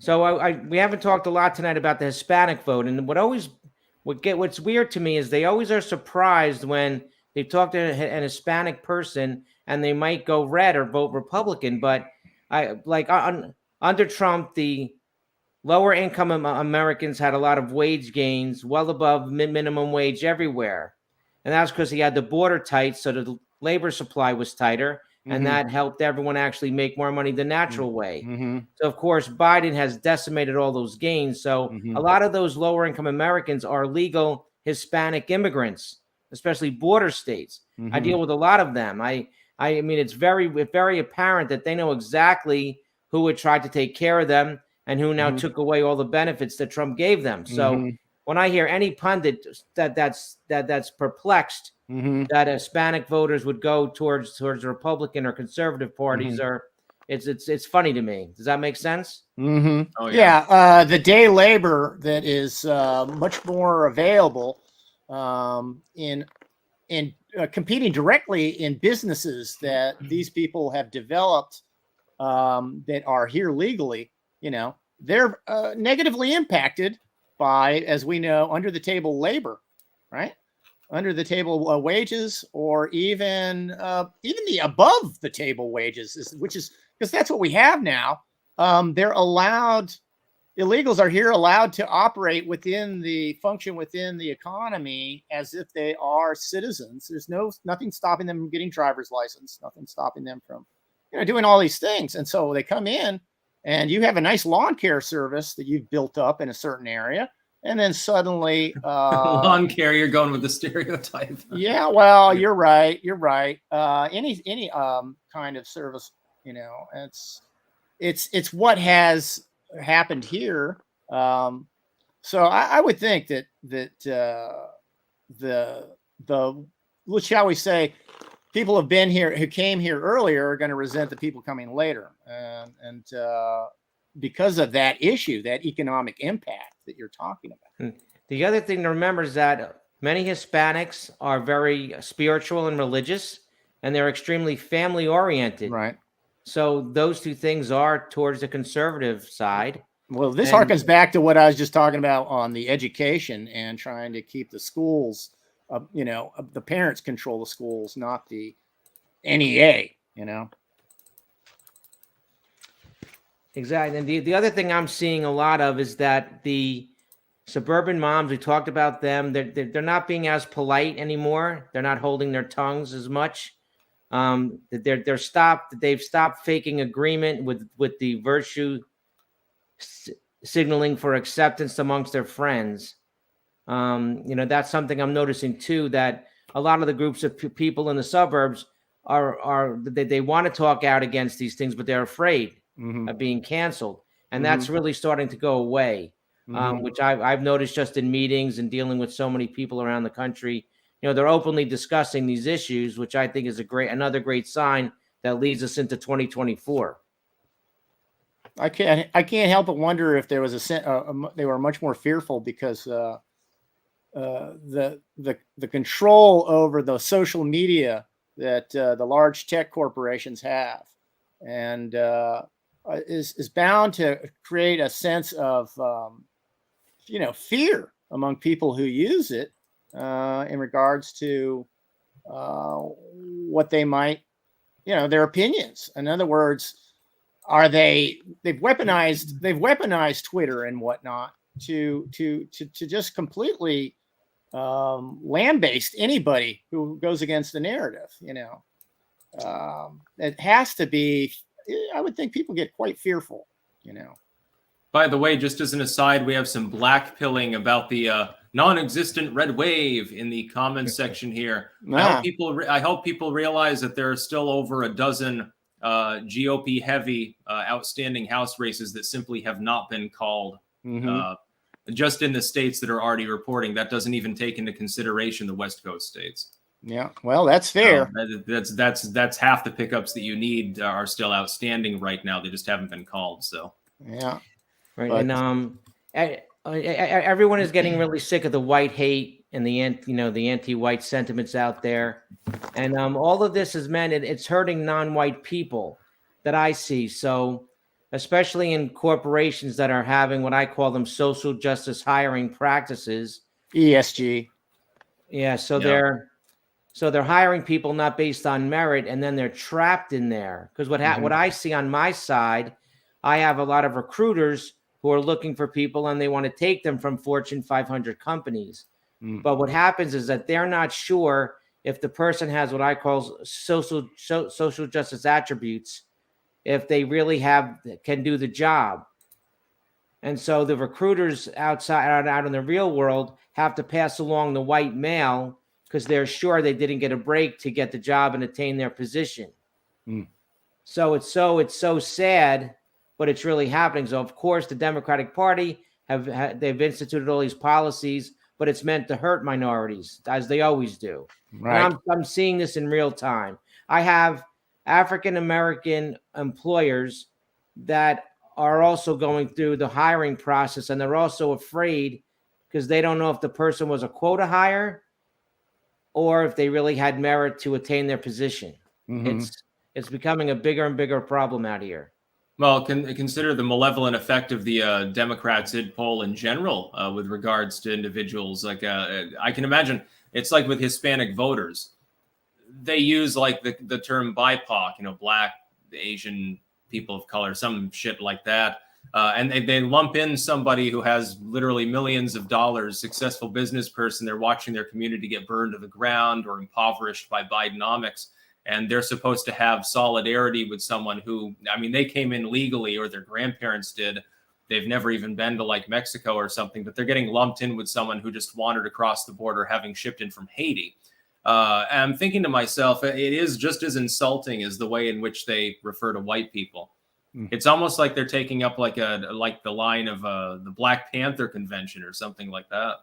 Well, you remember that commercial that just came out recently that the Republicans did about anti-whiteism and how shocked the Democrats were about the fact that they would even try something like that. I think they were really shocked that somebody would go there, because they're so used to be going unchallenged on that particular issue. And here comes this commercial with all these real frail white people, It was funny. I have to say, it was funny in a cringy kind of way. The message wasn't, every example they used in the commercial was essentially true. We know about Kamala saying, preference to POC during the hurricane relief, situation after the hurricane. Stuff like that. But the Democrats still, they were shocked and outraged that somebody would even run that commercial. But does that mean it's becoming a winning issue that you would actually let that run that? It does seem like it supports what you're saying, that, that actually is viable, And just a note on Georgia, Walker's ahead by about 40,000 votes now. Where is he at, though, as far as our 50% mark? He's 49.6 right now. He's still there. That's really goddamn close. It's still what really, it was. It's really going to come down to the fucking wire in Georgia. I still think, and Bud, by the way, is ahead by 4.5 almost over Beasley. So they haven't called North Carolina yet, but that will be a GOP hold. And don't forget it. People get confused between absentee ballots, which has been a system for many decades or longer, and mail-in ballots, totally different. The mail-in ballots are totally invalid and should be illegal. Yeah, because there's no way chain of custody is not there. I always use in some states they declared them illegal, but some of the states I think just ignored it. Right. I think that just to let people know what I use is an IRS audit standard. What proof of an expense or something with the IRS say is valid, and this fails on every front. Mm-hmm. And so I want people to understand, because some people do talk to me, they think, well, it's an absentee ballot, but it's not. There's systems in place for chain of custody, but mail-in ballots there's no integrity at all. Well, we can't even get past the fact that all these modifications, from what I understand, to voting rules were passed by the bureaucracies and not the legislature, like is supposedly. Yes, it countermanded state constitutions in a couple of states. That's how defortification only the state happened. Legislature can change voting rules. We've got people voting for fucking weeks. We got people getting their votes counted after the election's over because they mailed it so fucking late. It's absurd. We had nothing like this just a few years ago, and this is considered acceptable. It's ridiculous. I say make voting difficult. Not easier, difficult, because voting is the most sacred thing that you can do, really, as a citizen of your nation. And therefore, showing up one day, finding a way to get there to the polling station and do it, within reason. I think, hey, if you want to keep the polls open later, like 9, 10 o'clock, okay, even. But one day, count it all, real time. And have it declared at the end of the voting day, period. I can't believe that's the way it used to be. That's all I know. The way it used to be. I'd like to mention, if I could, I get a lot of calls about the 87,000 new IRS agents that are being hired. Yeah. And believe me, that would be a mess. There's only 78,000 now current employees of the IRS. About 17,000 of them are involved as revenue agents that would come out and only half of them would come out into the field. So the amount of time it would take to train one agent is so astronomical that it would take decades to get even a few thousand trained. So I want everyone, it would probably, and going back to my comment about social justice hiring, if they're mandated to hire a certain amount of people per year, they're not going to be the cream of the crop. And so that would be like molasses. I know a lot of agents at the service, it would ruin auditing. It would reduce the amount of audits done. It would almost be done like on purpose to hamstring the IRS. It'd be a mess. In the right way? Well, yeah. Well, I would listen, if they would give me more customer service representatives to help out with normal questions, that'll be great. So I would take a doubling of the IRS agents for auditing if they'll double the amount of people doing customer service, because that's much more the interactions we have. I mean, but that's not their intent. So I know. That's not what they want. It's terrible. What is the average salary, do you think, of an IRS agent? I'd probably say they'd probably start you at about $55,000. Mm-hmm. See, the problem is also with hiring that I deal with a lot of students coming out of college, my clients' kids. I do mock interviews with them to help them along.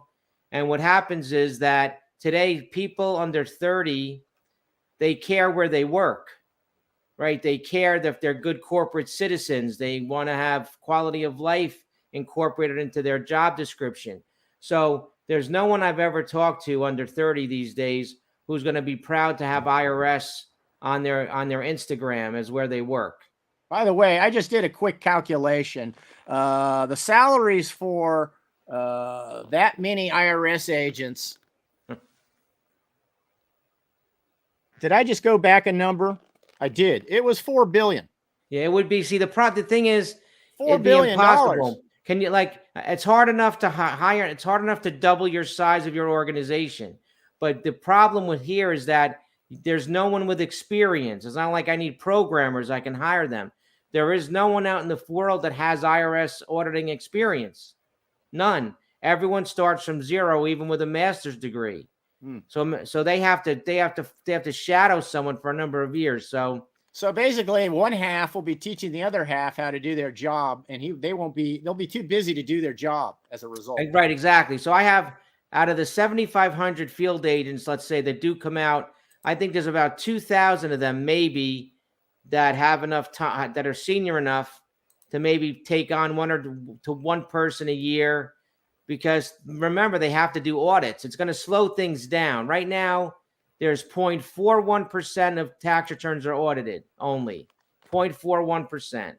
That would go down in the first many years that they tried to do this. There's no doubt about it. Yeah, $4.6 billion just in salaries to pay that bureaucracy to do nothing.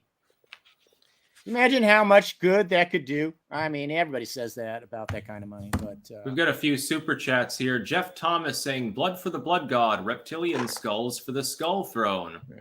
Fuck Durgaf. Thanks for doing this, guys. And Marussia Dark says, "Hail from New Jersey. With all due respect to Chris, while I've seen plenty of Trumpers here in North Jersey, there are still plenty of neurotic leftists too.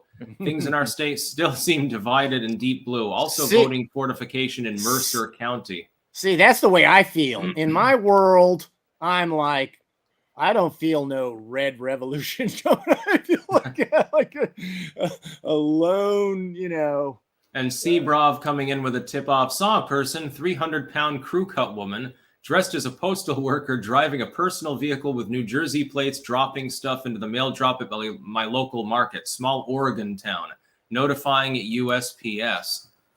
Rather interesting. And one more comment from me would be about student loan debt. Everyone listen. We know who stole your money. We know who took your money. They should give you a refund. If I bought a Cadillac and I drove it down the street and it didn't work, GM's not going to tell me too bad. It's your problem. So if you have a student loan that paid for a 4-year degree, and that 4-year degree is not giving you a life-supporting job, including paying off the student loan, of course you've been defrauded. It's clear. Your neighbor shouldn't pay for that. The school should pay for it. We know who took your money and didn't give you the value that you deserve for that money. So go after the endowments, basically. Well, it had turned into a scam a while ago. I saw it firsthand. My father got involved with a company that was a culinary institute, supposedly. But what they were really all about was getting poor inner city youth to think that they could become chefs after taking some of these classes, and they would, be in a high paying, career right away. And a lot of these kids just aren't mentally, they're not prepared for the amount of workload it was going to be to actually do it. And so they take out these big loans, and then they would, eventually quit before they had even done a semester. And the institute knew this was going to happen, but they didn't care. They knew that they got that big fat government check, and they weren't going to have to teach another guy. There's another one they didn't have to teach or have to have. If you think about the nature of a student loan, let's compare it to a house. So first of all, we have collateral. We're buying a home. It's valued. It's appraised. They also come and they appraise your income, your ability to pay. Mm-hmm. They do that. And then hopefully you don't default. So student loans, It shouldn't be legal. We have someone who doesn't have the ability to pay. They're 18 years old. They have no credit, and the collateral doesn't exist. Think about it. The degree doesn't exist yet. So it's a mockery. And I've dealt with it for decades. It's a total scam. Tuitions keep going up. Remember, you can't discharge it in bankruptcy. So it's a complete moral hazard. Complete moral hazard. The schools have there's no recourse against the school. Think about it. I could go to a school for $50,000 per year. All the school needs to give me is a chair in a classroom through the add drop date. That's it. Once I get to that date in all the classes, I lose all the money. I don't know. Seems a little suspicious. I think there's some consumer fraud going on here. Well, what's happening is you've got a very unhealthy symbiotic relationship between the lending industry and academia, or the academic industry, because that's what it's turned into. The United States has tons of these really big universities. I mean, where the one I went to, how much it exploded in size once that whole student loan thing really started to become a viable way. That didn't used to be around in the old days. You either had the money or you didn't. You worked part-time. That's what kept prices down. I went to school 4 years for $10,000. Admittedly, I had to cover the rest. 10,000 didn't cover everything, but for the most part, it did. Right. And now that's a joke. 10,000? What was it? What's that? Oh, books for your first semester, so what happened was, I think the lending industry realized that there was a lot of money to be made doing this. And the academia industry realized that they could keep inflating their prices because there was an endless amount of money out there because there's people willing to lend it. And so the two combined together create this unholy monster that is even affecting,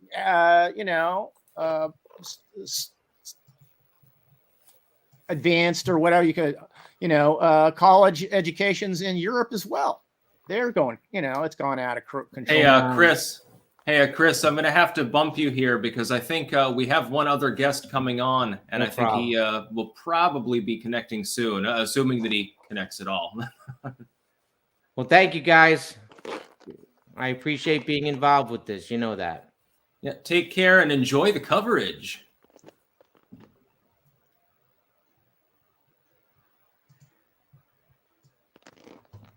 Is this who I think it is? Oh, I don't know if he's kick guest. Haha, I finally get to kick someone.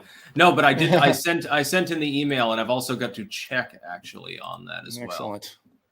But yeah, he went through the same thing I did. So he lost his YouTube channel a while ago. Oh, I didn't realize. I was like, I looked at it and I was going, gosh,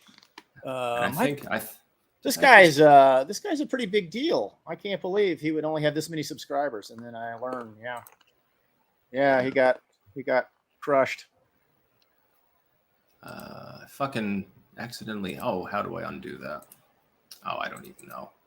Well, he's got the link in there too. Let's get to some more. Let's look at this. Warnock. No. Yeah. Walker.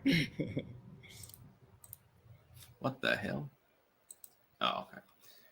Yeah, we've got more results from New York. With 50% of the vote in, Hochul, of course, still leading. I favor her to win in this race, but Zeldin has been closing that gap. I would point out again, many of these outstanding counties tend to lean towards the Republicans. Yeah. Somehow Spanberger, I know no one cares except me. Somehow Spanberger has won. She pulled ahead, and 51.8 to 47. Yeah, someone was saying it looked weird because it went back from 99% counted to like 90% counted or something, and then the differential occurred. So it's like, hey, if anybody's got that vote fortification connection, it would be ex-CIA. If you can say she really is ex-CIA, yes. She would have the connections. And we've got the Arizona race, which everyone is fixated on right now. I hope they understand that the outlying areas here that have yet to bring in fuller results do tend to be more red. You're not actually going to see a gap of 20 points in favor of Kelly, just to be clear. It's possible, though. It looks like Blake Masters may actually lose for the Arizona Senate. We'll have to see that. In the gubernatorial race, yeah, it's possible that he loses. It'd be funny if the Republicans unexpectedly pick up Georgia, but then they lose Arizona or something. And Lake is closing the gap with Hobbs. Again, you only have half of the votes in, just to be clear. Boebert, oh, yes. People are talking about the Colorado House race where Boebert is actually running. Is she losing? Let me check that because the numbers are in flux. Well, I think both sides have a vested interest in getting rid of her. Yeah. I could see Rhinos definitely. Yeah. Colorado 3. Yes, Boebert has, she was almost 10 points behind. She has closed that gap to a couple of points and is probably gaining. I do believe Boebert will be reelected, to be clear. So Sticks, more numbers in for Oz. Oh my God. Okay. I'll just don't worry. Shit. I've been going for almost 4.5 hours and I'm running on caffeine fumes at this point. So while you were gone, Sticks, I went on a diatribe. Somebody asked me about Montana being blue during the House race, right? And I said the likelihood that there was a California Californians exodus that settled in that area. But it's 21% of the vote is in, and Tranel, the Democrat, is still at the House race is still winning double what Zinke is doing. It's 62, I'll take a look at Montana in a moment. Shocking. Oz has closed the gap. He is within 1 point now of Fetterman, with 72% counted in Pennsylvania. We need so Mehmet Oz may actually pull it off. Again, Mehmet Oz winning or Georgia Walker winning there without a runoff would be huge pickups for the GOP. Along with Vance now presumptively having won, that gives them, I believe, control of the Senate right there, no matter what else happens, including in Arizona. But yeah, so you said it was the House race in Montana? Yeah.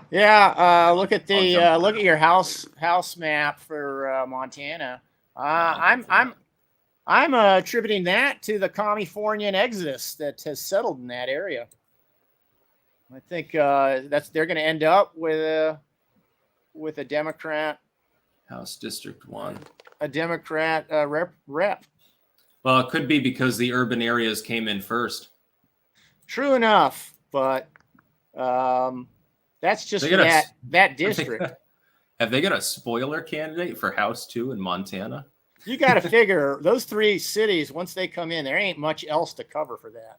So yeah, it's definitely a little worrisome. That is one of the problems when people are interpreting the lack of GOP pickups in the eastern part of the United States. You must understand that typically, unless it's a town of 10 people with a cottage industry sort of thing going on, urban areas typically load their votes faster. Yep. They have better infrastructure and more manpower to be able to do that. I certainly saw that. This has happened before. in the Trump election, when we watched Pennsylvania go from 85-15 Hillary Clinton to Trump winning that state. I think there's some cope right now from Democrats thinking that the red wave will not happen and only be a red trickle. Based on the fact that reporting is faster in urban areas, and they're making the same mistake that people have done before. Yeah, it looks like the GOP probably won't get 40 pickups in the House, but they will control the House of Representatives. That's definite. It would be extremely strange. Nobody would accept the result if it weren't by double digits. And the New York Times is predicting that Boebert will actually win in Colorado. Yay! I love her crazy ways. Yeah. I'm just hoping Mayra Flores manages to win. Let me check that House race. Mayra Flores down in southern Texas. I think we might be experiencing a little bit of a minor Reddit raid or something like that. Oh, excellent. The water mains broke, Sticks. Yeah, let's see. I can't remember which district she's in. This one, I think. Okay, I think it's officially time to panic on the Kerry Lakes. Hobbs, once again, though. I mean, still, I cannot believe she could be up by 13 points. At 51% coming in. That's been stalled. That's been stalled at 51% for a while. Oh, really? Yeah, it's been at about 50% for quite some time now. Oh, okay. The fortification is coming to help. All right, I got you. Either that or it's all of Phoenix already got counted. By the way, why is this county so fucking small? Santa Cruz County. There's got to be some historical reason for that. Yes, we have early results from Oregon. Drazen up. It's neck and neck. Drazen over Kotek there. Now I do predict that Drazen will win. You think?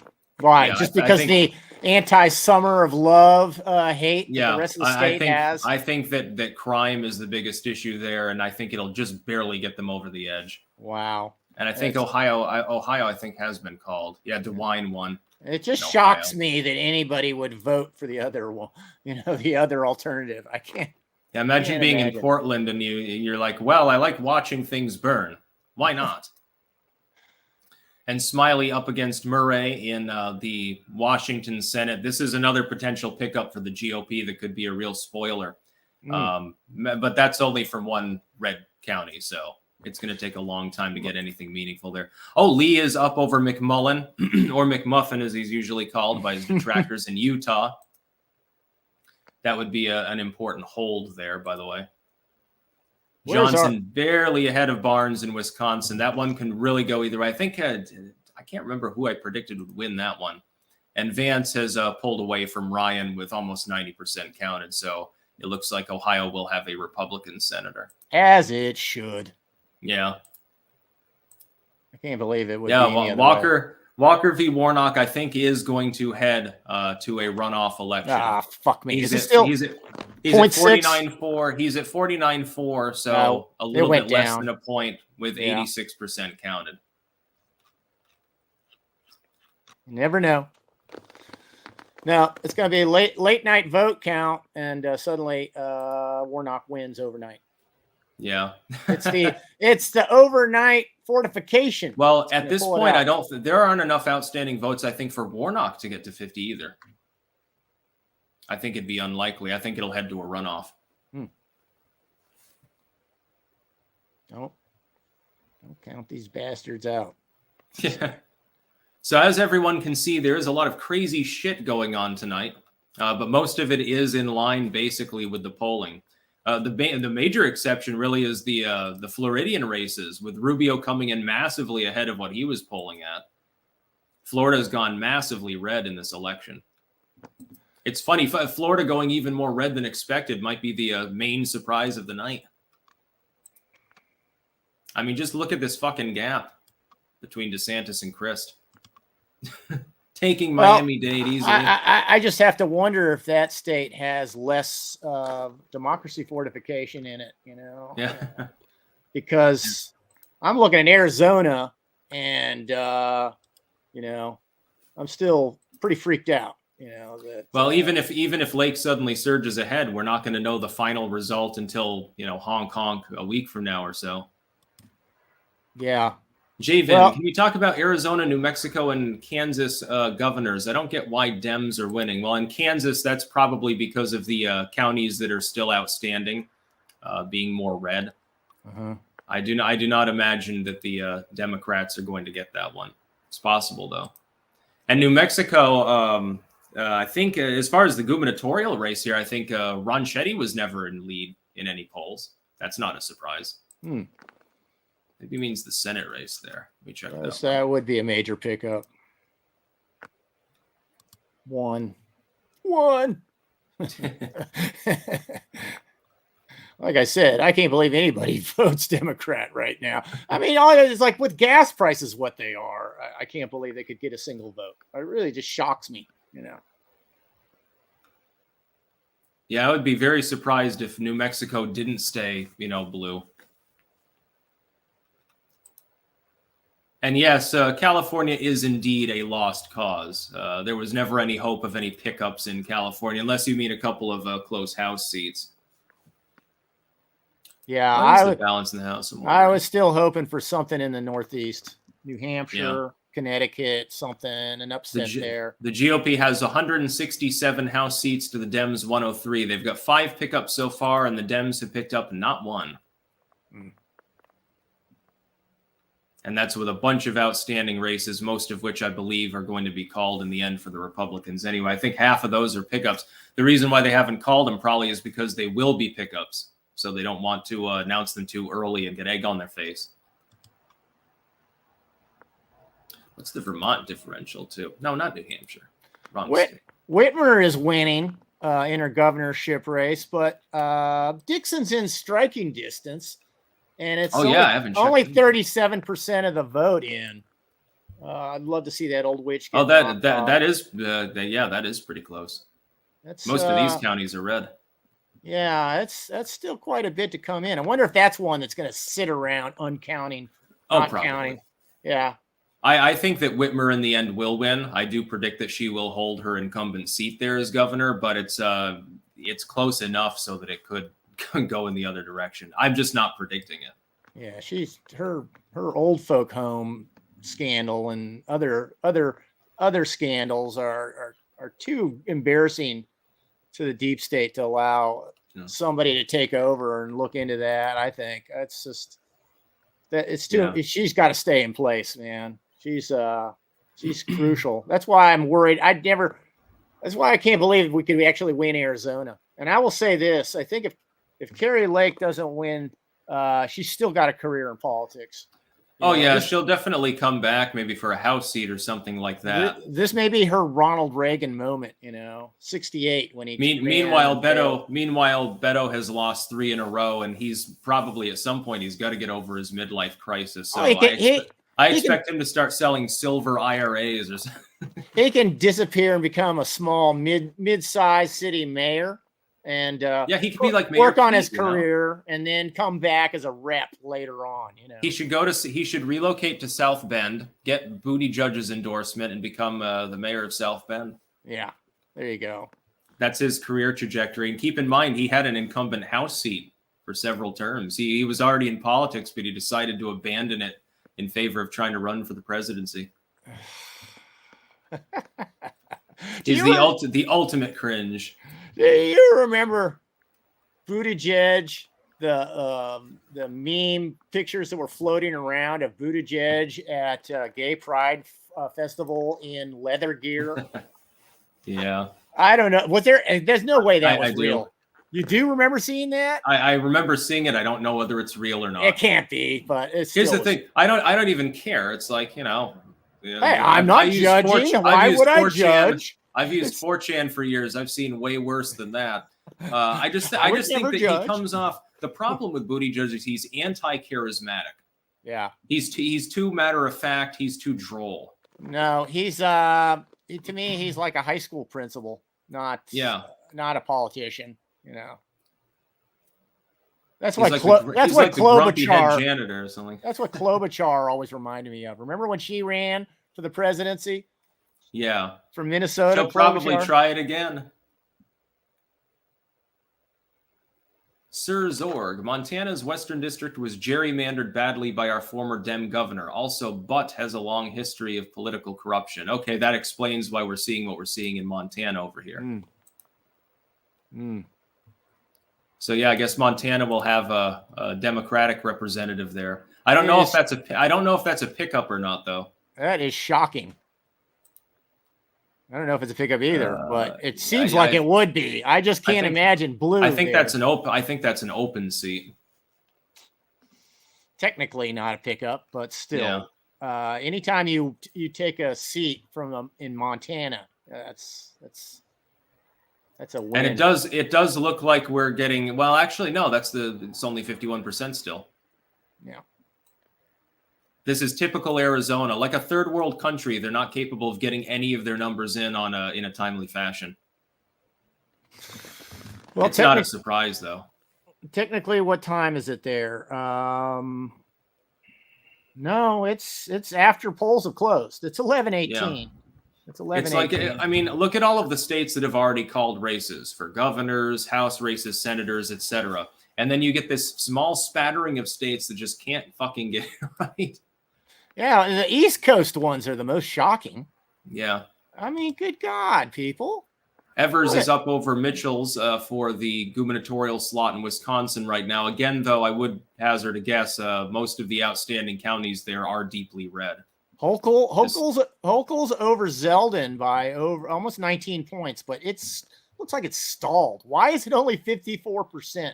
And they haven't actually even called it, which is weird. You'd think they would be in a hurry. I mean, yeah, they won't call that for a while. Probably we'll be ending the stream before most of the outstanding races are called. But the East Coast, for God's sakes, at 11 at night. Give me a fucking break. 169 to 106, Republicans to Democrats in the House. So, I mean, they'll definitely control the House at the end of the night. It's just a matter of... Stacey Abrams, I believe, has conceded. I don't believe it. She for the first time in her miserable existence, she actually admitted that she lost. Really? No. Yeah, I guess he just... What was the gap on that one? 14% when it was finally all said and done? Pretty close to... It was beyond the polling margin, yeah. That's hard to cover with a cheat. Now we wait and see whether she mounts another run for political office or not. I think she's too power hungry not to.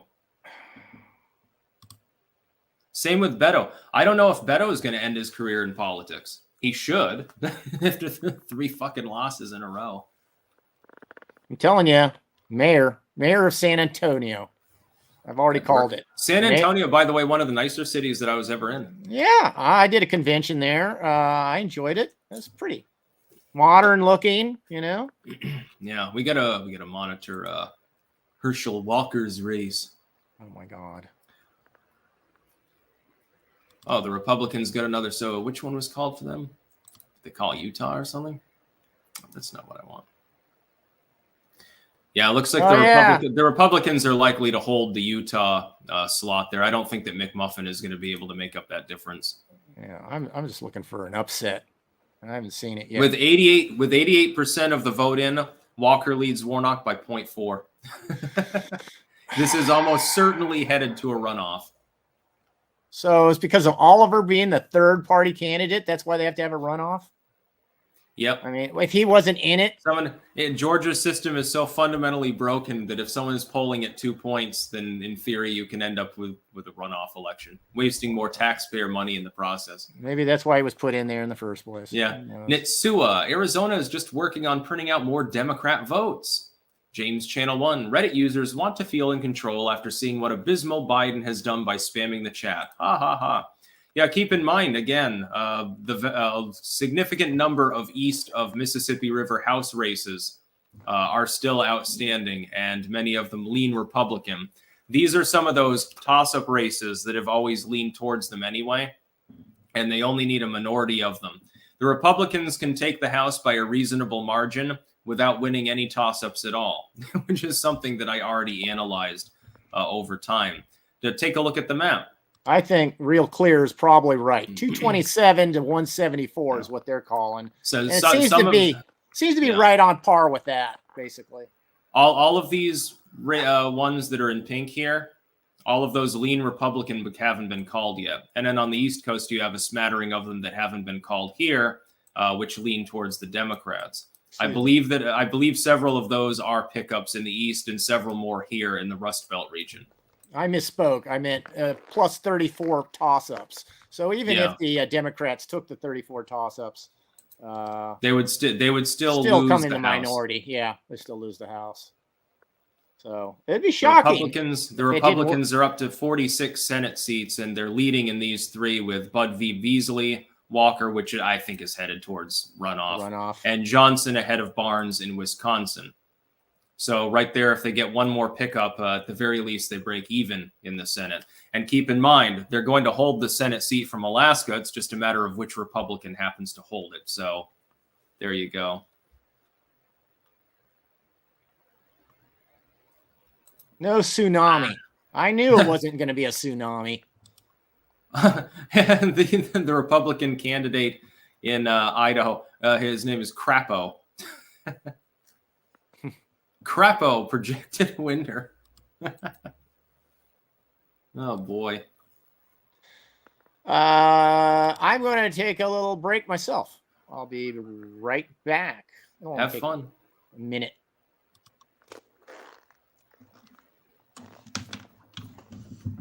Wait, people are trolling Sticks chat? Yeah, I guess a handful of Redditors showed up or some shit like that. Red Trickle, LMAO. Yeah, these people don't understand, I guess. Yeah, Bantz has been officially called as the winner in Ohio. Another very important race for the Republicans to gain. So Vance has won. They're leading in North Carolina, Georgia, and Wisconsin. That is effectively the 50-50, plus Murkowski or Shabaka makes 51. So the GOP is on track to potentially grab the Senate. It's just the problem is that if Murkowski happens to be one of those senators and you got people like Romney there, well, I mean, you've got the Senate. It's just that you don't technically kind of sort of have the Senate. Not exactly held by MAGA now, is it? And then the Republicans have made several pickups in the House. There will be I think they're on track to get a couple in California in some of the less blue districts there as well. It's probably not going to be 40, so it will come in shy of my estimation. But they will take the House of Representatives. By the way, I'm not sure how that's not a red wave, considering what happened in the gubernatorial races the Democrats were hoping to grab up DeSantis.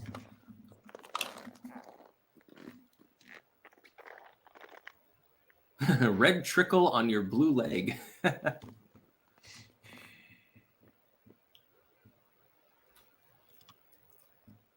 So, Tim Jones, surprised Saggy Maggie was able to defeat Bolduc with the polls so close. I guess that tells you how weak Republicans are in New Hampshire. Has that race actually been called, is my question. I shall see. I really had some hope. Oh, why am I looking at gubernatorial? There are Uncultured. Oh, go ahead. We're not getting any pickups in the Northeast like I thought we might. Yeah, Hassan, there's only 58% in, but Hassan has been projected as the winner, which, again, that was my prediction, that one was a long shot. Bolduc will come closer in the final tally. The problem is he pissed off the Libertarian Party. Yeah, it'd be funny if the Libertarians denied the GOP the Senate. Uncultured Barbarian. The county's still not counted in Wisconsin or a lot of rural areas in deep red. They're not even reporting my county yet. And Dekeen 1121. Consider New York State. It's being completely controlled by New York City. Almost all red. Yeah, well, that's the way that it works. Yep. You can see that's the Schumer. That's why our founding fathers gave us an electoral college. So it wouldn't be New York and California telling the rest of the country how to behave. Exactly. Although Zeldin is now about not much more than 10 points behind. He's 11 points behind Hochul. So it looks like at the very least, Hochul will be denied a double-digit win in New York. Again, for a state that's that blue because of New York City, if you're the Democrat and you can't get to double digits, that alone is a loss. Well, polling said was going to be +7 for her. So I thought it was +4 in the end. Well, I have +7 from Real Clear Politics, but they have they'll stack 7 or 8 polls and then they try to average them out. But yeah, it is predicted that Hochul will win re-election. This is Election Wizard reporting that, and that Bud will win in North Carolina, another important Senate seat for the GOP. If we get that Senate. Sounds like I'm not being partial. I should work for CNN or Fox, And by the way, Trump will in 1 week be making a major announcement at the Mar-a-Lago. He's going to endorse Kerry Lake as our next president. That'd be funny. Severe honking in Arizona, 90% failure rate of voting machines. Yeah, apparently some places in Maricopa are having issues same day when, majority of Republicans go to vote. Let me know what is a good Twitter search term to find out, what might be happening. I don't know. with that. I'm just going by DMs. People sending me news tips. Yeah, I just But want to see we've got Vance and Bud winning. Those are two extremely important races for the GOP. If they'd lost either of those, you wouldn't have a red wave. The Democrats would be cheering about that. Yeah. Think Nancy Pelosi is getting hammered? Oh, yeah, in more ways than one. Yeah. Laura Fabins. By the way, if we look a little bit less energized, it isn't because we're upset at the results. At this point, we've been going for 4.5 hours. So I feel great. Sleazy's a little bit tipsy, and I'm ready to go as long as you need to.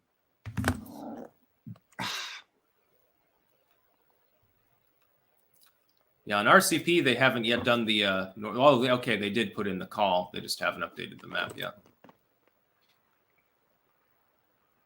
It's neck and neck in the Senate. Holy shit. 46 each.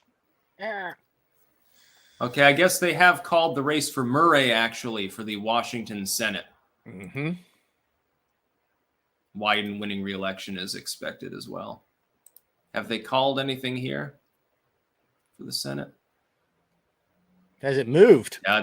No, it's still at 51%. It looks like Senate power is going to come down to trusting Arizona to run a proper election. Oh my God, that is so typical. That is that is fortification, man. That is. There's absolutely no problem with this. I've been assured by Jen Psaki and Elizabeth Warren that this is completely normal for a first world country. God damn. The big problem is once you get a fortified system in like that, you can change the results. Well, you can fortify the results of any subsequent election, thus keeping it fortified so that it's never possible, unless by a constitutional amendment or something, for that to be changed. Yeah, it's great. You can keep putting people in who help fortify future elections with new fortification procedures and rules, and it's a never-ending cycle, and you have to, because you don't want people to get in there and unfortify. Find out what you've been up to and try to unfortify. By the way, I wonder when we're getting any results for Nevada, because that's another big potential pickup for the Republicans. With Laxalt v. Cortez Masto. Here's the thing. I'm just going to say the ones that are slowest to report are the ones that stink the most, Yeah. The ones that are slowest to report are the ones that stink the most, and they seem to go one way only, one direction only. Yeah. John Fisher, can you shout out my brother Isaac? Well, there's a shout out for Isaac. Yeah, there's still a shit ton of outstanding races from the eastern part of the country as far as the house goes. Absurd. None of Virginia has officially been. Well, Abigail Spanberger, of course, but yeah. Yeah, you've got a potential GOP pickup right here in House 3 in Iowa, Noon versus Axney, but it's only 549 votes separated with 90% to go. Mm.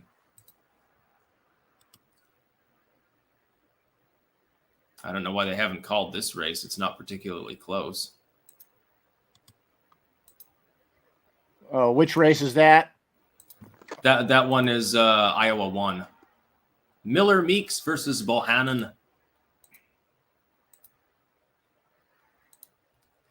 I mean, it's probably take 20 years to get the fucking results from some of these races.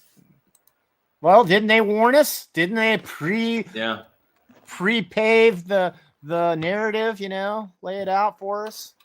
Like, First Class says, hello from Brattleboro again. And Will H says, can't wait to see more crime and more drag time story hour in the big cities. Yeah, also, if you look at this map, you can see the differentiation between areas that are more urban and areas that are more rural, typically, as well as a demographic overlay on that. Mm-hmm. Yeah, you could do a lot of things. Also, crime would be strikingly high in a lot of those blue areas.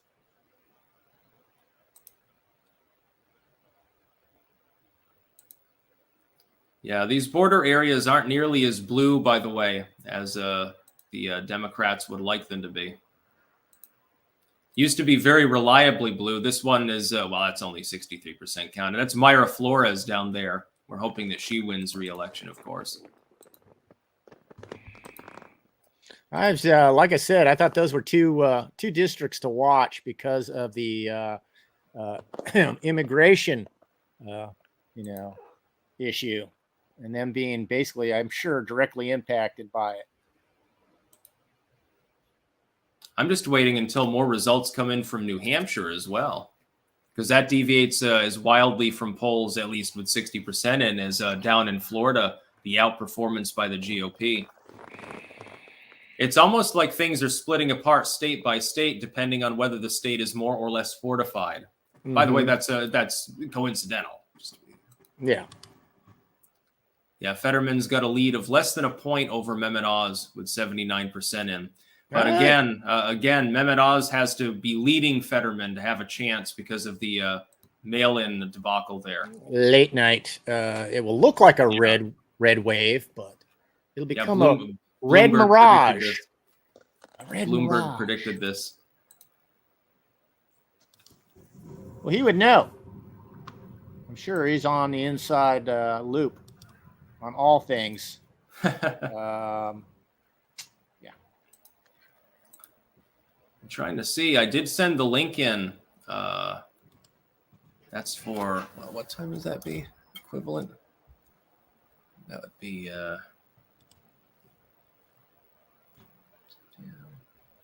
yeah, I don't think that our extra guest is going to be able to show up. Because what time would that be local? There's a 6 hour difference, I think, right? Blumenthal levy, they only have 31% of their vote counted. Of course, they've got Blumenthal already a projected winner, but he's only up by 6%, and it looks like there's a lot of rural counties that haven't even counted yet. I'm just wondering, geez, how do they know? Yeah, sometimes they get it wrong, and then they very quickly issue a retraction. I would love to see that. I wonder if it could happen here. If it's TV, they never issue the retraction, though. They'll mumble about it briefly. This is only a 26,000 vote difference with a full, 69% to still come in. The percentage is decent. It's 6% lead by Blumenthal, but it's only 26,000 votes. It must be a lot of rural counties. By the way, one of the House seats that the GOP has flipped was one of the J6 panel members, Luria. Excellent. So another one bites the dust. Another one bites the dust. Darren Martin, Viva El Crapo. That is like the greatest surname ever for a person to be in the House. Arsenic Lullaby. I think Steve Bannon is making note of honk in Arizona. Oh, I'm sure he is. There's not much to be done about it, though, because the person overseeing the election there happens to be one of the candidates. And this is also normal in a first world nation. It's normal that the candidate has control of the election system. God damn, I can't believe it.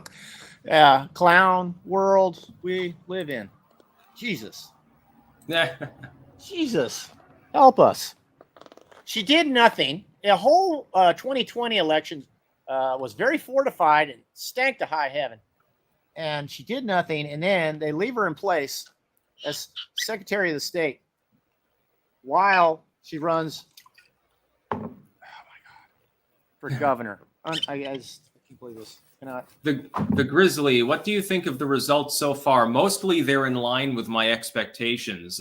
Most of the races that have been called in accordance with my predictions, especially in the Senate. You've just got a few of these fucking outstanding goddamn seats. Like, we're not going to know anything about the Walker shit for some time. This is ridiculous. Walker is up over Warnock, but the thing is, it's almost certain to go to a runoff. So that's going to be decided later on. Oz Fetterman, that race is completely screwy anyway. Johnson is ahead of Barnes. That'll probably be defended by the GOP, so that keeps them effectively from losing the Senate. Oh, okay. And Lee is way up over McMullen. So, are you aware of the fact that Vermont only has 18% of its vote reported in? Vermont in the Senate race, and well, that's because Welch might as well be running unopposed. Okay. There's no competition for that. Wow, but still, why only 18% counted at this point? That's what's shocking to me. Because they're very slow. They don't need any speed because they already know what'll happen. Who's going to win? I see. Okay. Because it's so overwhelmingly Democrat. Jay Mill, I would drink Myra Flores bathwater. Get sick that way. Cold Warrior, it's late, man. Got to crash. 12-hour shifts. I'll be listening in Dreamland. Dreamland. That's where I'm going to be going the second the stream's over. Actually, I'm considering ending the stream at this point because we're probably not going to get any other meaningful numbers. I guess not. Also, have we hit 500,000 subscribers on YouTube? I think someone's claiming that. Oh, very close. Less than 200 to go. So that's pretty good. But yeah, I mean, sometime I do have to sleep at some point. No, Sleazy's going to get more and more wasted. I don't want to contribute to his alcohol poisoning. I don't have any place to drive. I'm good. You can do a Rumble. You can do a takeoff Rumble stream. Yeah. No, I've had enough. If you've had enough, but if you haven't had enough, then I think that I'll end the stream now because most everything is falling in as expected. The Republicans will not actually get to 40 House seats, and probably won't get the 3rd Senate seat. I still think that they will take the Senate, but it's going to require a Georgia runoff. And in the House, we'll have to wait and see tomorrow. We're not going to know anything about Arizona for a week anyway. Yeah, I hate to be a black pillar. I don't think they take the Senate now. Because we needed to pick up an upset somewhere to make up for democracy fortification somewhere else. It's bound to happen. So, yeah. But the House is ours, I think, without any doubt about that. And they'll impeach Joe Biden at some point, so that'll be hilarious. They can't do anything with it, but no, but it'll still be funny. Yeah. All right. Well, I think that we'll wrap up the show. Yeah, that was awesome. I had a good time. Thanks for having me, Sticks, and thanks for all the clankers out there who've shown me so much love over the last 2 years. Sticks, you've got them addicted to drugs, you know. Yeah, you've been a huge part of getting the channel off the ground, the first one, and really. Yes, and keep in mind, everyone, there are links in the description to several links for Sleazy, his Rumble and BitChute pages, as well as to all of our guests. Yeah, YouTube. So show everyone some love. I need subscriptions on my YouTube channel, people. I need subscriptions on it. I'm trying to get it back to the point where, I can do super chat and all those other normal things that you need to run a channel. So. All right, everyone. That was the midterm election broadcast. So, yeah, clank on. That's about all. Peace out.